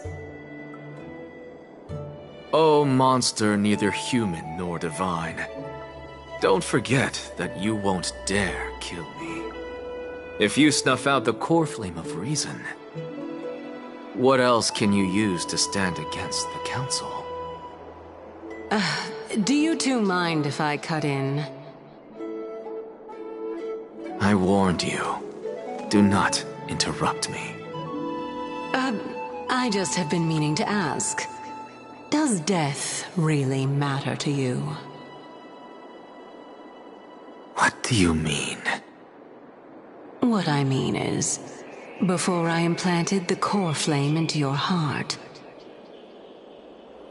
you were already a silent, cold corpse. I'm back. Whew, finally have a moment to catch my breath. Want to chat? It's unusual to see Memesant with you. Since they're not here, let me ask you. Are you really sure you want to take on the trial of Orynyx's core flame on behalf of the Chrysos heirs?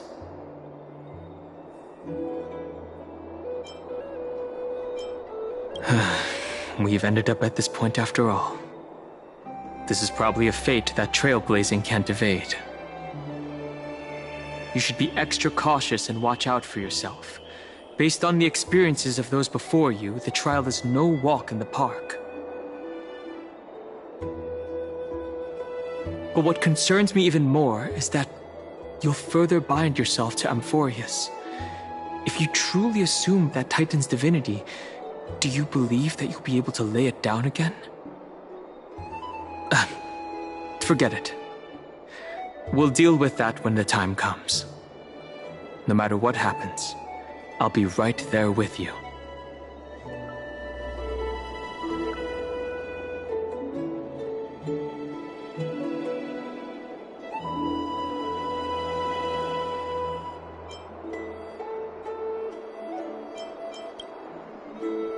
I got held up by two people in guard uniforms and ended up missing Trian's farewell ceremony. They said they were messengers of the Council of Elders and wanted to verify my identity. But I suspect we've been on their radar for a while, and they only made their move when you and I got separated. The questions were quite specific, from how we arrived in Akama to our relationships with each Chrysos heir. They even asked about what we did in the market. Luckily, those pawns aren't the brightest. I managed to brush off most of their questions, so they'll probably leave us alone for a bit.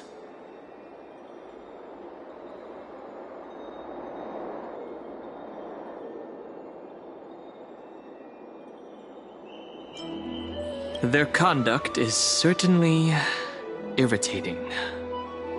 But on second thought, Aglaya also initially kept her guard up with us. It's best not to provoke either side until we know the full truth. The only thing we know for sure is that some members of the Council of Elders aren't happy with the Chrysos heirs. In the worst case scenario, we could be caught up in the internal conflicts of the Holy City.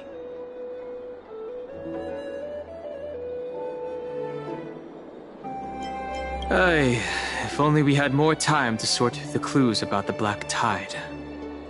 But now, the weather is the only lovely thing left. Let's take some more pictures. Huh? What's going on? Something wrong, Dan Heng? Oh. The memory card is full. I bet March and the others are pretty worried too.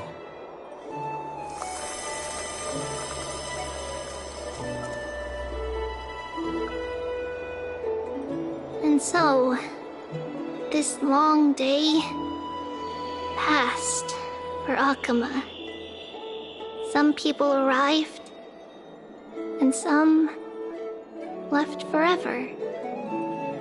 Just like every other day of this journey, where we, stumbling, move forward. We have long been prepared. If we are to chase the flames, then we must grow used to farewells. And yet, no one back then could foresee death. Its arrival would always be so sudden and so momentous. Even little Gray, coming from beyond the sky, could not escape the Reaper's two hands. And what people gained and lost in that trial of death was far heavier than life itself. Just like the destiny that the prophecy revealed for Cass. At the end of the Sea of Flowers, the souls of the living shall warm thy fingertips. And after an embrace, there shall be eternal separation.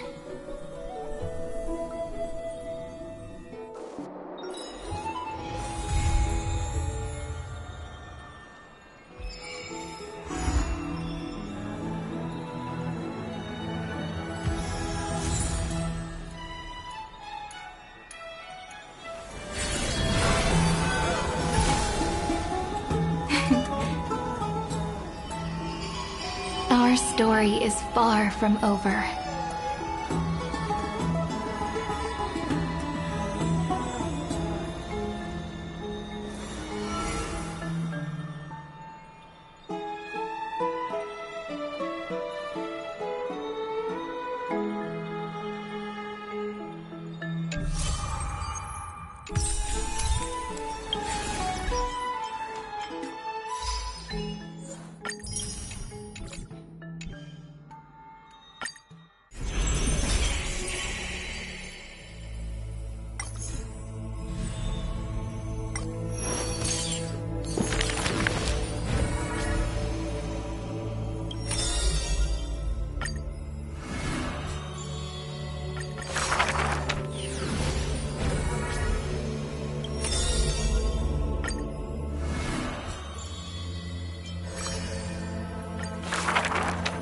That's the Gildan slender. If in the Alligatildus used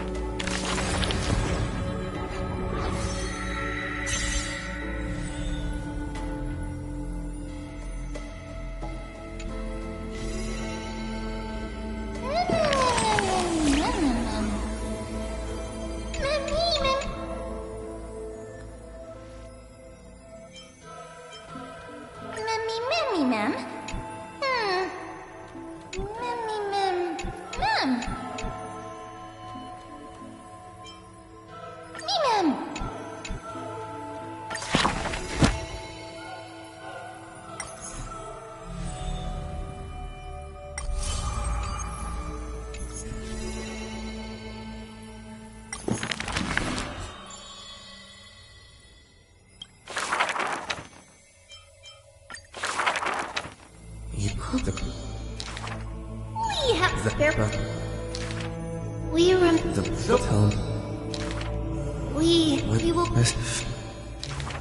Upon the room that you can make.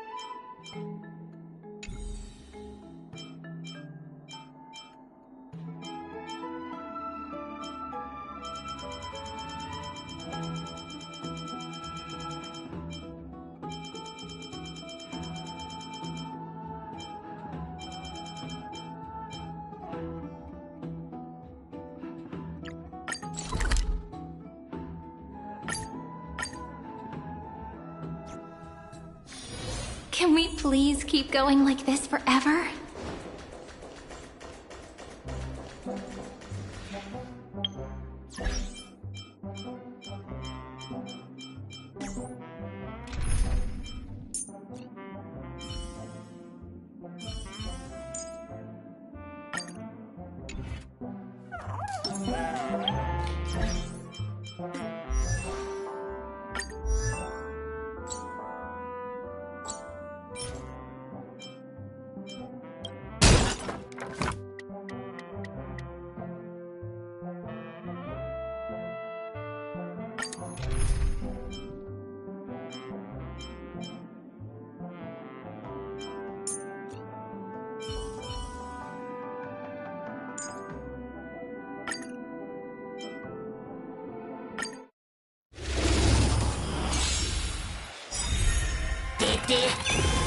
Flowers, bloom for tomorrow.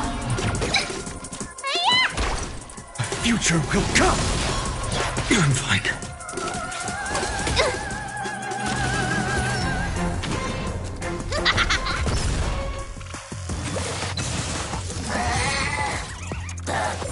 I can't let them down.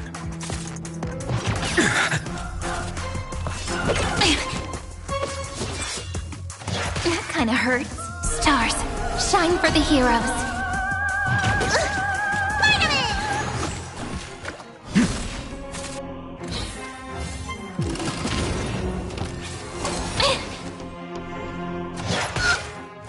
Flowers, bloom for tomorrow.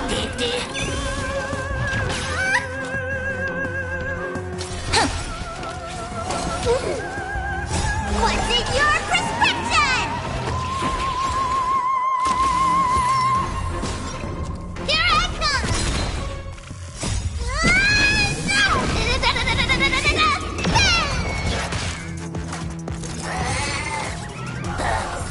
Help me! I'm gonna cry. You bully! Stars, shine for the heroes. Tomorrow! Memories waiting to be woken up by a shooting star. Remember me with love. New world bearing, ignite the dawn. Don't blink. Rewrite destruction with me. Cleanse hatred with love.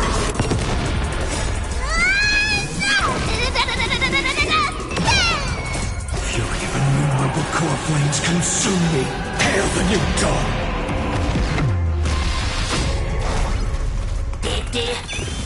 Quench the flames of blood!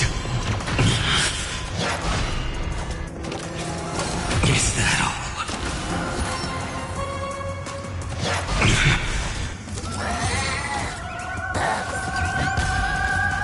Granted with strife! Is that all? Is that all? Sun tear the sky!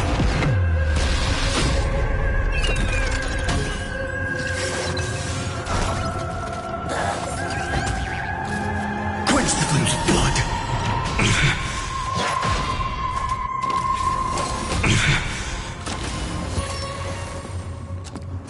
Is that all? Her agony! Hail the new dawn!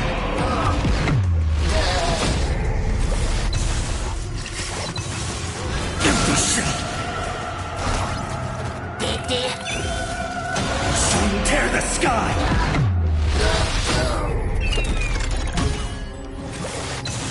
All stars burn to ash!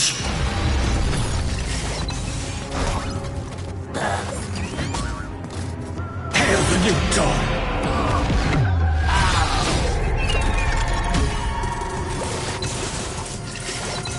So without substance, empty shell.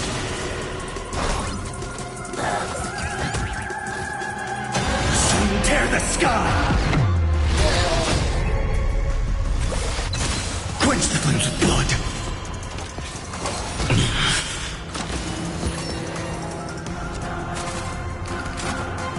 Is that all? Granted with strife. Soul without substance. Hail the new dawn.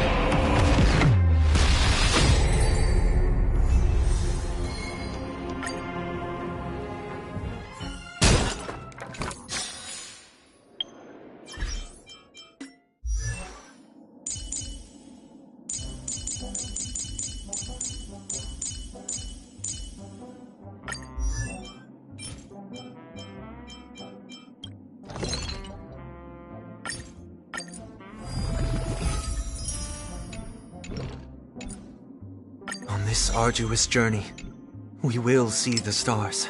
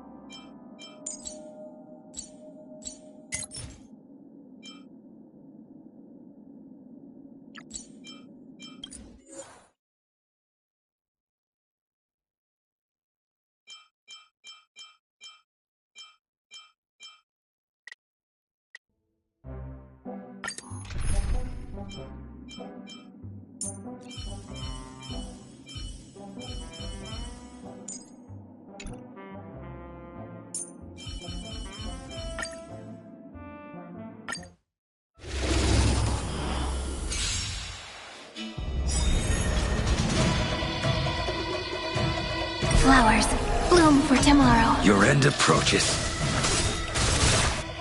Savor it for me. What's in your prescription? Stars, shine for the heroes. A veil to send you.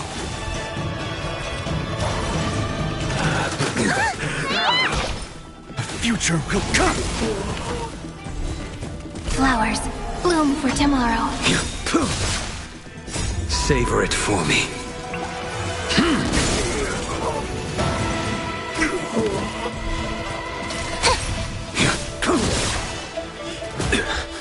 A veil to send you.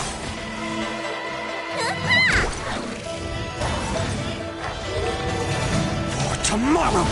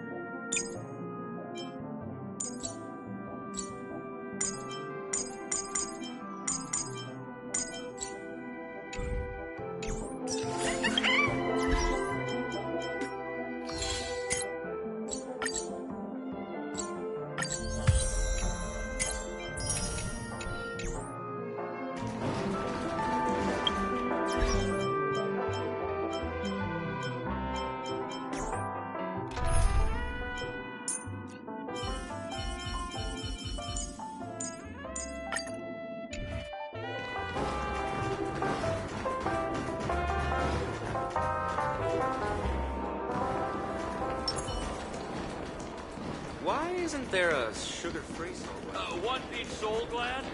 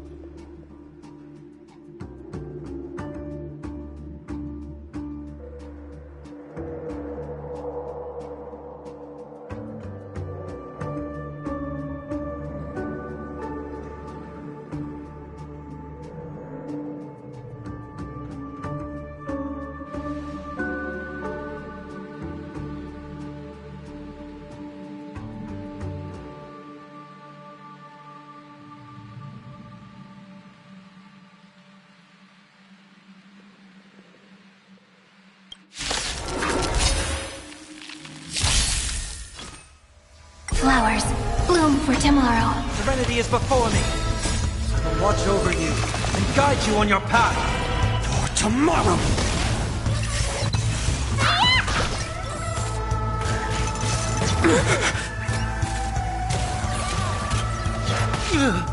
Stars, shine for the heroes.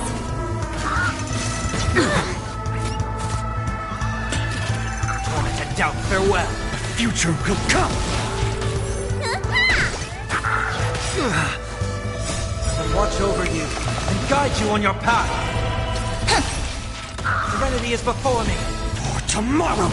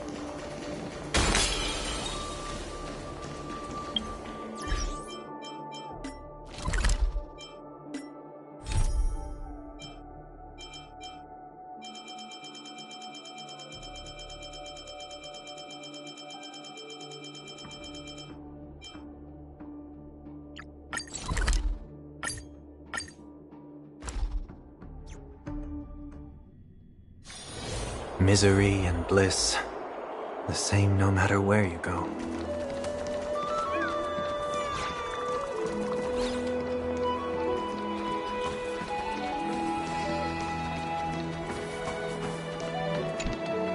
Tribios' memory has unveiled the very first prophecy. All shall bid farewell to one, and that person alone will witness the miracle. Such is the will of fate. If I take on Orynyx's trial, will the prophecy come to pass for me as well? Regardless, I must give Aglaya an answer.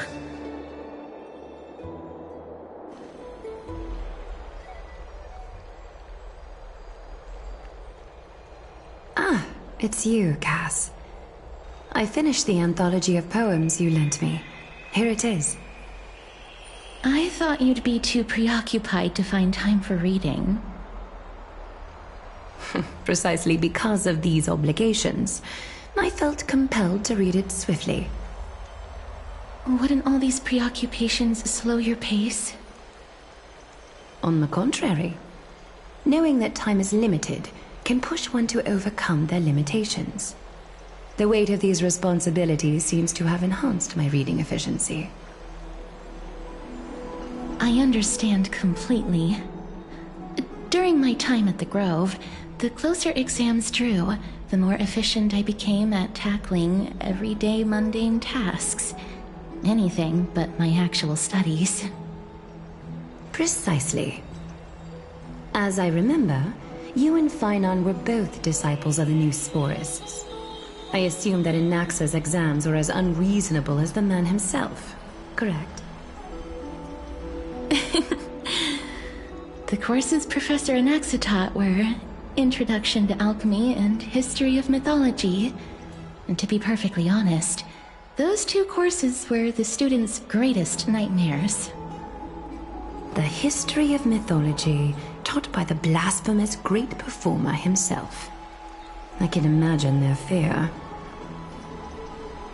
Now that I think about it, students would often rush to the podium during class to challenge him on those blasphemous ideas.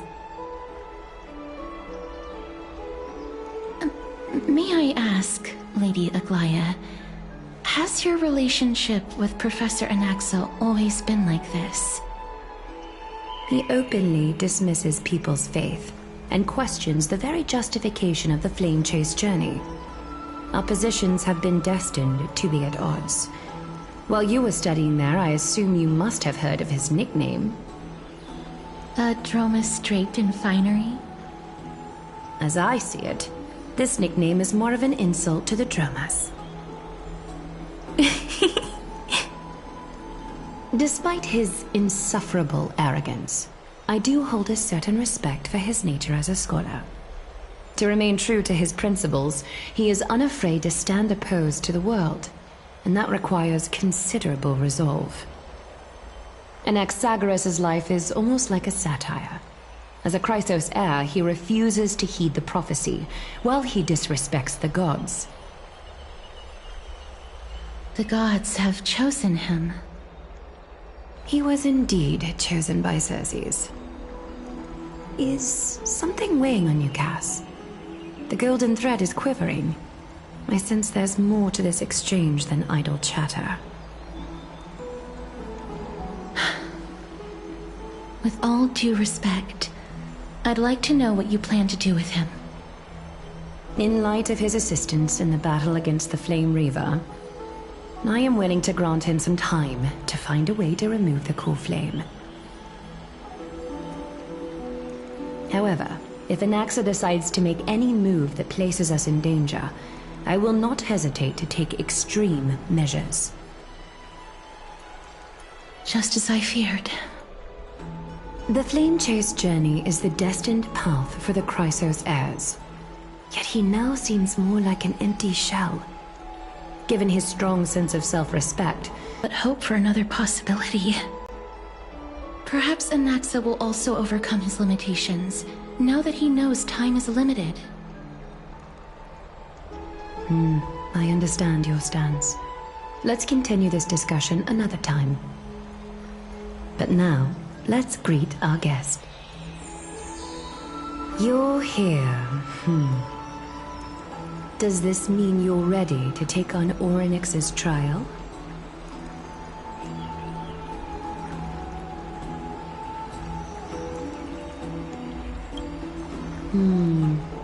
It seems that this sacred beast is just as indispensable, given their intricate ties to the Titan. Memmy mem, memmy mem mem mem mem, memmy mem memmy mem. Surrendering the cool flame is a Chrysos heir's duty. Your selfless assistance is deeply appreciated. However, I urge you to carefully consider the risks of accepting the trial. Becoming a demigod means forsaking your humanity. You will inherit Orynyx's divinity and bear the time of Amphorius, all on your own. From that point onward, your fate will be forever intertwined with ours, never to be separated again, until the end of Genesis.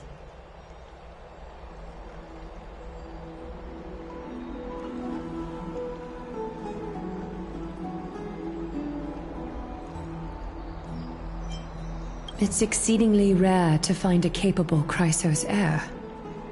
If this path proves unattainable, I am willing to lower my expectations. There are still many priests of Yanisopolis and their descendants in the city. If I'm left with no other option, I'll try to find someone worthy among them.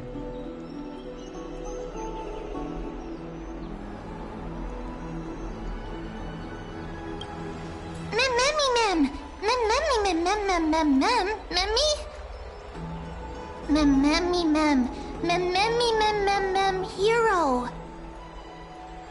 Memmy mem mem mem mem mem mem mem mem. Memmy mem mem mem mem mem mem mem memmy mem mem. Memmy mem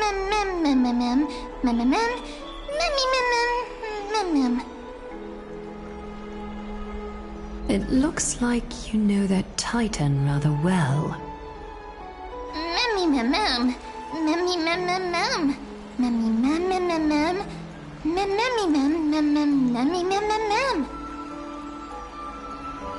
Memories that exist outside of your own experiences.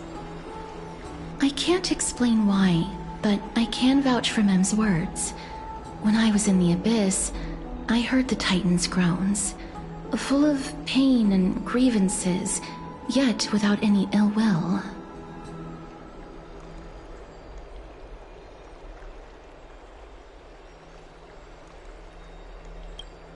Since you've made your decision, go back to the bath chamber and get some rest. Trinan will call for you when the ceremony is ready. It is difficult for me, as the guide, to absolve myself from blame for things to have progressed to this point.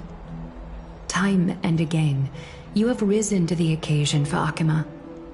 Nearly rewarding you with some honeydew is no longer able to express the extent of our gratitude. When the dust settles, I hope that we'll have the chance to have a long chat regarding your return journey and the curse of the sky. It's about time that we lift the taboo and discuss things openly. Before leaving, I should go and say hi to Casterus. Mister, may everything go well for you and Mem. It's nothing. I only came to discuss some matters with Lady Aglaya. Previously, I lent her an anthology of poems that Lady Trian had gifted to me. Tracing back, this anthology was something left for Lady Trian by a bard before their passing. Although personal properties should be cleared out once their owner has passed on, Lady Trian gave this book to me since she knew how much I liked to read.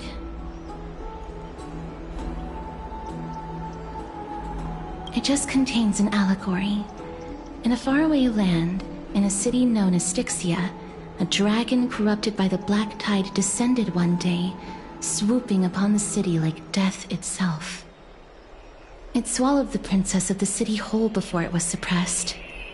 After taking down the evil dragon, the warriors discovered that the princess's life had already met its end. Overwhelmed by grief, the queen hired an alchemist to resurrect the princess using the dragon's flesh and blood. However, having lost memories of her previous life, the resurrected princess turned into an evil dragon herself and wreaked havoc on the city. As a result, the prosperous Styxia met its demise.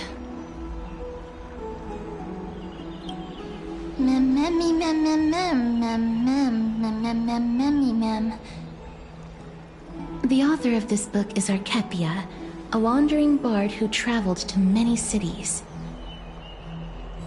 Among the things she left behind are poems, dictionaries, and many tragicomedy scripts. She even clearly underlined and took notes in books that covered myths with her elegant handwriting. While flipping through these books, I felt like I was afforded a glimpse into the life of Archepia. It felt just like I was traveling with someone that I'd never met before. It was as if she had yet to pass on and was still alive. That's right. Writing, drawing, and taking photographs. It seems like human nature to try and leave records of things. Speaking of taking photographs, when I was helping you to take the photo previously, I did not look through the photos in your photo stone out of courtesy. But I'm also very curious about the story of the Rosy Celestial Maiden. Despite having visited many cities in Amphorius, I still understand nothing about the world beyond the sky. If there is an opportunity... forget it. let's talk about this in the future. For now, I only hope that you'll be able to complete the trial safely and obtain Orynyx's blessing. I don't think there's anything else to do here. Time to go back and talk to Dan Han.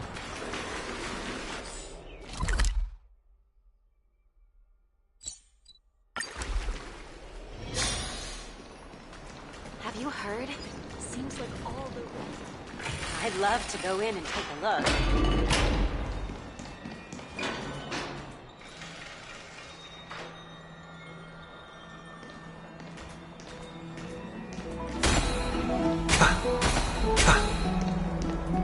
Citizens' Assembly? That's right. Oh, partner, you're back just in time. This is something that the both of you should probably know. I wouldn't call it trouble. I just think it will be favorable if the both of you understand the situation in Akima better. Do you remember the Council of Elders that was on our heels previously? It seems like they've made their move. Some background information for you. The Council of Elders is an authoritative body in Amphorius, made up of different city representatives. They hold legislative power over the Holy City, and are in charge of presiding over the Citizens' Assembly held once every few years. This is the most important social event of Akima. It is highly influential, and can even affect what happens to the Flame Chase journey.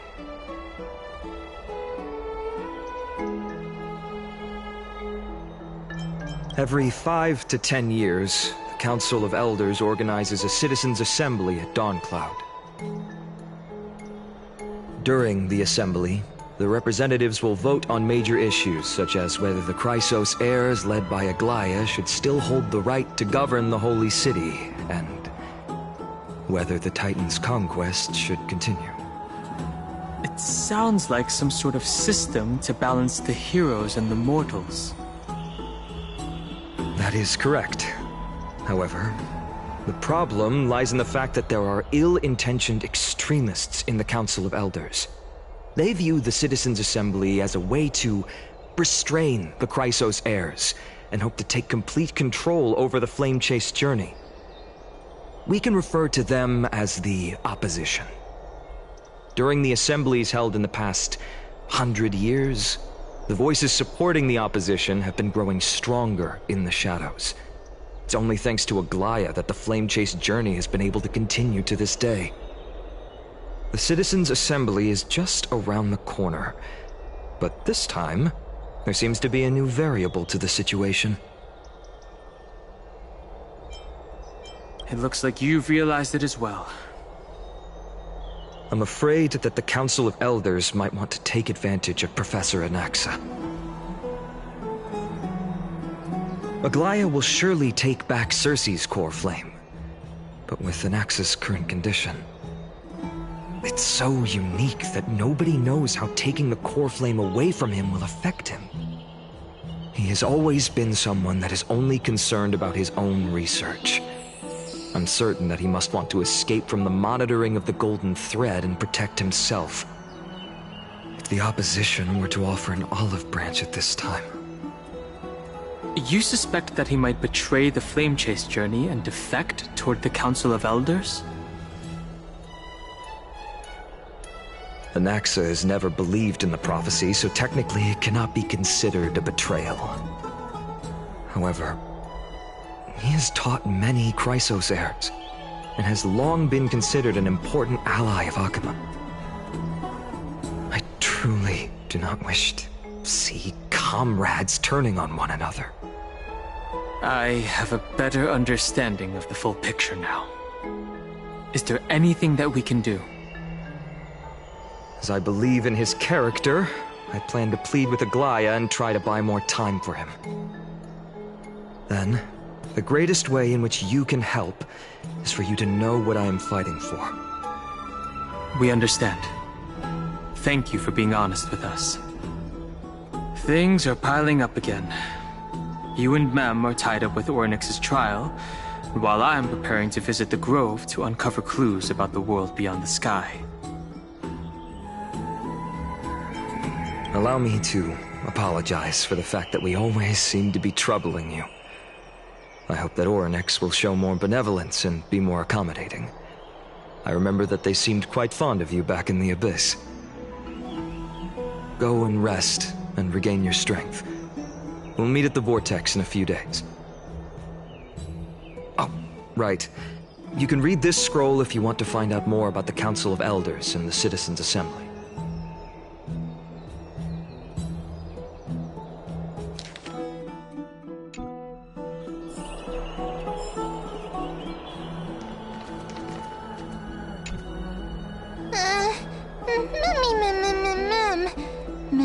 Nervous.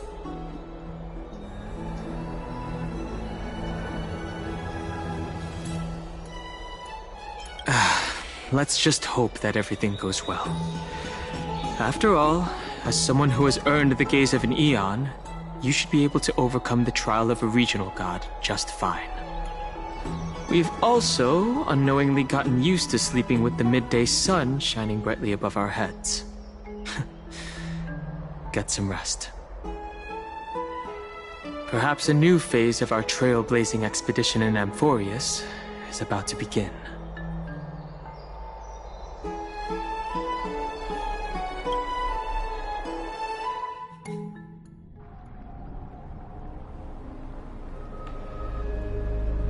Esteemed one, Orynyx's vacant totem awaits. If you have already made your preparations to become a pillar of Amphorius, please, step forward.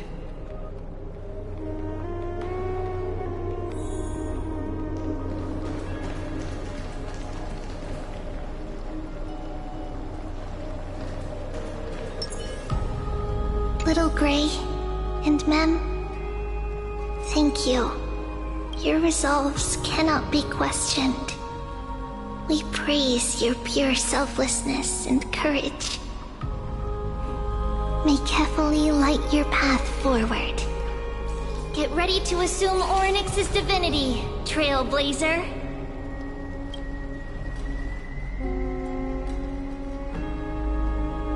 The divine position of Orynyx has already been vacant for some time. We can feel the space of the trial closing. As there isn't much of their soul left, we'll have to complete the ceremony before their soul completely dissipates.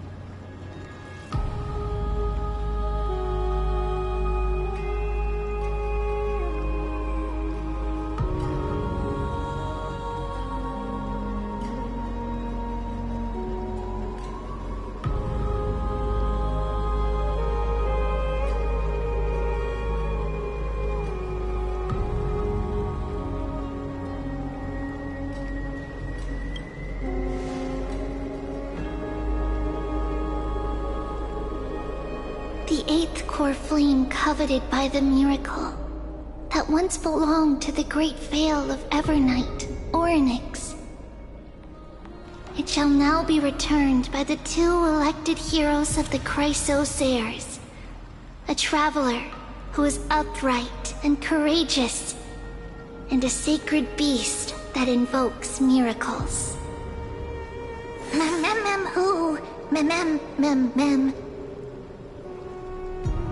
Both of you, please, come forward.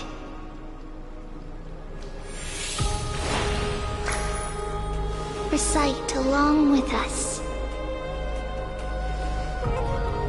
O Majesty of the 12 Titans, pillars of the world, we seek your divinity to mend the rifts of the world. Fill our bodies with blood of gold till we wither in willing service to the prophecy. I don't think I have gold blood. These are just words meant to make the prayer seem more solemn. Please, focus.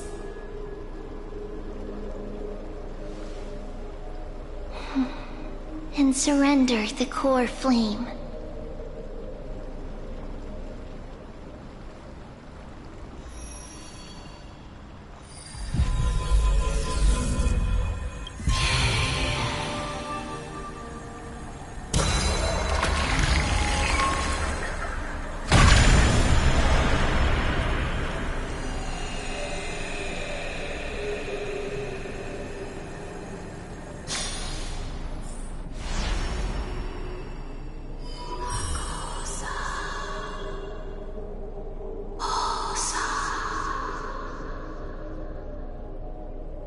Orynyx.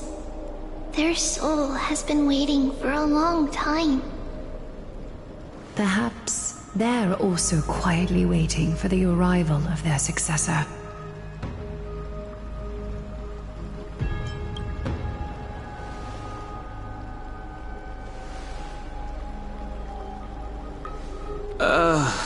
That doesn't seem appropriate for the current mood. So let's just leave the farewells for next time. Don't worry, you're tougher than I am, right?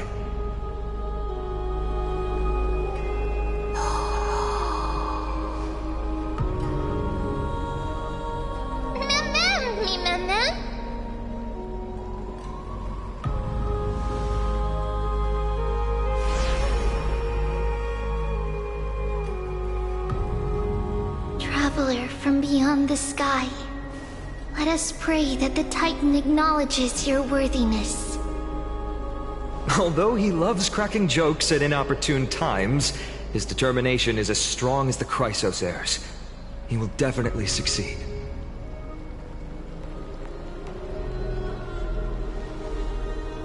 While he's away, I would like to have a chat with you, Aglaya.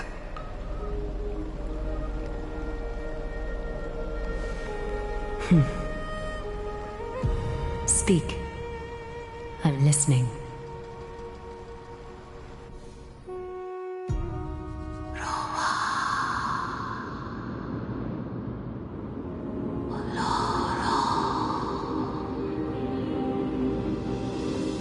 Slap, slap!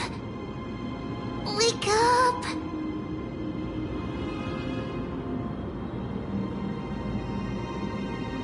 How is it?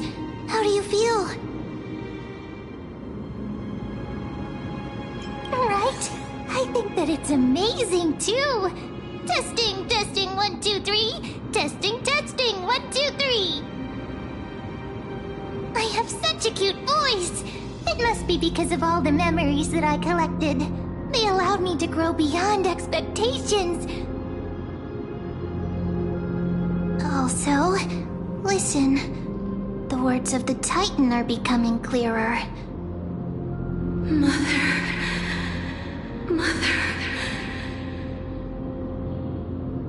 It hurts. Have I finally reached the end? Are the years of isolation coming to an end?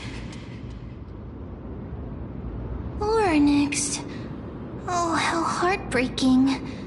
Ever since the figure draped in the black cloak robbed them of their core flame, they have been relegated to waiting in isolation in such a confined space. We are going to help alleviate their pain, right? Memories broken. Mother, where?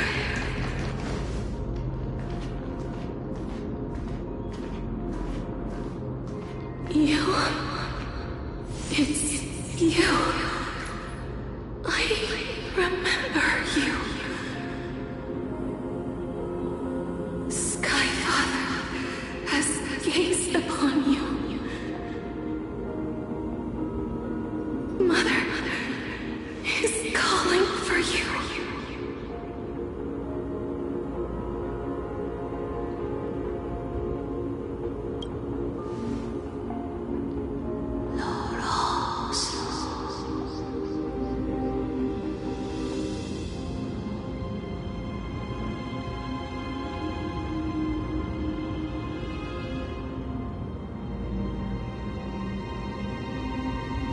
Skyfather has chosen you.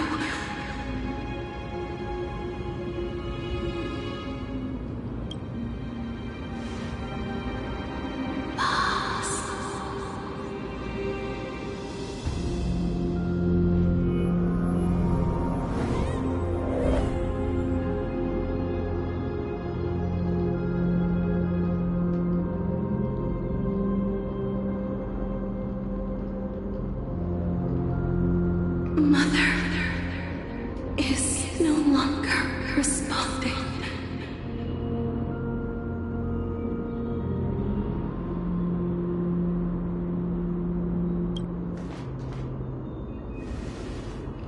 Something important. An important matter. Orynyx, listen to me. Aren't you tired? Throughout the long years, you have always been protecting the fate of Amphorius. Each time people draw strength from within their memories, every single ripple falls onto your shoulders. There's no need for you to bear this any longer, Orynyx. From today onwards, someone else will bear time on your behalf. This is why we have come. Freedom. Freedom. I want freedom. Oh, poor child. Everything will be fine. Let us help you. You can have a good rest now.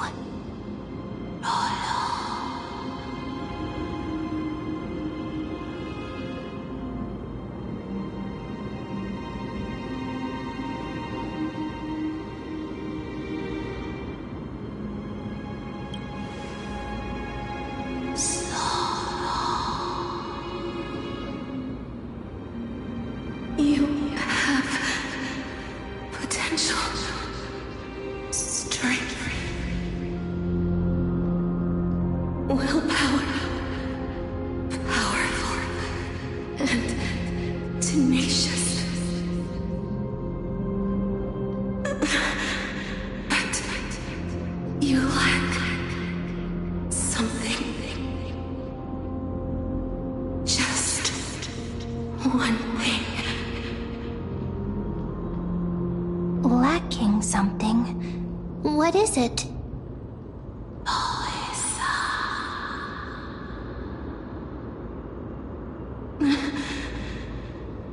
What you lack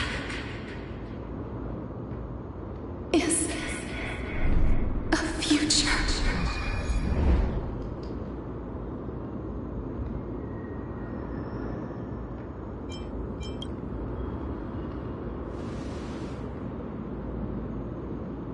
Future? Traveler from the sky, you should have dissipated already. The gaze from Skyfather stabilized your form. Because from the moment you crossed the sky, your life was cast away.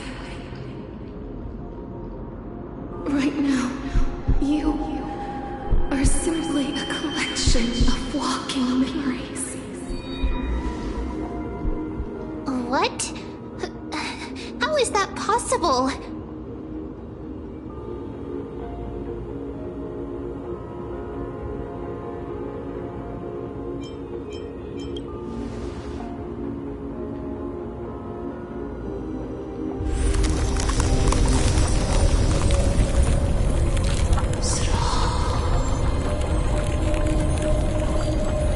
The space is collapsing. Someone must inherit the authority of time. If the pillar is lost, the laws of time will collapse. Amphorius will succumb to eternal disorder.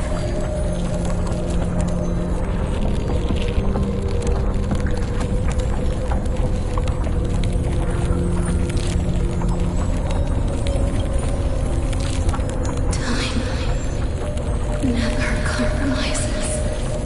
Never bears grudges. Never forgives. Never makes a choice. Child of humanity. Titans. Mother. Skyfather. Time restrains everything that exists in this world. Orynyx's divinity is dissipating? Is the trial coming to an end? Pathstrider of remembrance. My strength. I shall entrust it to you. The fate of the world. If you wish to save it. Go and find your future that has been stolen. Even if that means you'll have to cheat death. You'll have to challenge that hand of shadow clasped with unyielding fingers.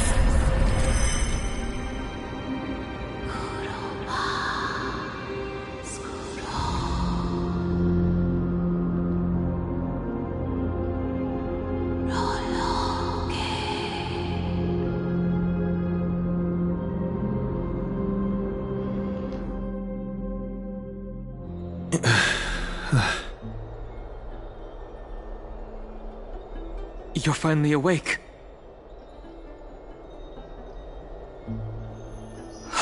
I'll keep it simple. You succeeded. Orynyx has entrusted you with their divinity. Now you're no different from a demigod of Amphorius. However, Mem has told me about what happened during the trial. They are still explaining things to the others and told me to bring you back to your room to rest first.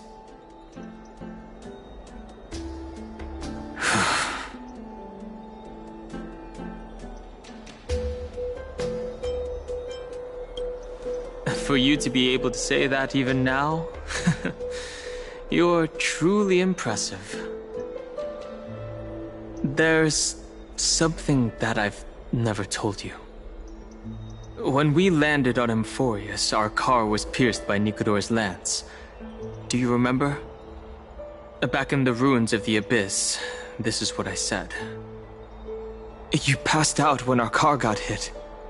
I blacked out too, but not before dragging you out. It's a good thing we were in the car, or we would have been crushed to pieces. Actually, my account kind of made light of the situation. What actually happened was much more complicated. You were severely injured back then, with several wounds still bleeding profusely. I struggled to carry you out and used the last of my strength to stem the bleeding. But then, I was also hit by a falling rock and lost consciousness. The last time I checked, you still weren't breathing. But when I regained consciousness, I saw that you were alive and full of energy. So I never brought this up again.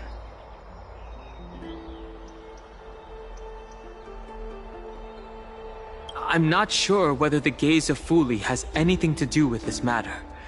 But according to the Titan, you are living in the form of a memory right now. Just like those objects of the past in the miracles of Orynyx. Perhaps Mem is the anchor rope that ties you to the present. I had assumed they couldn't stray too far from you, but the truth might be the exact opposite.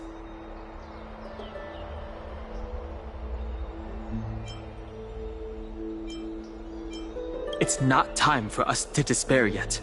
There must be a way to save you. Orynyx mentioned finding your stolen future and cheating death. Considering Mighty's indestructible body, it seems to suggest that there is some kind of miraculous power in Amphorius that can even reverse death. The key seems to lie with the Hand of Shadow, whose whereabouts are unknown. Hey, are you alright? I heard you two talking about Thanatos. Cass is also very concerned about the warning. She has left the vortex and returned to the garden. Shall we go and look for her? Thanatos is the Titan that Cass has always been looking for. Regardless of whether there are any clues, there's probably no one else that understands death better than her. Let's do that then. Oh, right. There's something that I have to tell you. The Chrysosaurs already know everything that has happened to you. I was too worried, so I told them everything. Please don't hate me, okay?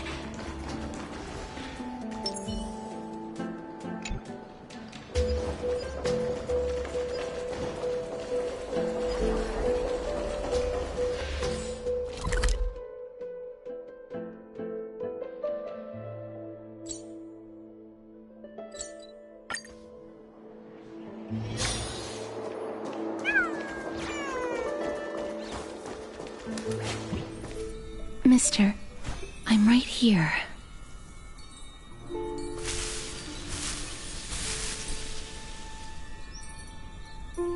Please stay there and slowly turn around.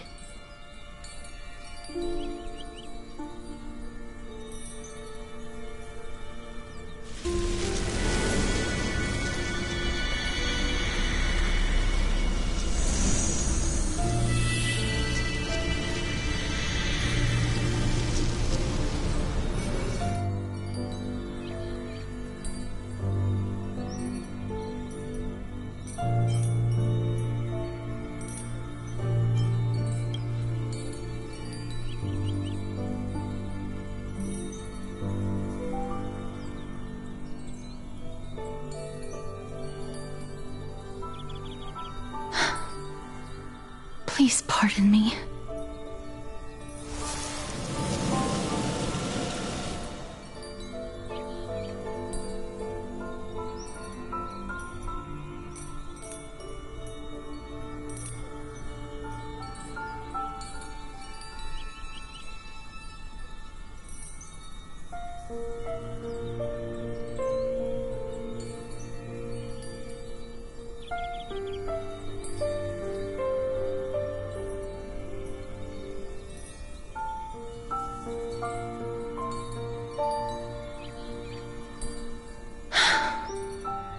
Just as I expected.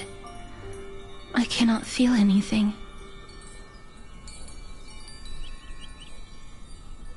Back at the Grove, I was puzzled as to why you were not affected by my curse. I thought thought that it might have been the special ability of a traveler from beyond the sky. Never did I expect that this would be the true reason. I'm sorry. I should have noticed that something was amiss earlier. Mister, if my abrupt behavior just now offended you, I hope that you can forgive me. I'm just thinking, if your soul has really left your body, as a mortician, I might be able to trace where it has gone to. Cass, did you find anything? My apologies. Not as of yet. Perhaps I have overestimated my capabilities. But, mister, would you be willing to let me try again? This time, I'll increase the area of contact slightly. Perhaps the result might be different this time.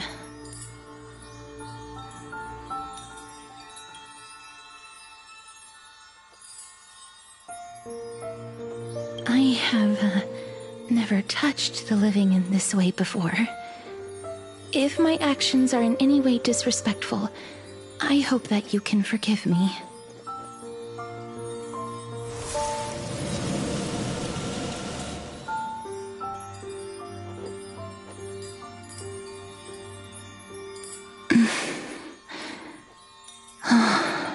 Yes.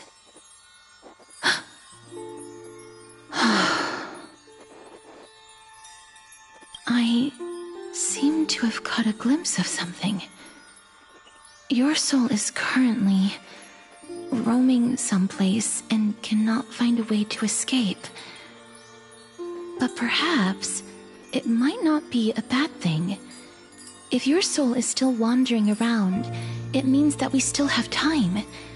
We have a chance to find it before the fingers of Thanatos sweep everything away. Clues. Just a few more. I need more guidance. The connection has been severed. With my strength, I'm not able to trace it. It was me. I was a little too hasty. Don't worry, mister. Although we currently have no leads, I will do my best to search for the whereabouts of Thanatos, bring back their core flame, and personally return to you the life that you have lost too soon. I know that I'm lacking in confidence, but I hope that you can keep this promise of mine in mind. Before I manage to deliver on this promise, please do your best to hang on. Amphorius needs you.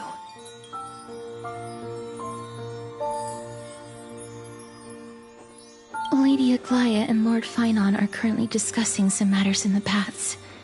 They're worried about you too. If possible, please go there and let them know that you're well. Although, I don't actually know whether your current situation can be described as well. Also, please accept this Styxian fable. Reading can help one to focus and relax. I hope that reading this can help tide you through this difficult period.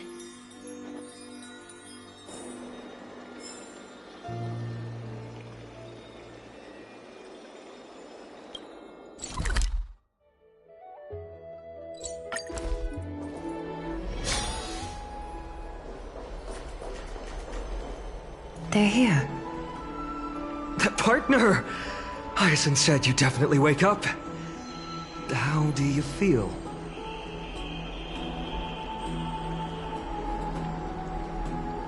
I beg you, please forgive me. You've completed the trial of time, and I have to admit that the process went better than I expected. Even in the end, that Titan's heart still showed a soft spot for humankind. However, I never expected that two people who have cheated death would appear in Akima at the same time. That's what we have been talking about. Mighty has been in Akima for such a long time, but has no one thought to study his indestructible body? If there were even any minor breakthroughs, we wouldn't be as clueless as we are right now. Many have had this idea, but so far there have been no results. If it were successful, Thanatos wouldn't have disappeared without a trace. Nevertheless, now is not the time for us to give up. At the very least, we can still see a glimmer of hope. Cypher. If anyone in this world knows the whereabouts of Death, it would be her. I'll try and get her to return to Akima, but do be prepared for a less than ideal outcome.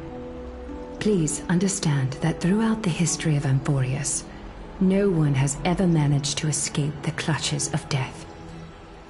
At the end of time, Thanatos silently awaits all.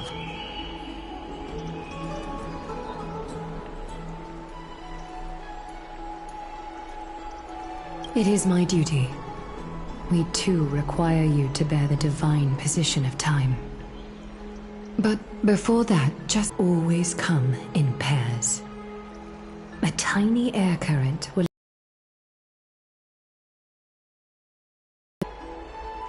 It's Anaxagoras. He has initiated contact with the Council of Elders. In the end, it has still come down to this. I earnestly hope that your assessment of him is accurate, Finan. Otherwise, the efforts of my teacher and I over the past millennium might be reduced to dust because of that great performer.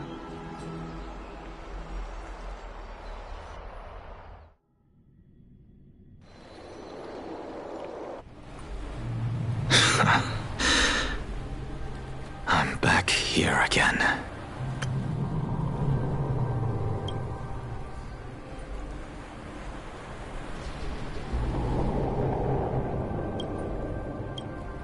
I remember this dream. This realm is covered in a silk-like fog, and the land is barren and harsh. The crowd of travelers leaves tracks everywhere. Hey! Excuse me! What is this place? Where in Amphorius are we?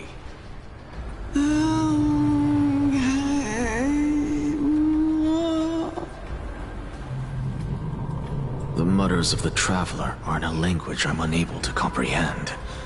Or perhaps they're just distracted and ignored my question. Tell me, which Titan reigns over this land?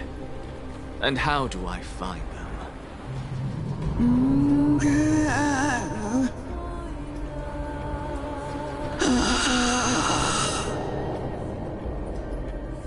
Hand of Shadow. Hand of Shadow Thanatos.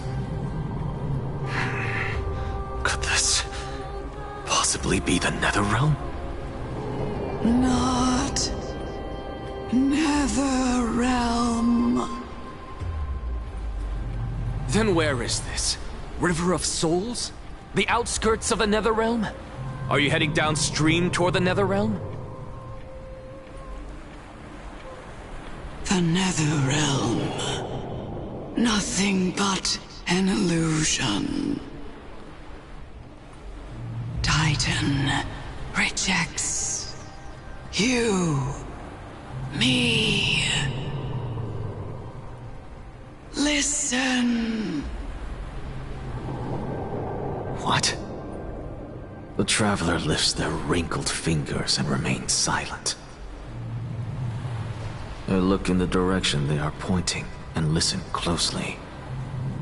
There, a massive shadow brought the sound of rushing tides. The sound of tides. I can hear it.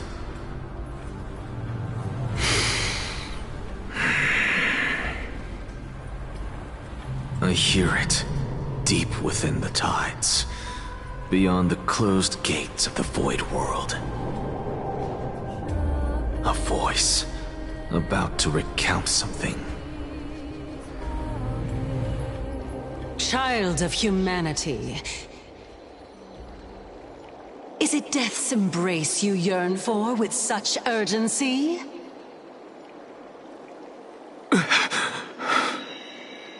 Oh, you have awoken. Welcome back to the mortal realm. Your consciousness is dissipating much faster than I expected. Ultimately, it seems like the Titan's core flame is incompatible with a mortal body. How much longer can my consciousness remain in the mortal realm? In my estimation, at best, you'll see 15 more entry hours. 15 days and nights. What is it? Are you finally starting to become attached to the mortal world now? On the contrary, 15 days feels a little too long for solving a singular problem.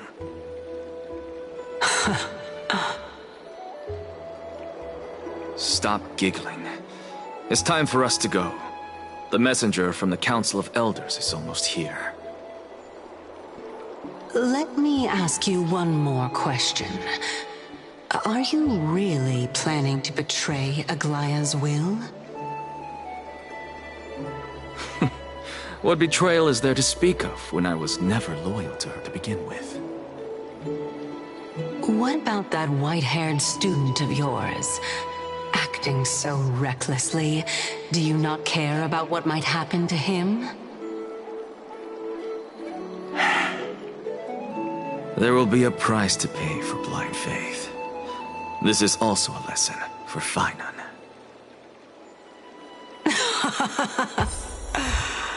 You truly are a strict teacher. Of course. This is how I've always been.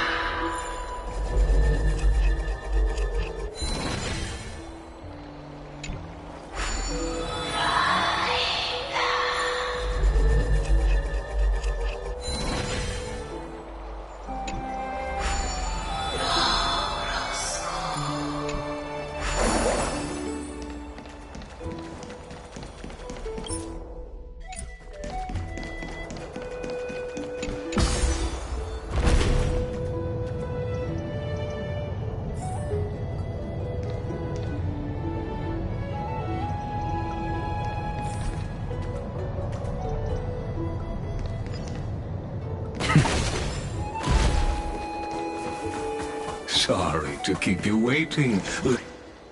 It's been a while, Lord Anaxagoras. I greet you on behalf of all the citizens of Akima and express my deepest regret about what happened at the Grove of Epiphany. It's you. I never expected that you would personally come and meet me. By carefully into Lantern above, I have come as a testament to the justice of the Council of Elders. There are Antikytherans here? They have been a rare sight ever since the Chrysos War. I extend to you my utmost respect, revered Titan.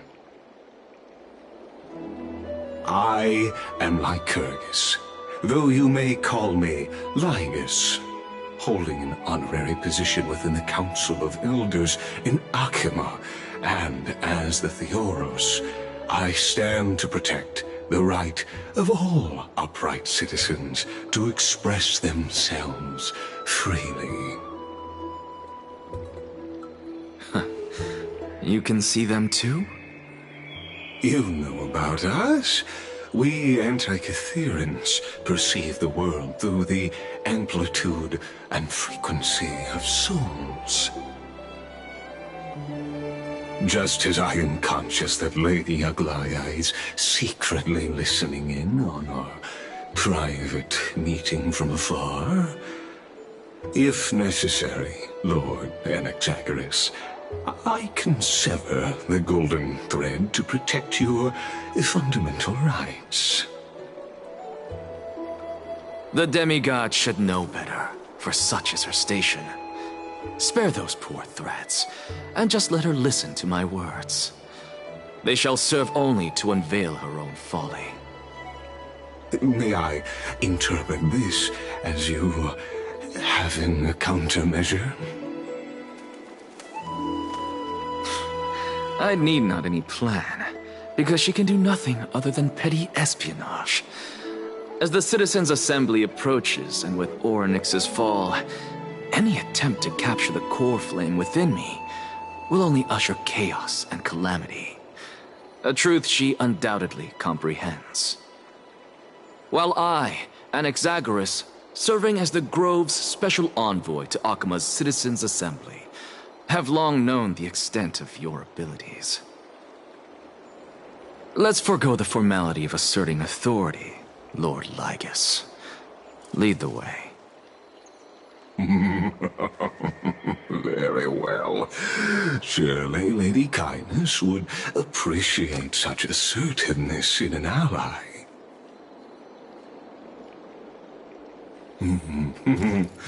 She's been waiting. Follow me, please.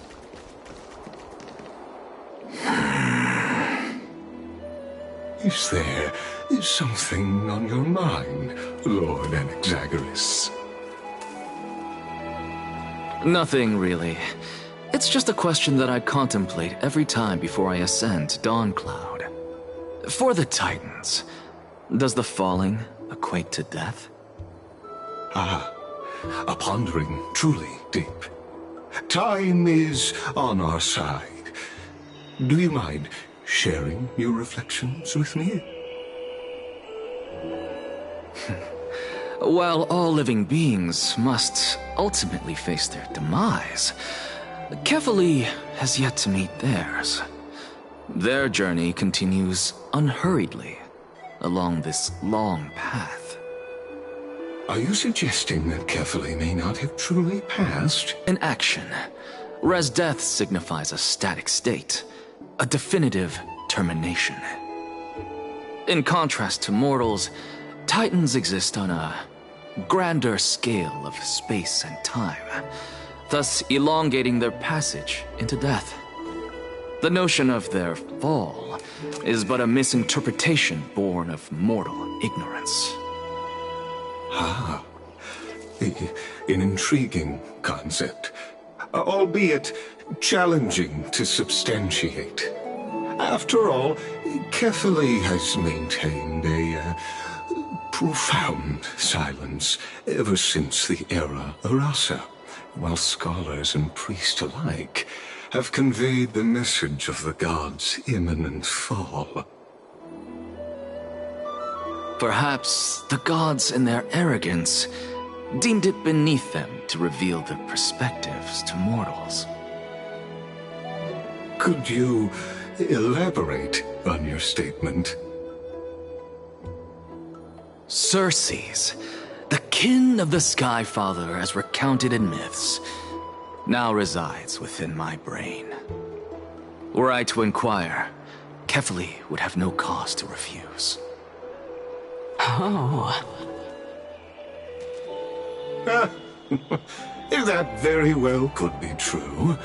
But what if the world-bearing Titan still chooses to remain silent?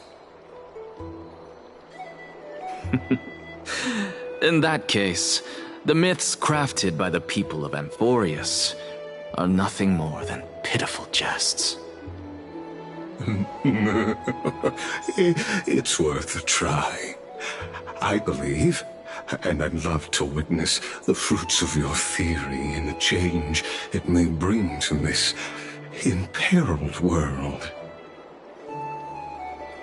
Because I completely concur with you on this aspect. If the Titan has indeed met their end, any response from them would be impossible.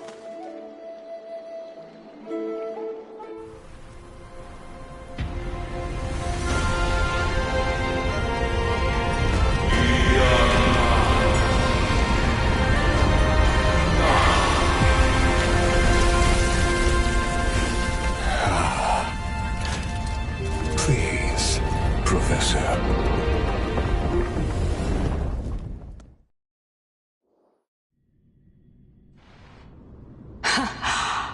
The children of humanity have indeed created a spectacle. Welcome to Dawn Cloud. The atmosphere here carries a greater sense of solemnity than the mundane clamor of the Marmorial Palace, with entry permitted only to the invited.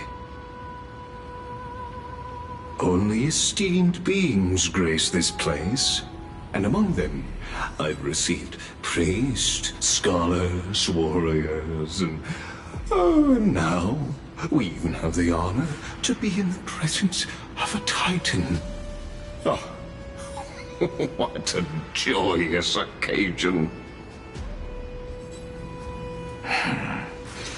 Once deemed a blasphemer, now a surrogate for revered divinity.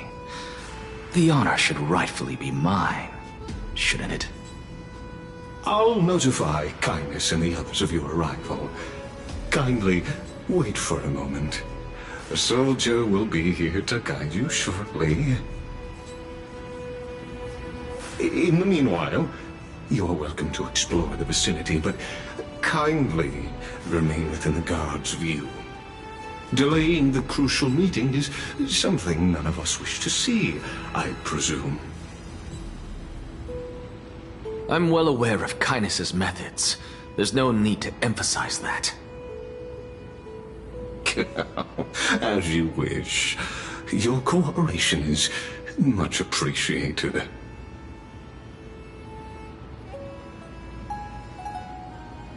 Alas, I had hoped for a brilliant plan from you, but it turns out you just left one cage to enter another. Save your concerns. I know very well what I'm doing. I shall depart to explore the surroundings then. Now that I look around, I wonder if there are any murals bearing my portrait around here.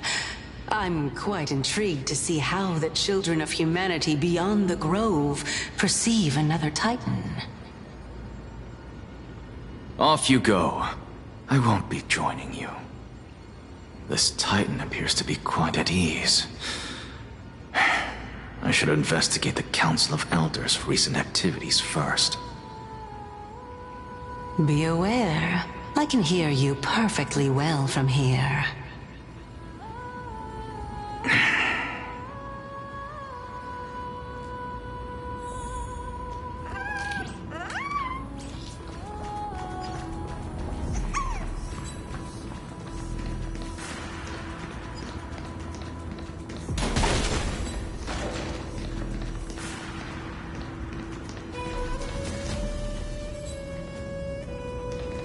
Professor Anaxa! Over here!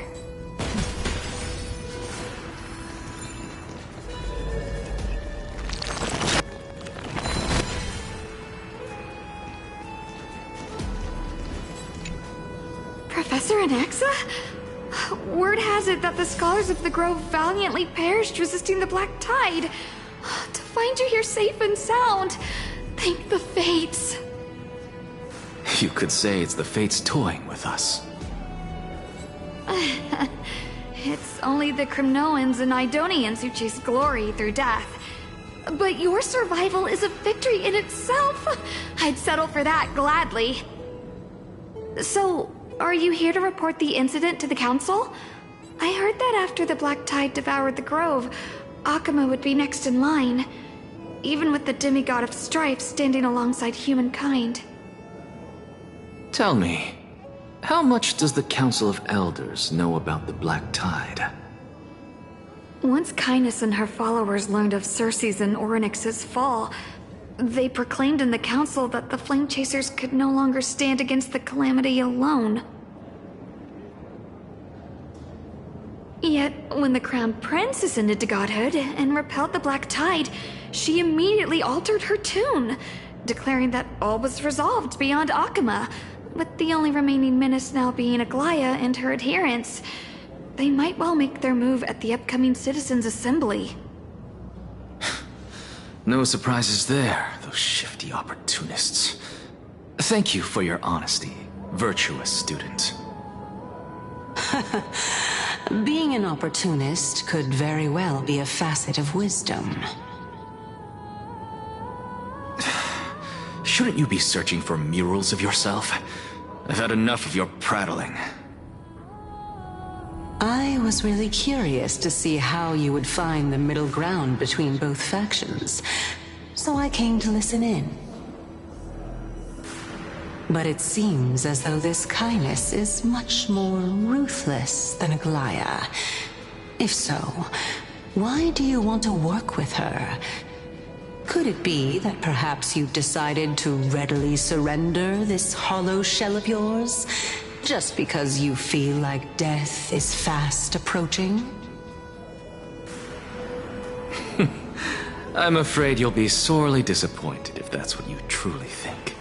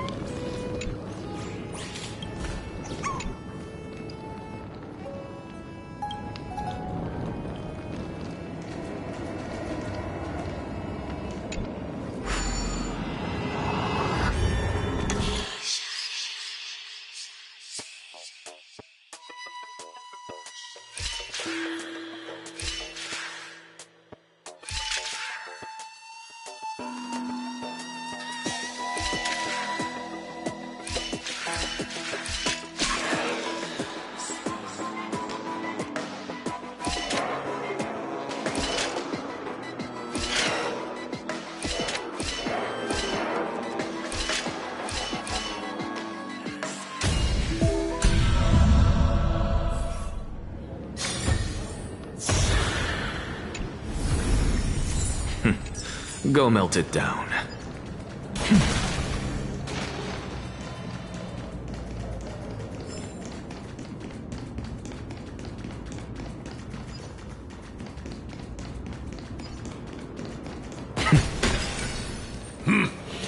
Even blasphemous scholars can come here, it seems.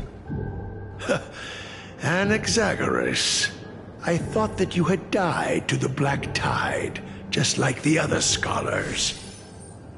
As Kephales's priest, are you not aware of the decorum of respecting the dead? Surely you jest. You blasphemous heretics are not worthy of respect from the Supreme Being.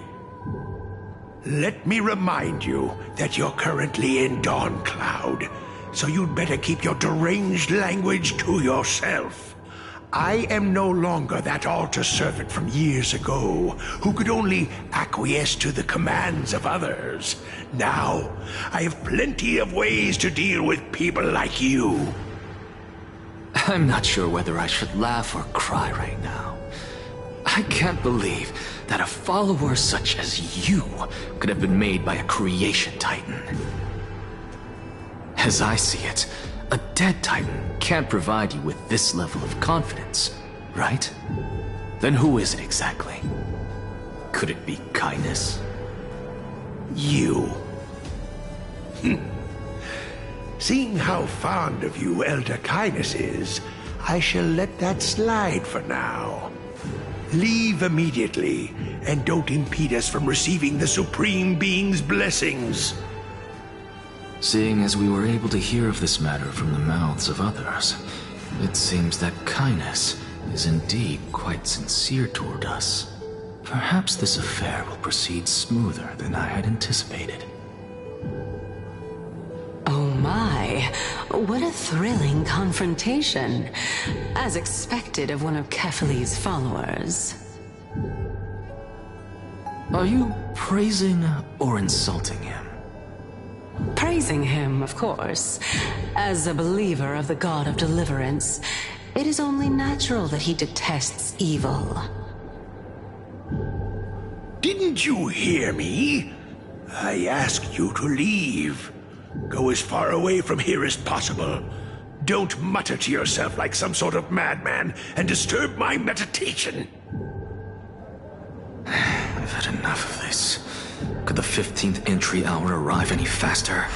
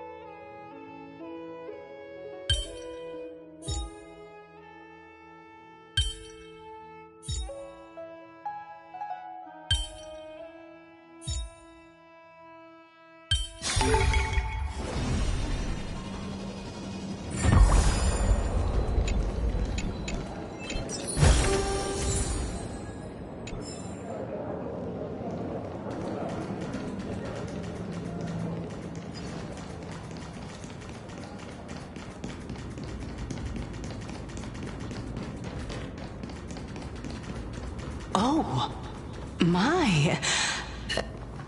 Every plant, every tendril, no, even every leaf could be the embodiment of Circe's.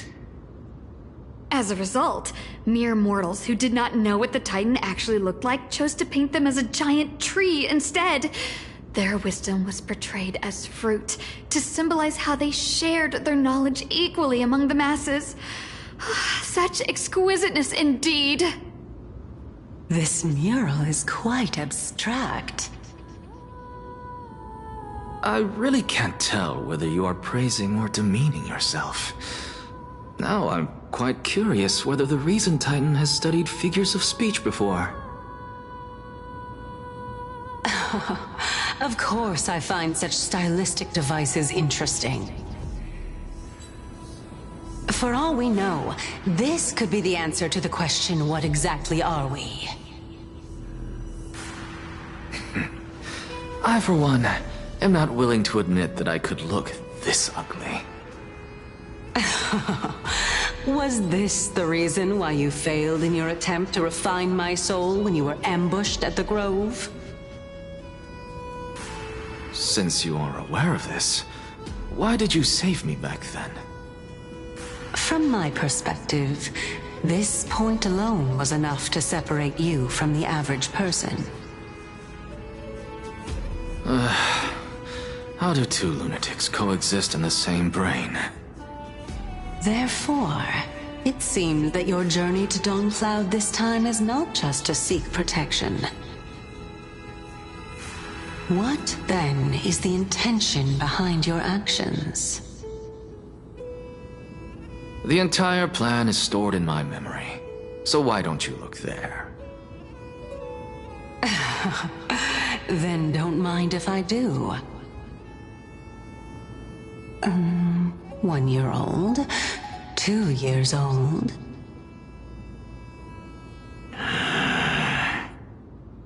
Oh my!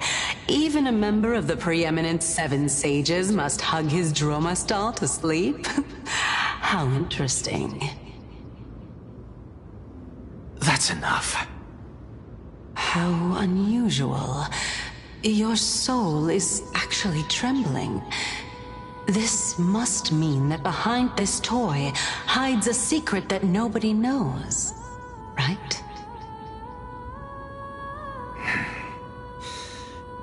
Since our days are both numbered, I don't mind telling you more about it. This is a present that my sister gave to me.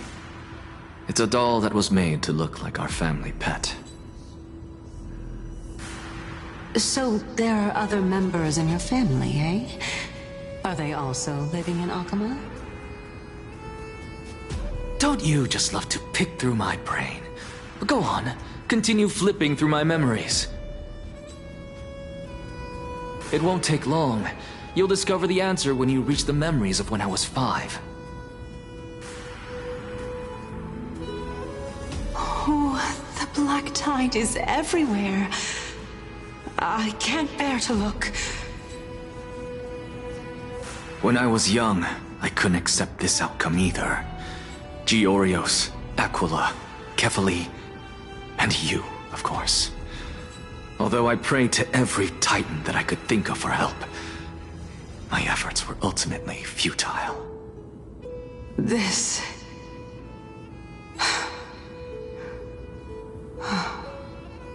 Could this be the inception of your research into alchemy? Indeed it was. Everything started from that verdant courtyard of yours.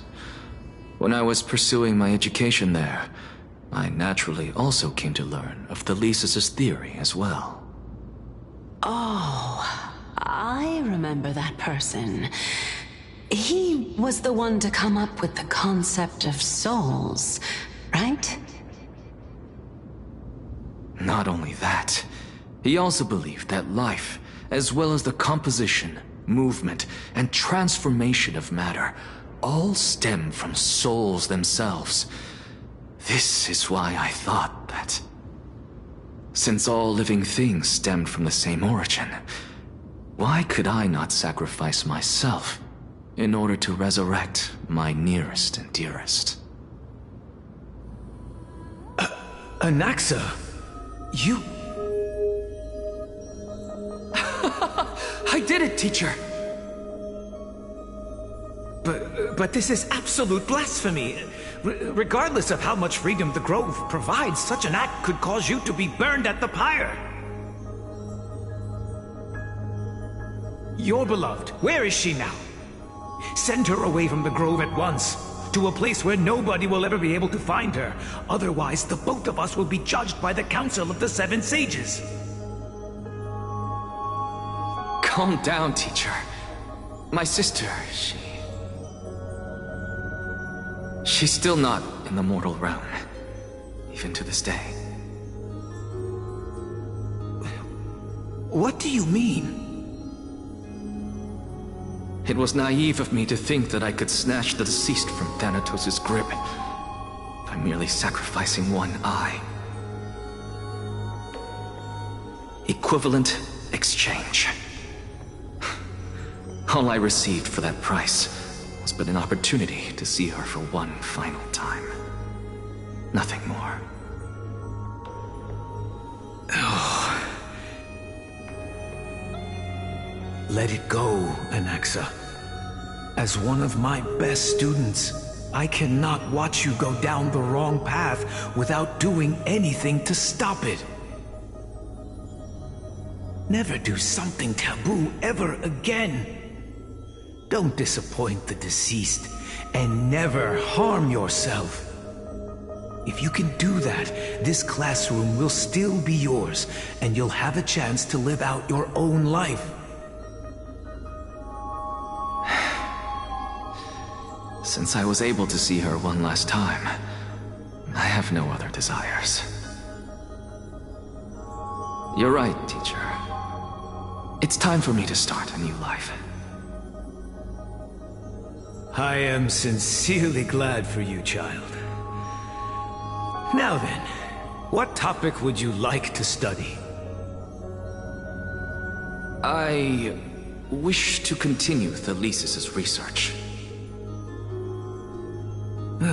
Continue the research into souls, but you know that the Grove has long since understood his philosophy like the back of their hands.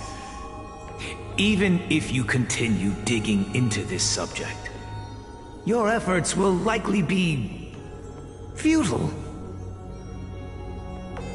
No, teacher. After my fleeting glimpse of the deathly fog, I finally understood a single truth. Since ancient days, our understanding of the souls is but the tip of the iceberg. I may have lost an eye, but my view of the world has become clearer than ever. I have grasped the truth with my bare hands. Watch as I turn this farcical world upside down.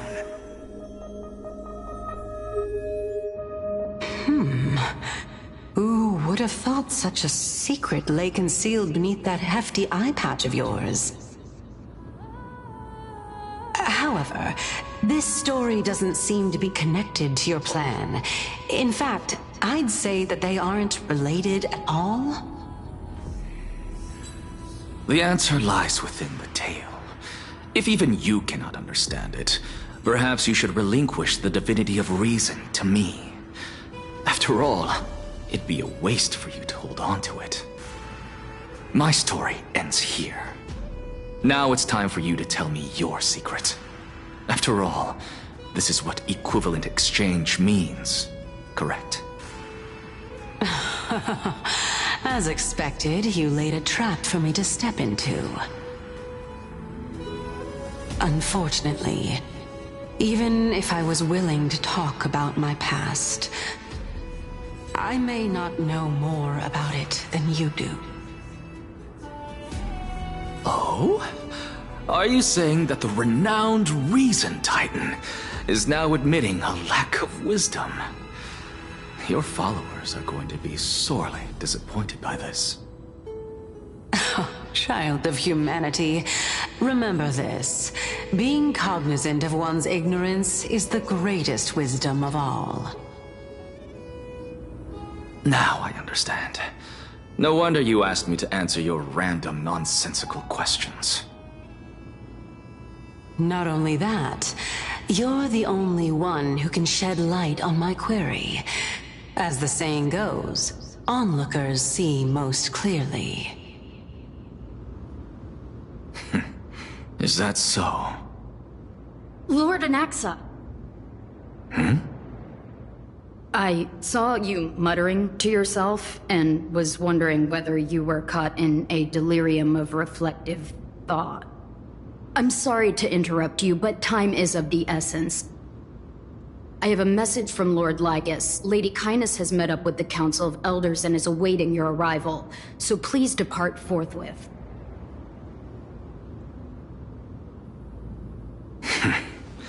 It's finally time. Carefully. The one who created the world, and the one who bears the world.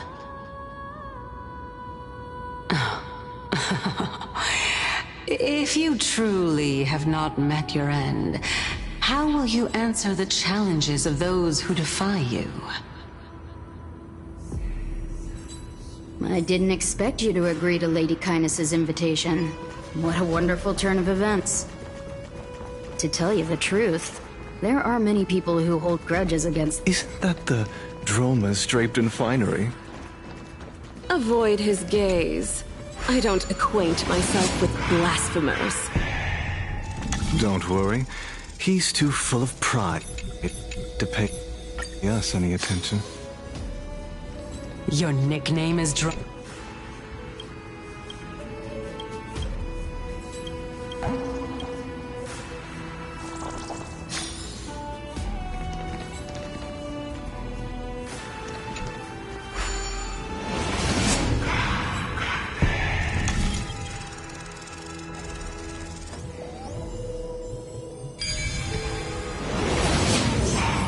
A student of Empedocles?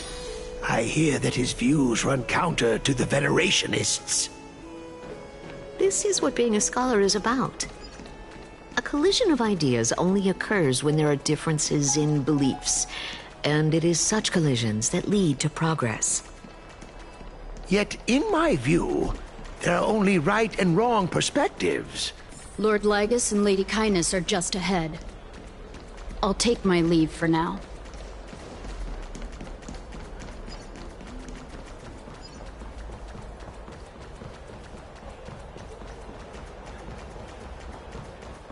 Welcome to the demigod. Lord Anaxagoras, oh, I've heard so much about you. Head of the Nusporists of the Grove of Epiphany, notorious blasphemer, a Chrysos heir who bears Circe's core flame, a survivor of the Grove calamity. Did I miss anything? Well, if so, please be so kind as to enlighten me. Since Lady Kindness is already well acquainted with me, I won't waste any effort introducing myself again. But then again, perhaps the customs are different here. Back in my hometown, there is a form of etiquette known as honoring guests. The host will welcome their guest with warm hospitality by treating them to fine wine and a cozy bed. And yet, ever since I arrived, I have not been welcomed with warm courtesy or ceremonial gifts. Instead, I am met with intense scrutiny. Even more absurd, the host has sharpened their blade and instructed their servants to lie in wait in the shadows. Perhaps you intend to cut open my heart, retrieve the core flame, and then hold a grand feast for all of the guests. Everyone, stand down. Thank you for understanding. I am but a feeble scholar who is not used to the stench of avarice and blood. No need to be humble, my lord. From my perspective, your courage and gumption are worthy of the reputation of the Seven Sages. Your bravery is more than adequate to accomplish our perilous endeavor. So, you wish to start a war?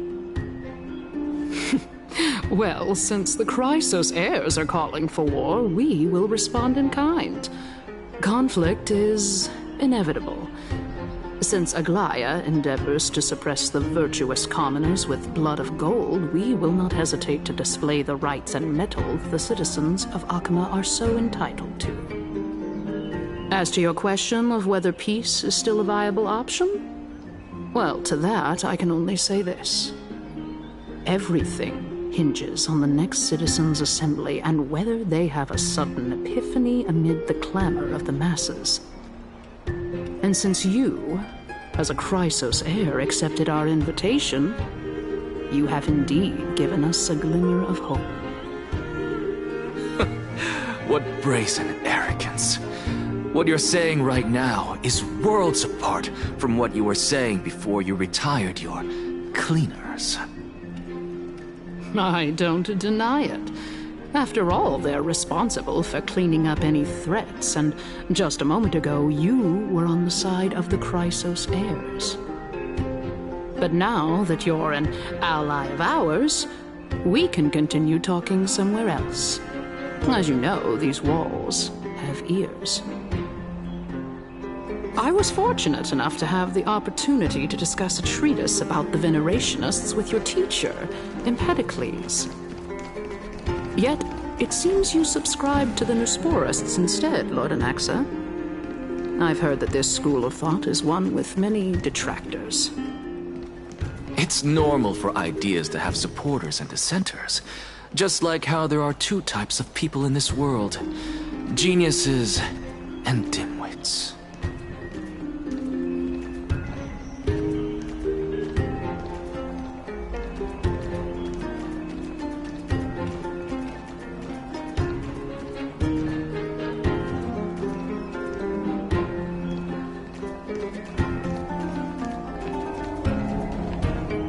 Welcome back to the hub of the Demigod Council, Lord Anaxagoras. Surely you remember that countless eloquent orators have stood in this spot before and emerged victorious by stoking public sentiment with their words. And yet there have also been innumerable blasphemous philosophers who set themselves up for failure because they refused to defend their actions. This tiny stage is the most profound embodiment of Akama in centuries. In 15 days, this site shall also become the most important, as well as the final turning point in Akama's history. May the both of us carry out our duties with honor and lead the masses back toward the Erechrysia, a golden age with no death, strife, or trickery. Oh my, 15 days and nights. That aligns perfectly with the date of your demise. Could such a coincidence truly exist? Using death to prove myself fits my intentions perfectly. What strong conviction you have, as expected of the hero who dared to stand up to the Gold Weaver.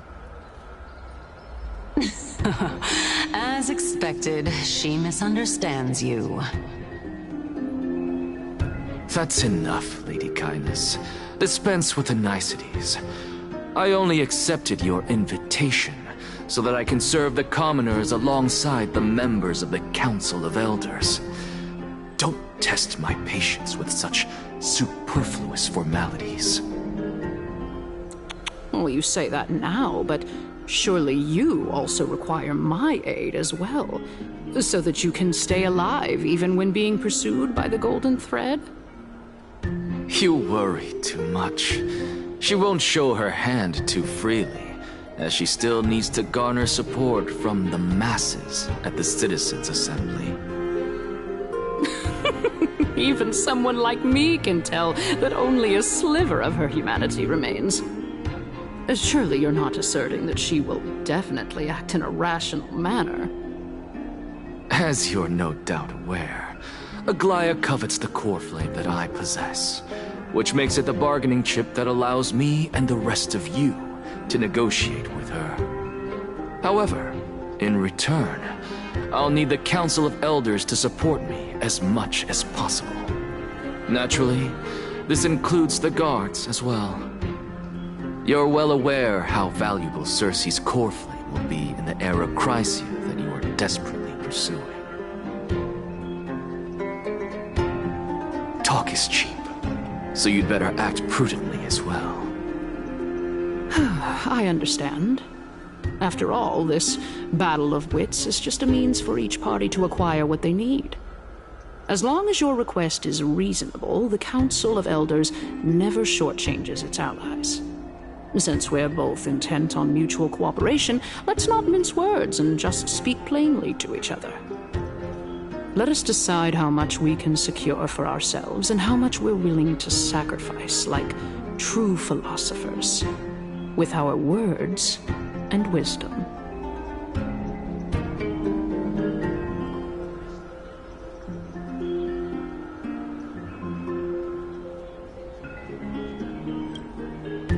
Continuing from the earlier topic, let us discuss our common enemy, Aglaya. She is the second most experienced Chrysos heir across the whole of Akama. who has gradually lost her humanity to the ravages of time and the ablation of the core flame. A formidable opponent indeed. Admittedly, there is ample reason for her to take your life. Yet your previous reasoning is quite sound. As a seasoned political animal, it's unclear whether she will actually cross that irreversible boundary. Moreover, she still needs you alive so that the Titan's trial can be completed. Is there anyone present who can swear by the sacred vow of Kefali and guarantee that you weren't in league with that woman before coming here? Are you just trying to pull the wool over our eyes and aid her in her savagery? I believe you're aware of Castorus the Executioner. Long before I returned to Akama, Aglaya had already dispatched her to monitor me. If I weren't able to reach this place in time, I would have been forced to meet Thanatos first.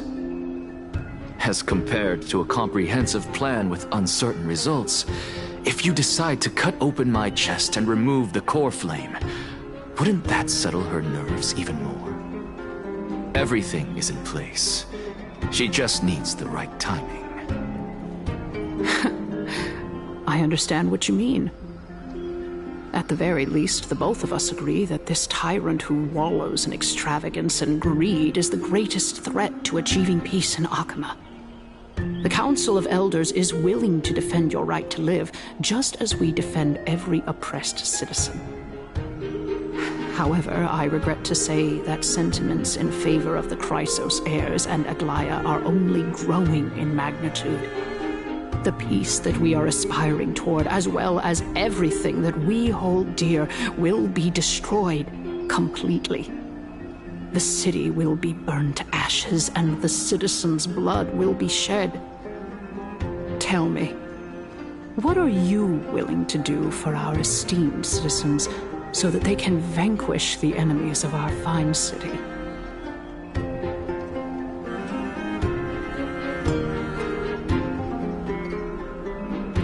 Although the circumstances are rather unfortunate from an objective point of view, it is an undeniable fact that ever since the Grove was attacked, I have become the de facto leader of the Grove. The Council of Elders needs more backing if it wishes to topple Aglaya, and it's evident that the Academy wields considerable influence. At the very least, I have served as the Grove's special envoy to Akama for a significant amount of time. Of course, this also means that I will hold a crucial vote at the Citizens' Assembly. In the name of Kefali, Akama thanks you for your sincere and valuable thoughts. At this stage, it's clear that you and I understand the benefits to be won from this discussion. Let me put it plainly. The Council of Elders has always been renowned for its fairness, and that fairness is built on a foundation of sincerity. The Council of Elders has vowed to all citizens of Akaba that it will always remain loyal to them. As for you, my lord, how will you guarantee that you will be able to live up to such earnestness and will not betray Akama's indomitable citizens when the opportunity presents itself? Just as you now betray Aglaya when it suits you. Surely you jest. My loyalty does not need to be proven. The fact that the Council of Elders is asking for proof of my loyalty is itself akin to a form of betrayal. I am incredibly honored to have witnessed the both of you bury the hatchet in a civilized manner. However, I am afraid that I must interrupt for a brief moment. As the Theoros, I have observed the following. Lady Aglaya, the Goldweaver, is currently on her way to Dawncloud. Oh. Well, I do believe that we might have a slight overabundance of guests today. Feeling dissatisfied, Lady Kyness? Despite the Council of Elders' lofty residence on Dawncloud, it must still tolerate the whims of the Chrysos heirs. So you were holding back just now. Seems like you are better at playing this game than I. In any case, I'm glad that she's arriving here. So tell me, Anaxagoras, now that you're an ally of mine, if Aglaya were to demand that I hand you over, what should I do? You can do as she says. Tell her that the Council of Elders merely wished to chat with me and had no intention of offending her. However, by doing so, the authority of the Council of Elders will be as thin as papyrus that has been soaked in blood. Not only can it be destroyed at the slightest touch, but the Council will also lose possession of a valuable core flame. No, more like 2 core flames. After all, at the next Citizens' Assembly, that young lady who is synonymous with death will also be standing on our side. Oh? How can you be sure of that? Is that of importance to you? All you need to know is that I have a plan. In my opinion, you should be more worried about the impending threat. If Aglaya can seize me in full view of the masses today, she could also dismiss the entire Council of Elders in one fell swoop tomorrow. If that happens, the discussion that we've just had will turn into an utter joke instead. Is this the outcome that you wish to see, Lady Kynes? Fine. I will handle this matter appropriately. But you do best to remember this. Fool the people and karma will be on your tail. I'll overlook it this time, but don't count on there being a next time. Unless, of course, you crave cruel punishment and consider suffering the perfect state to ponder the true nature of souls.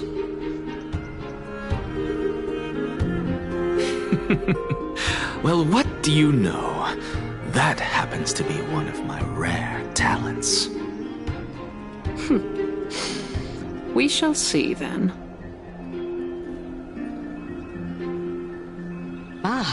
I've got to say that you've managed to really impress me again. But shouldn't you be going after more? Dying to know what I'm after, I mean, I'm the reason Titan after all. It is in me to ask and seek answers. Easy there. You'll learn the answers soon enough. I didn't bring it up with her purely because she doesn't have the means to give me what I truly want. It's as they say, onlookers see most clearly. The true masters of Dawncloud have always been the Theoros, who watches over everything.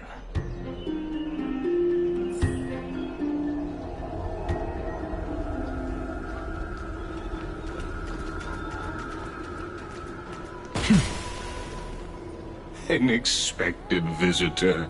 Welcome once again.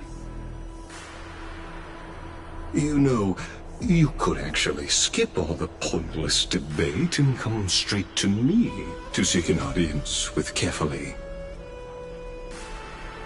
I have no reason to refuse you, do I? You may not, but Kynes has. Whoever gets hold of Kefali's core flame will get to rule over Akama. She's wary of me, so naturally I had to gain her trust.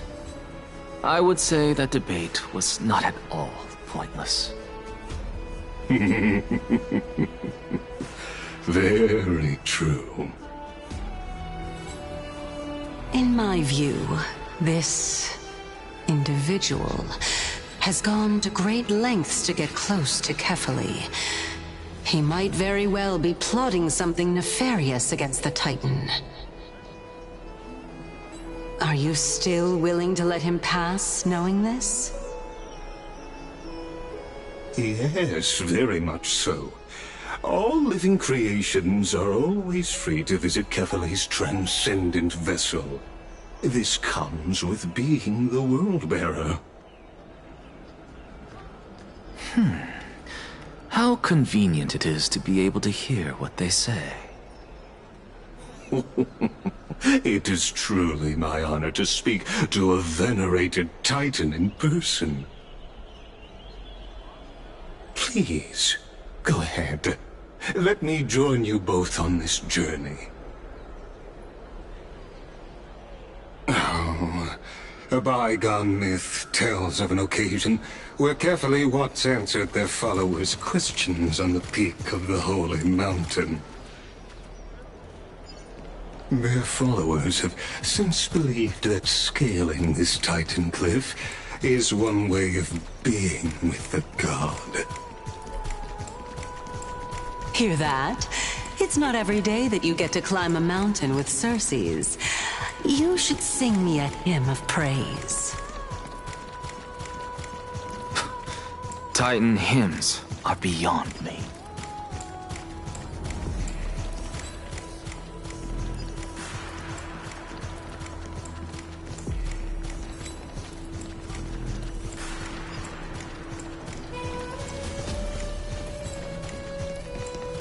Go on ahead. Take this Yanis shortcut, and the long pilgrimage stairway will be waiting for you at its end. I have to admit, I never expected you to not ask me anything. Not even my motive. Because I know very well what it is you are after. As the saying goes, a gentleman helps others achieve their goals. I have a feeling that your theory will be validated at the end of this journey. I believe Kefali will not deprive you of your right to ask your question, especially now that you're on the brink of death. You must be closer to Kefali than anyone else. Wouldn't you agree? I hope things go as you say, then. Putting a child of justice into a farcical world is bound to turn it upside down. It is my hope that you bring a much-needed change to this world which is on the brink of destruction.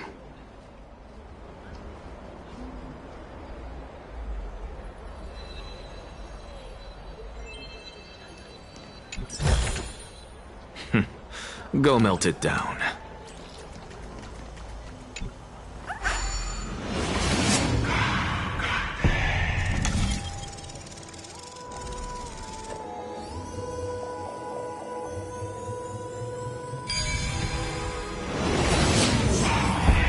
Honestly, this is my first time going up to Dawncloud's peak. What a splendid view. Isn't it about time you recognize the magnificence of us Titans? Well, I don't see how this place is different from those temples in the city. All they have are magnificent facades. And even though I've come this far, I'm still doubtful about getting useful clues from him. I must be getting ahead. Oh? Haven't you been in my head for some time now? It's high time you get used to how I feel about things. Alright, we're just a short hike away from Kefali. No time to waste here. So the intellectual debate from earlier was too draining for you, huh?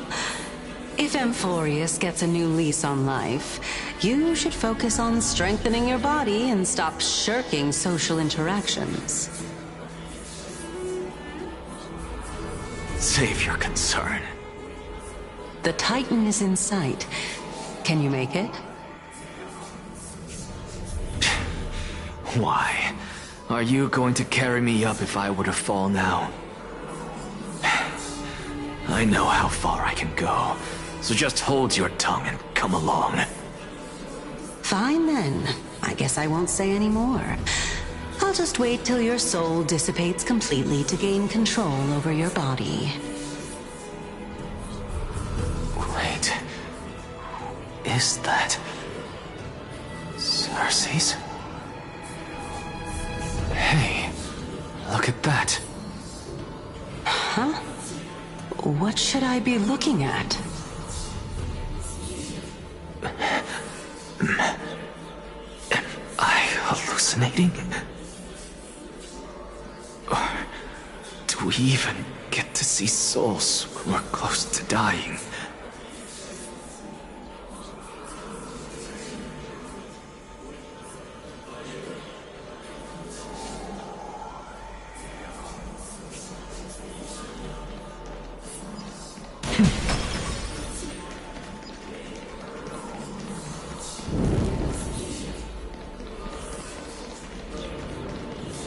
Oh?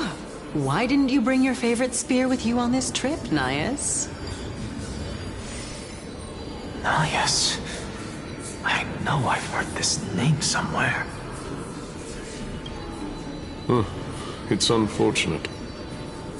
The Black Tide destroyed every last inch of my calyx. How could that be? Even a creation of Georios, from their prized ores and molten fire, couldn't escape the fate of destruction? Hey, Cersei's. Do you know a certain Nias? Nias? No, not that I remember. How did you even think up such a strange name? I just saw him. Nias. A warrior-like figure who was just chatting with you here. No, I have no such memory. Could you be hallucinating?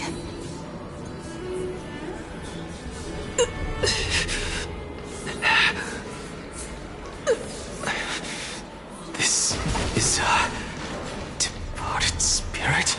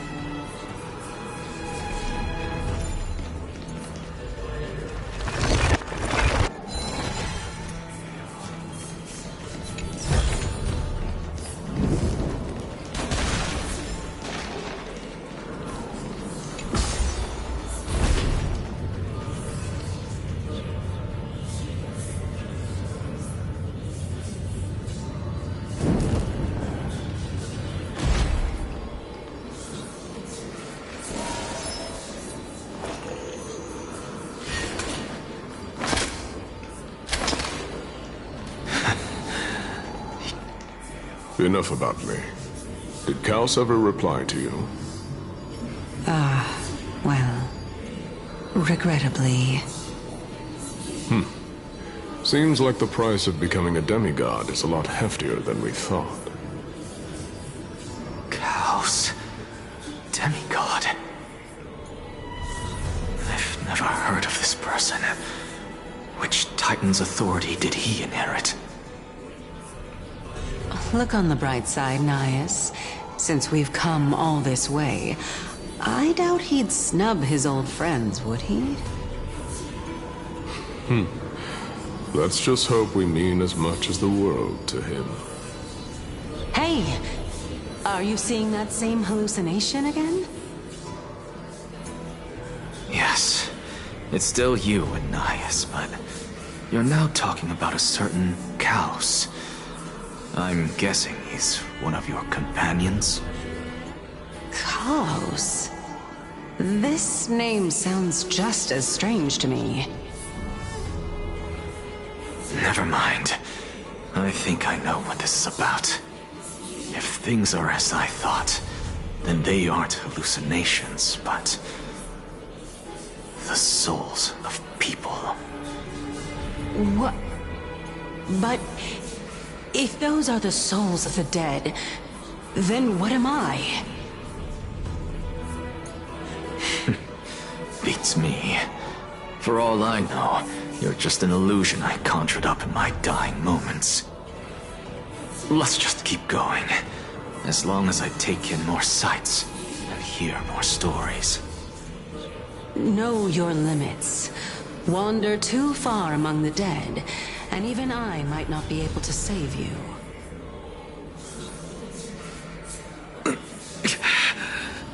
I'm fine. If this is indeed as I thought, then this will be very amusing.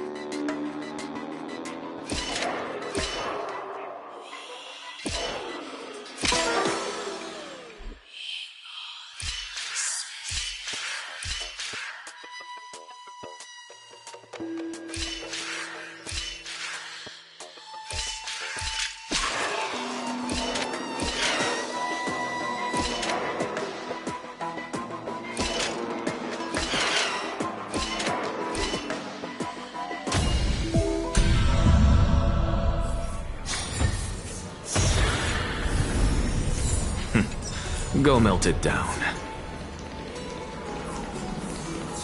So...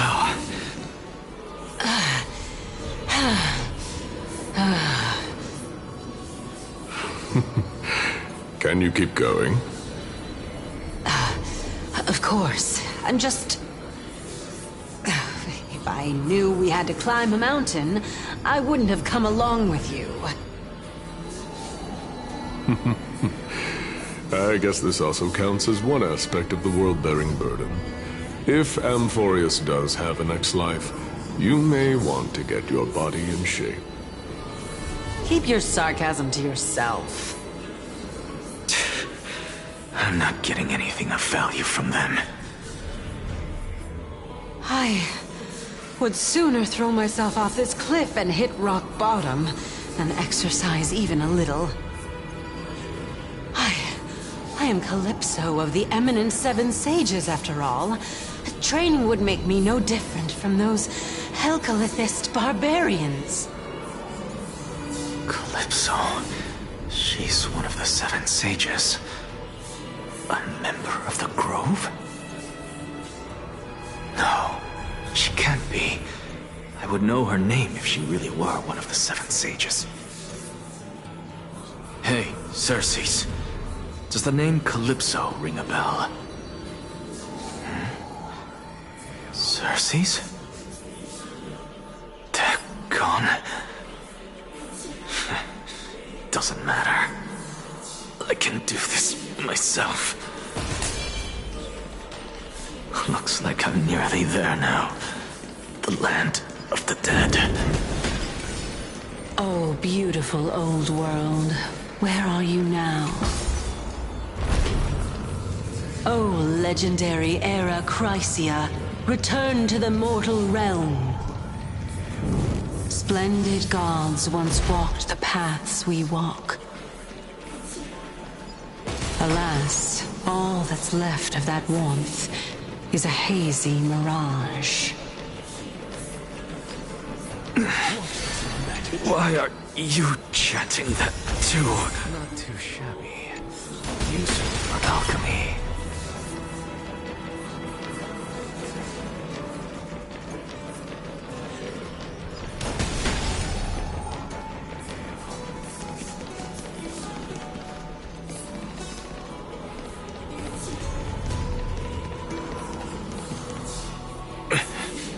We're here. Finally.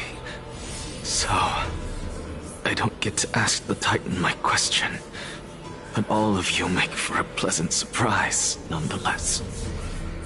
Very well then. Let me uncover the truth for myself. Did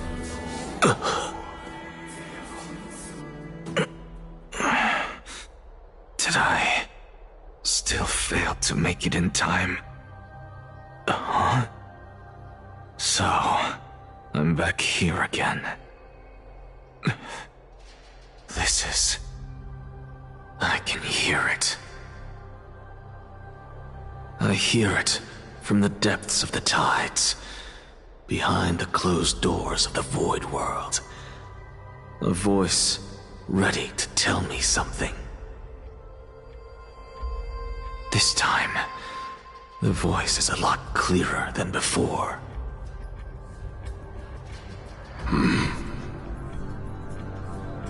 Since we've come this far, let's just wait.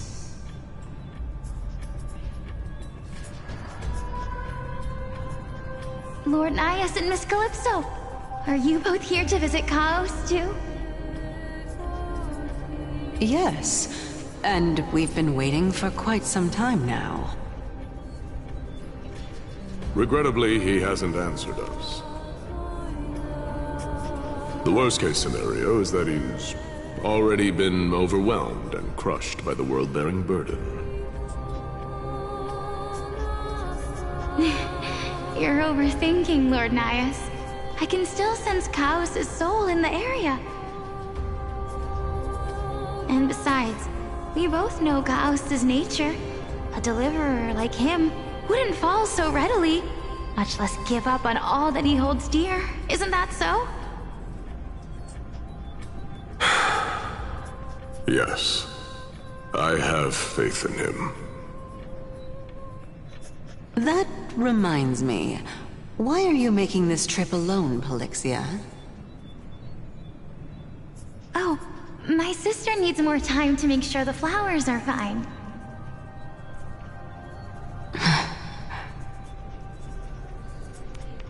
Such a pity. Both of you have hearts kinder than anyone else. Yet you are born only to take over Thanatos' divinity. Everything that I see and hear this time has left me shaken to the core. What may seem like a mundane conversation is in truth a once-in-a-lifetime exchange that has revealed the ultimate answer to Circe's question. The conjecture has taken shape and must now be solidified into a theorem. Next, I only need to seek verification from Kefali. By doing so, I can answer Circe's question and reclaim my body. But no, I will not do that. That isn't important. Because another one of my conjectures, one that I have always dreamed of proving, has been proved right this very instant. Fusing a mortal soul with that of a Titan to replace said Titan is not a ludicrous idea after all.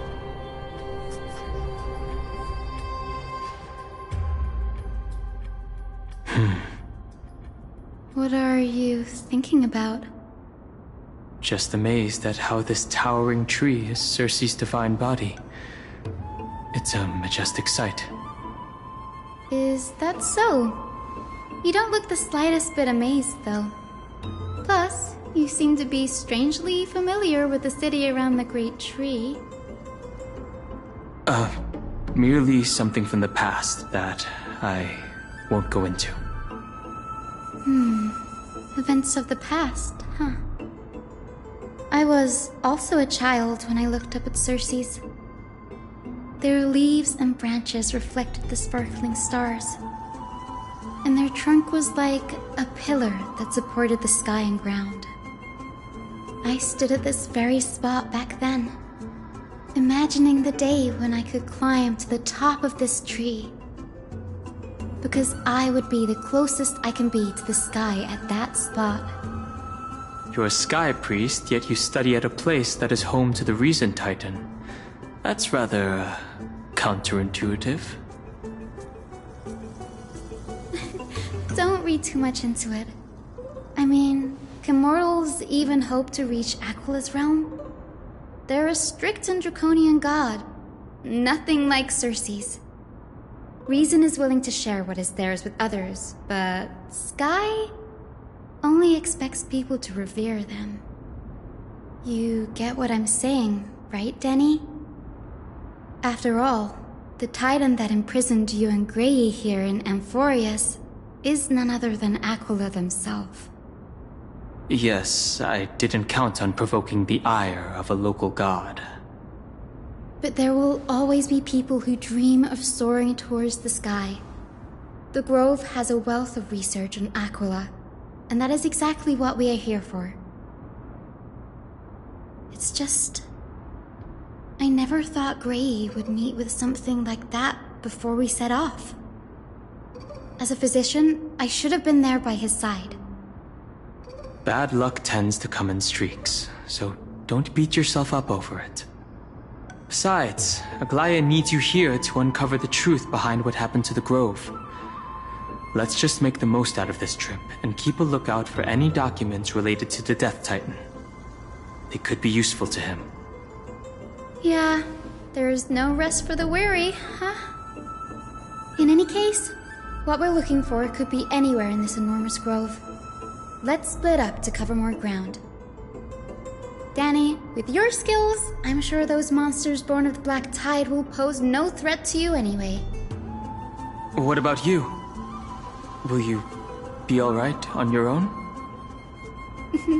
Have you forgotten that you're talking to the chief physician of the Twilight Courtyard? Have more faith in me. I'll be just fine. The silence in here is near deafening.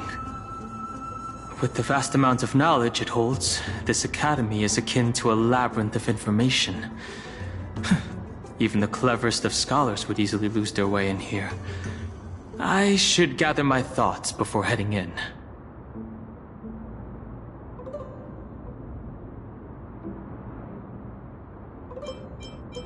The clock is ticking. I should search for more clues as I move. The night sky feels unusual, now that I've gotten used to the eternal light of Akama.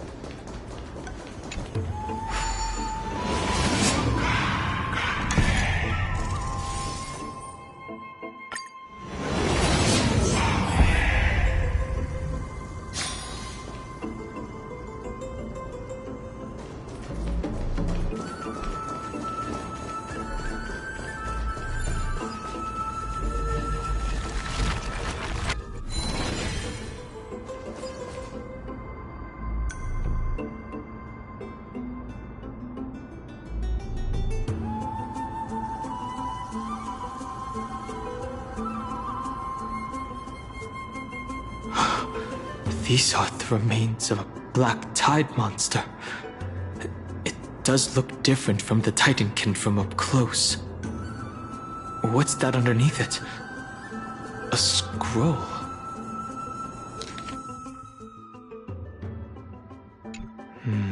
As I expected, the Grove doesn't forbid discussions about the sky. It's a debate between two scholars about the sky ships. Aglaya also made mention of the ships when she interrogated us. A memory I'd rather forget. I'll hold on to this for now. With any luck, this journey won't leave us empty-handed.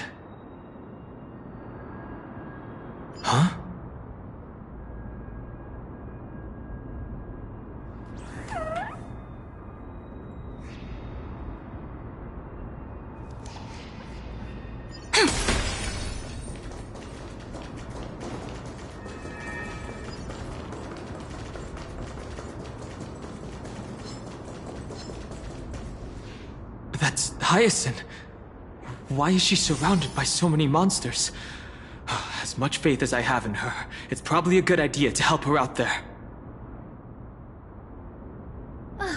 Really now? This is way more trouble than I could have asked for. Need a hand? Or you could sit back and watch. I can't tell if you're serious or not. But being hard to read isn't without its perks, I suppose. I'm kidding, Danny. Lend me a hand, pretty please. All right, now let's get him!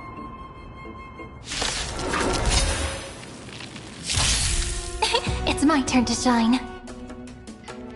Stars, shine for the heroes. Serenity is before me. For tomorrow!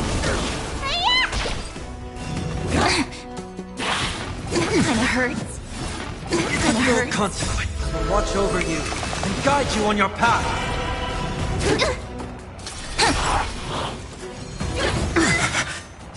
What's in your prescription? Torment and doubt, farewell. A future will come!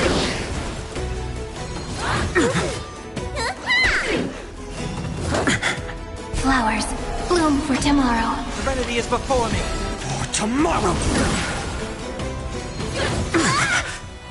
Will watch over you and guide you on your path. Torment and doubt, farewell. A future will come!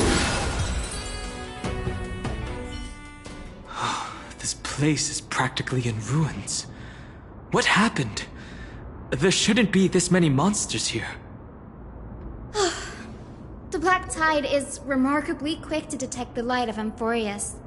So or rather, the blessings of the Sky Priest in me, might have unknowingly called them to me. Anyway, never mind that for now. Here, you might want to have a look at this. I found it around here and thought it might be of interest to you.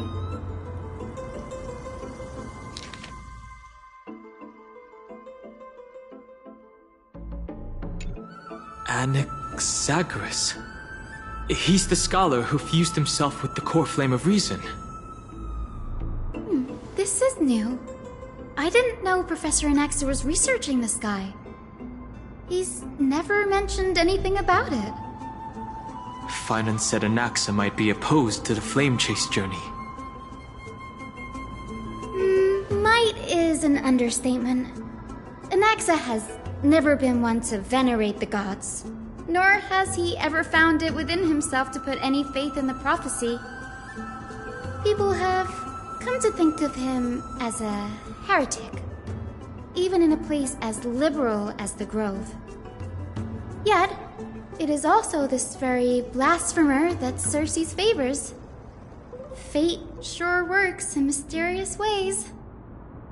I picked up a scroll on my way here too. It looks like it may be related to the one you're holding. Oh? Let me have a look.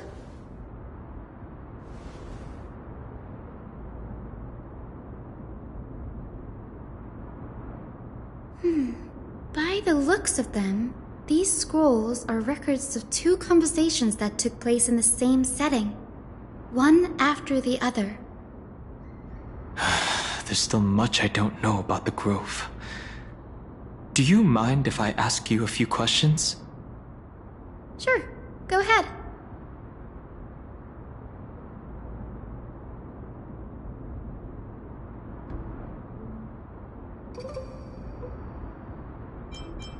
Anaxa often says that every failure brings us one step closer to the truth. Perhaps, to him, the crash of the sky ship carries a different interpretation. The firmament is not impenetrable. On the contrary, it was precisely because the sky ship represented the first step toward breaking free from the shackles of the earth that it provoked the wrath of the Sky Titan and brought divine punishment upon itself. It's a shame that the majority of the Grove's research on Aquila was headed by the Venerationists, with sacrificial rituals making up a predominant part of their findings. discourse about more esoteric subject matters in relation to Aquila dwindled even further after the skyship incident. So much so that even this scroll is completely new to me. Don't worry about it. We'll just collect everything we can find on the Titans for now. There's something else that's caught my attention, though. This says that Anaxa is conducting secret experiments of some sort. That's what I'd like to know. What are these experiments he's involved in? Even I, the assistant lecturer, know next to nothing about them. I have a bad feeling about this. Could there be more to what happened at the Grove?